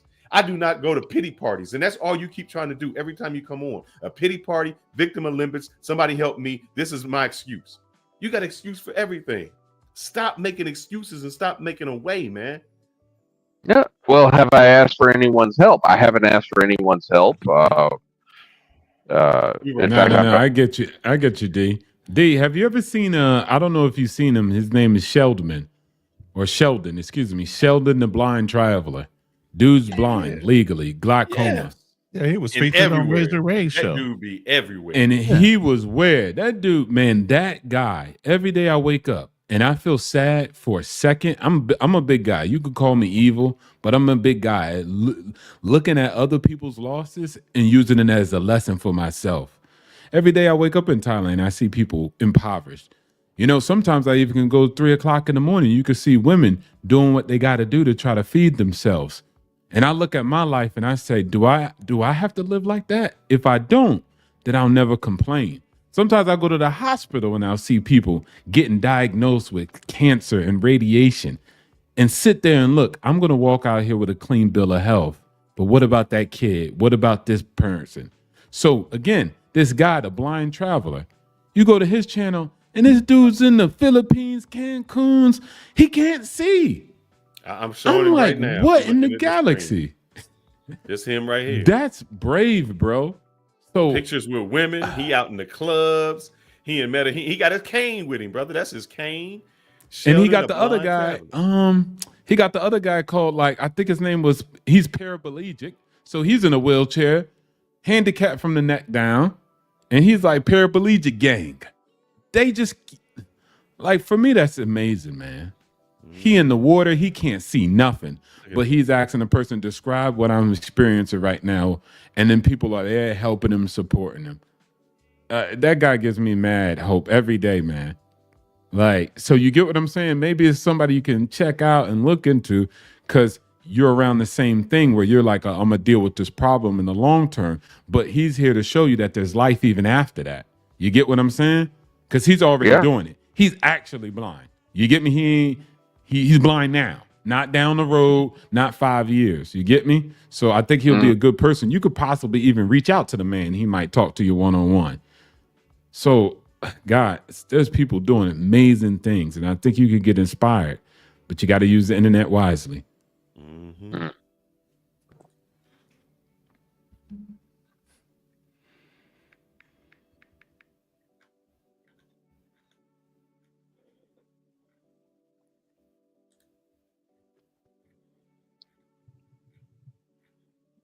Don't be silent during there. I'm trying to find this picture that always inspired. I'm gonna say this. I know too many ex-military guys that have crashed out and had their moments. I've been one of them. I've given up agencies with over 500 agents in it, making well over high six figures. I gave it all up because it was so much on me to take care of everybody else. I neglected myself to the nth degree. Money means nothing if you're not here. So at the end of the day, you can always rebuild yourself. That's why I say I've lived 5 lifetimes since I've been born. Each time you have to transition into rebuilding yourself, remaking yourself. You should be evolving through life. That's why I say even in this travel game, the young kids are going to run around. They're going to do their mongering thing, but they should be evolving. By the time they get to Fearless's age, Black Man Travels age, Obstacles age, my age, they should be transitioning into the final realization of who you are as a human being, whatever that is that drives you. You know, and you have to define that for yourself. You can let society put pressure on you to tell you what the definition of success is, or you can define it for your damn self. It doesn't have to be about money. It could be about family. It could be about a whole bunch of different things.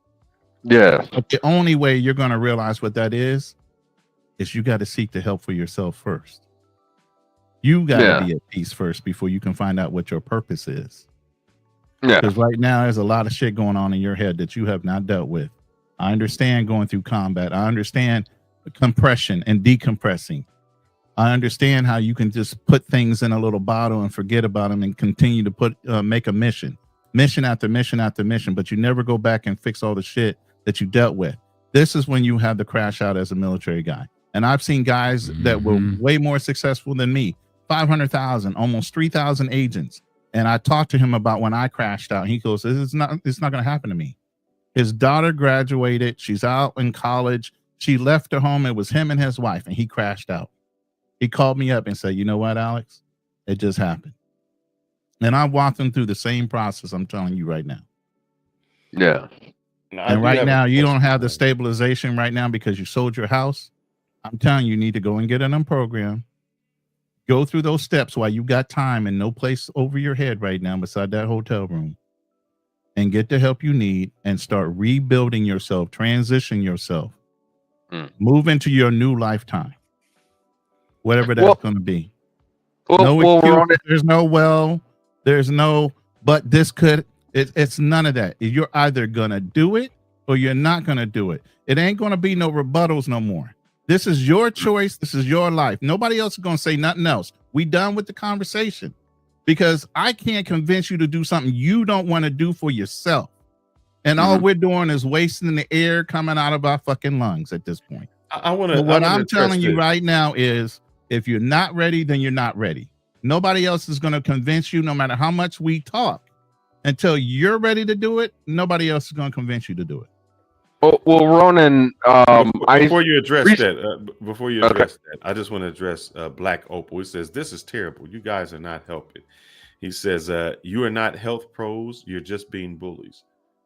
I don't agree with that. I want to go back because what should we do? Should we let him fall, pick up the pieces? Half of these guys are trolls and half of them want to pay to have people crash out. That's what they're here for, the entertainment. We legitimately have a relationship with this man right now. We've been talking to him. We've known him for over years. And you got the nerve to come in this room and make a personal assessment when you have no idea how much we've talked offline personally with this man. How dare you? Make your own judgments and get the hell up out this room personally. Darnell, he does not have a point. He does not have a point, brother. He does not. We've had plenty of conversations with Darnell offline. He didn't just pop up on the panel. Darnell, I show this to you because whenever I'm feeling like you do, I look at this. And it says, you hate your life while some people are dream of having your life. I bet the blind traveler would love to have glaucoma. He would love to see what you see.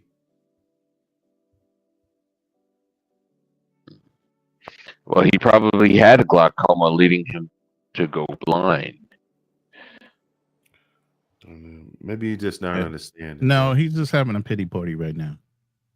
Well, not exactly. I mean, the one thing I wanted to address, Ronan, as you know, I sent you some several things about a investment that I'm making. So I would like to say that, I like to think that I am moving forward. That even after selling this property, I'm leveraging that capital that I'm making off this property, investing in future property into future growth. And I've sent you the research that I have done. So my question would be, for what?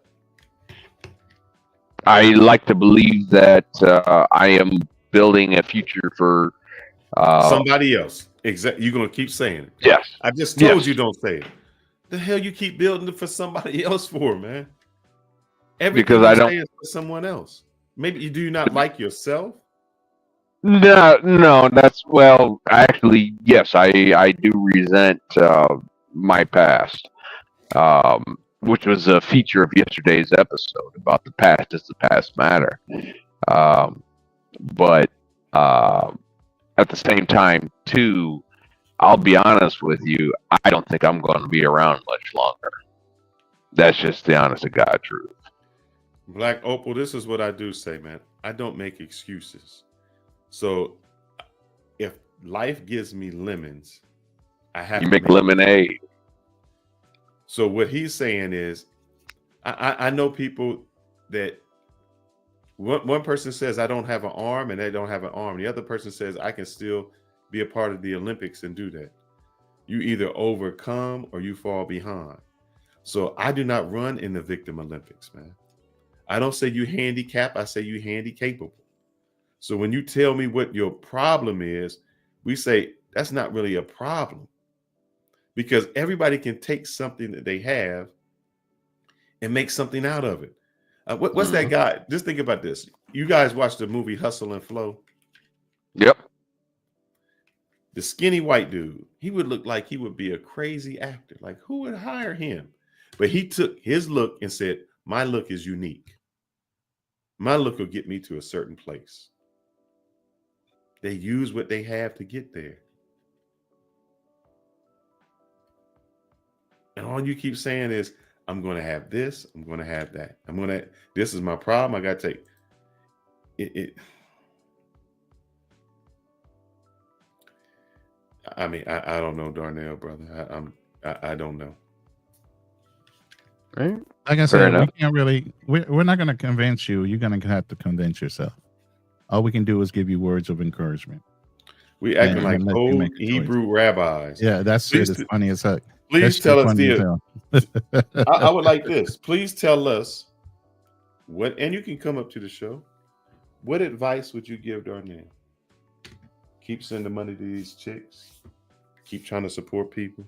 When his money runs out, what? I'd like to know, because it's always good. You guys always can say what someone shouldn't do.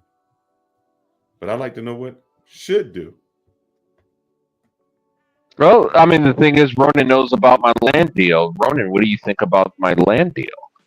I don't want to talk about that online. That's the whole thing. I don't want to divulge. No, Black Opal, don't do that. You keep telling us. See, this is the problem. This is how the Democrats and Republicans do, and this is how they always trick us. When one of them is in office, they always say how bad they're doing. And then when the other asks, well, what would you do? There's never a solution. So my question is, what is the solution? And what you said, go to a 6-month mental health facility. We've already addressed that a long time ago. I just told him he needed to check himself in today. Those things we've done. That's a repetitive conversation. What would you do? You guys are so brilliant. The chat is so smart. We got the smartest chat. What would you tell him to do?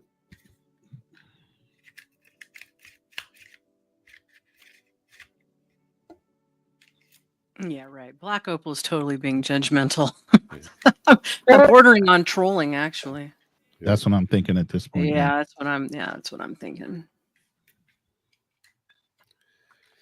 That's how it is. Everybody wants to be a beast until it's time to do beast. Yeah, I know, Dwight, and that's what I'm saying. There's no more wasting your breath saying it. Unless he wants to do it, nobody else is going to make him do it. So we've given him the advice. He's either going to execute on the advice or his own mental capacity of saying, they're right, I do need to go check myself in, or he's going to continue to move forward with what's going on with him right now, which is not necessarily the healthiest situation.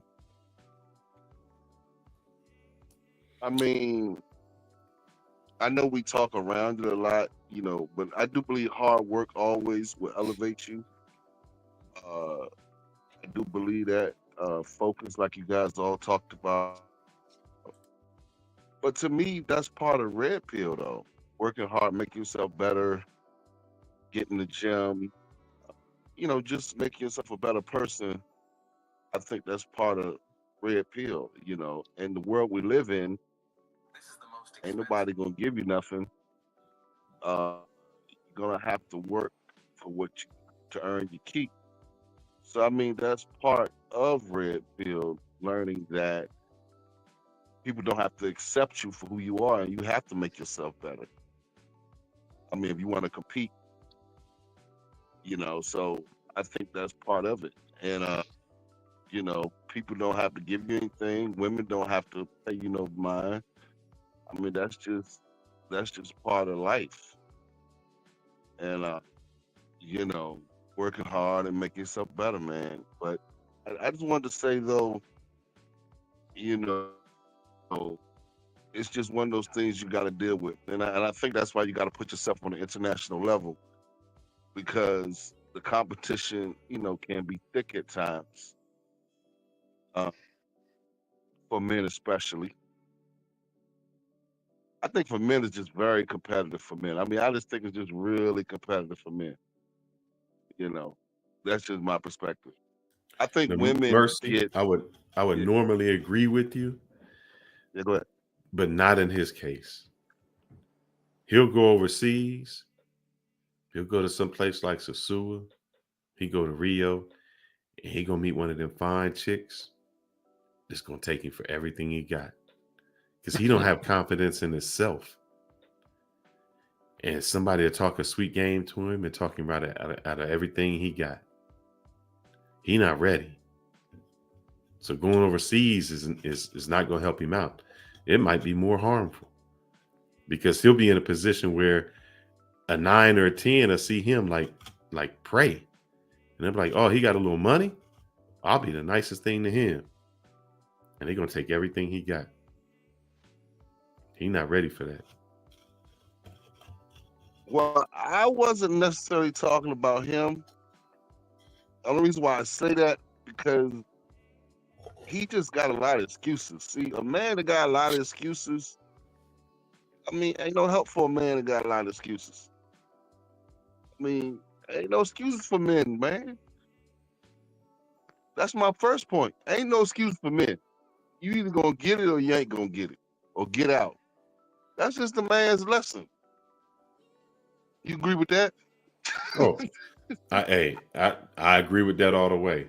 And Black Opal, what you don't understand is this is not Darnell's first time on the panel, brother. We've been having this discussion with him for over a year. So all the questions you've asked, we've asked more than one time.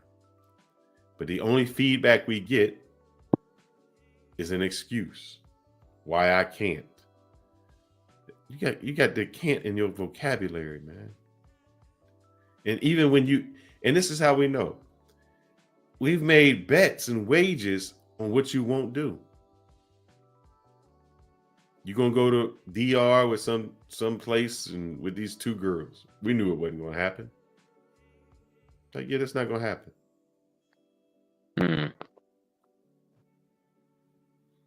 We said it. It becomes a meme. And we're not trying to have you as a meme. We really want you to succeed, man. But you're gonna have to. And when we say we want you to succeed, we don't want to see you hit rock bottom before you come to a realization that you need to change. Well, Fearless, I like to think that I did hit rock bottom. 2017. Was it 2017? Yeah, I think it was 2017. 2016, 2017, somewhere in that time frame. I went broke. I was literally broke during that So time let me ask frame. you a question. All right, you went broke. Yes, sir. Was them hoes that you sent money to and them brothers that you helped out and all of them? Why was you broke? Where was their money at? Why didn't they help you out? Let's just say when you look at the book of Job in the Bible. Come on, man. Just answer the question. Where were they? Well, I'm answering the question. It's the same story as the book of Job. When Job went through his trials and tribulations, they were quick to chastise Job. So they weren't there. I said, who helped? You keep saying how you have to help these people out. Mm-hmm. My question was, when you went through it, who helped you out? No one. Then why the fuck do you keep helping the people when nobody was there to help you? I'm not helping yourself. Well, I'm not helping them any longer, but I am helping. Like I said, my two brothers. You might not be helping those exact people. You just helping. It's like I'm not helping Jennifer out because she didn't help me, but instead I'm just helping Jessica out. Jessica's Okay. the same as Jennifer. Okay. You know what I'm saying? You're just doing it to somebody else. And we're not Okay. going to stay on here long, man, because No, go ahead. You're good. my blood pressure going to get up, and I can't go to sleep with my blood pressure high. You know, hypertension and all that, diabetes and sugars is not good for the black man to have. And you give me all of those things, I'm getting all of them. No, I'm sorry about that. Well, no, I just want you to be better, man. But I don't know. You know, they, like I said before, advice is something you ask for when you already know the answer, but wish you didn't. I mean, my man brought up Job, man. My man talked about Job. Job was a wealthy man and had much riches and got sick. I mean, extremely sick. I mean, really, really sick, where he could not do for himself. He had a wife, had a family, lost it all, but gained twice as much at the end. So if he gonna use Job as an example, then you're supposed to get twice. First you're supposed to be rich, and then you're supposed to get twice as much. So Well, I I mean, did. That don't help your story. Well, I did come back. You only heard the rich. part. I'm talking about rich, bro. The rich part. Well, I can't say. You know, I can't say I'm rich. I'm definitely not. But Okay. the so, point is alright, that so now- I did come back. No, but you skipping over a lot, bro. You skipping over a lot.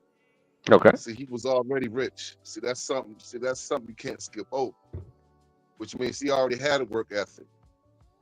Job was the type of person to make excuses. Mm-hmm. You know, so he was already rich, man. And then he got twice as rich. Mm-hmm. See, you can't skip over that. And he had a wife. And he had a family.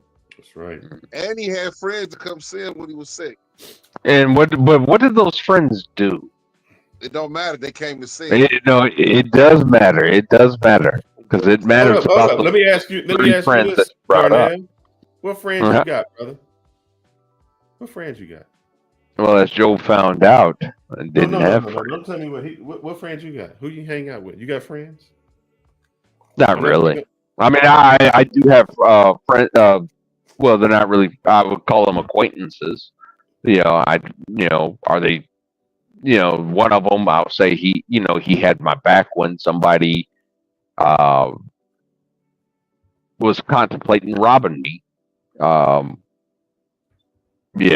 I ain't gonna lie, I developed a friendship with him because this guy had my back. Say, hey man, that guy's about to rob you. Man, thanks to him, I didn't get robbed. That guy put his life on the line. He put his life on the line. He just told you about to get robbed. What's that? So I didn't have to be your friend. I didn't have my pistol with me, and he said, "Don't you worry." So if I tell you that girl about to take advantage of you, I'm your friend. Well, when you put it that way, I mean, I'm not gonna say friend, but I am gonna say, hey man, at least hey man, this Fearless is looking out for her. I ain't gonna lie, Fearless, I do believe that you're looking out for me now. I'm looking out for you, but I'm just trying to show you, man, that everybody who smiles at you is not your friend, brother. Any man that says, hey man, that guy's about to rob you, I say, oh shit, I didn't bring my pistol with me. And he said, don't you worry, I'm packing and you good. Means a lot. I mean, it's one thing, it's kind of. Let me see if I can find this. I'm gonna go ahead and keep talking. I'm gonna show you who you are in this sense. It's kind of like in the military when that guy got your back. You may not like that guy for one reason or another. I think Ronan even brought up a point. There was racists in the military, but you know what? That guy that didn't like black people, he still had that black man's back at the end of the day, because that same black man had that white supremacist guy back. there's just something unique about it.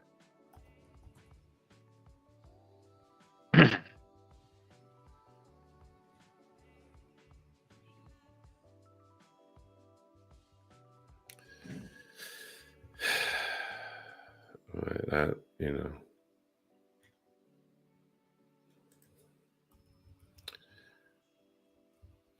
I don't know what to say. No, I guess at a point, there's nothing you can really say. Like I said, it's going to come down to when Darnell wants to seek the help he needs, he's going to do it. And right now, he's not ready. You know, whatever he's going through with this process of moving, it's obviously affecting him in a way.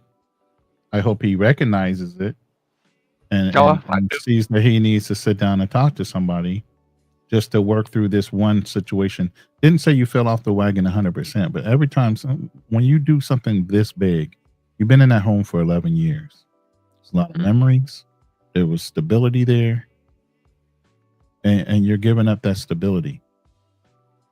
And you don't actually have a plan on where your next stability is you're in limbo. No, I showed you my plans. Listen, I understand that. I understand that. Listen, those plans have not been executed. And until those plans are executed, you are in limbo. You have choices. You have choices. But you have not made the final decision on what you're going to do. Well, as of right now, I'm under contract to purchase said property, and that property is a blank property. It's not something you're moving into. No, it's not. Right. While you're buying that property, there still needs to be what? Stabilization. And where is your stabilization right now? Yeah, I'm still working on that. Thank you very much. Yeah. And that's what I'm trying to get you to understand.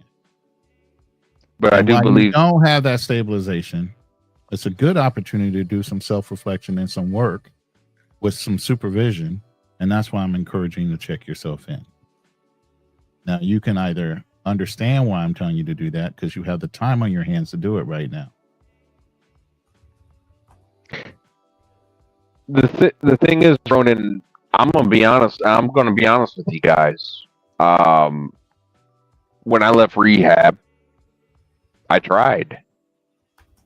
I tried to check myself in with the VA, and you know what they said? Nothing wrong with you. How long ago was this? About 6 months ago. About five or 6 months ago. I tried.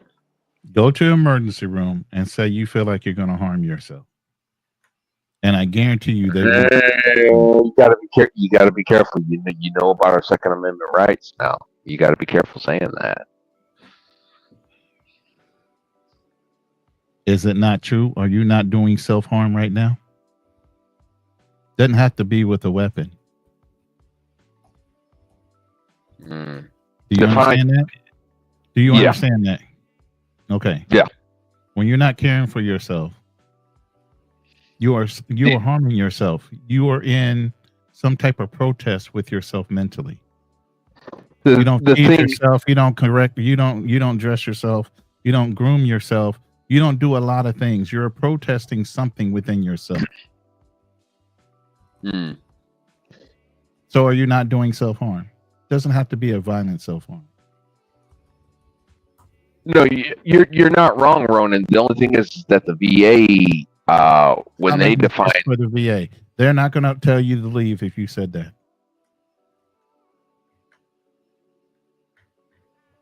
So I need to go into the mental institution, the mental wing, and I need to be observed because I'm not feeling well and I think I might do something. That's all you have to do.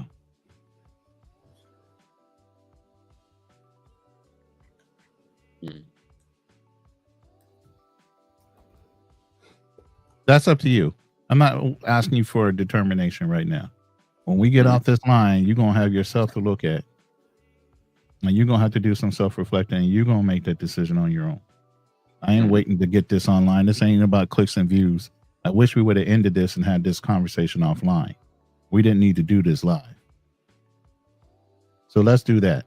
Let's go ahead and end this conversation off the live, because half the people involved in this conversation don't know you and don't know that we know you. So let's go ahead and push the button and end this stream. We appreciate everybody for joining tonight. I hope that maybe you guys got some insight, some value. Just maybe rewatch this, and maybe if you have a friend out there that's in need, be a friend in need, a friend indeed. Until next time, travel like Ronan, stay fearless.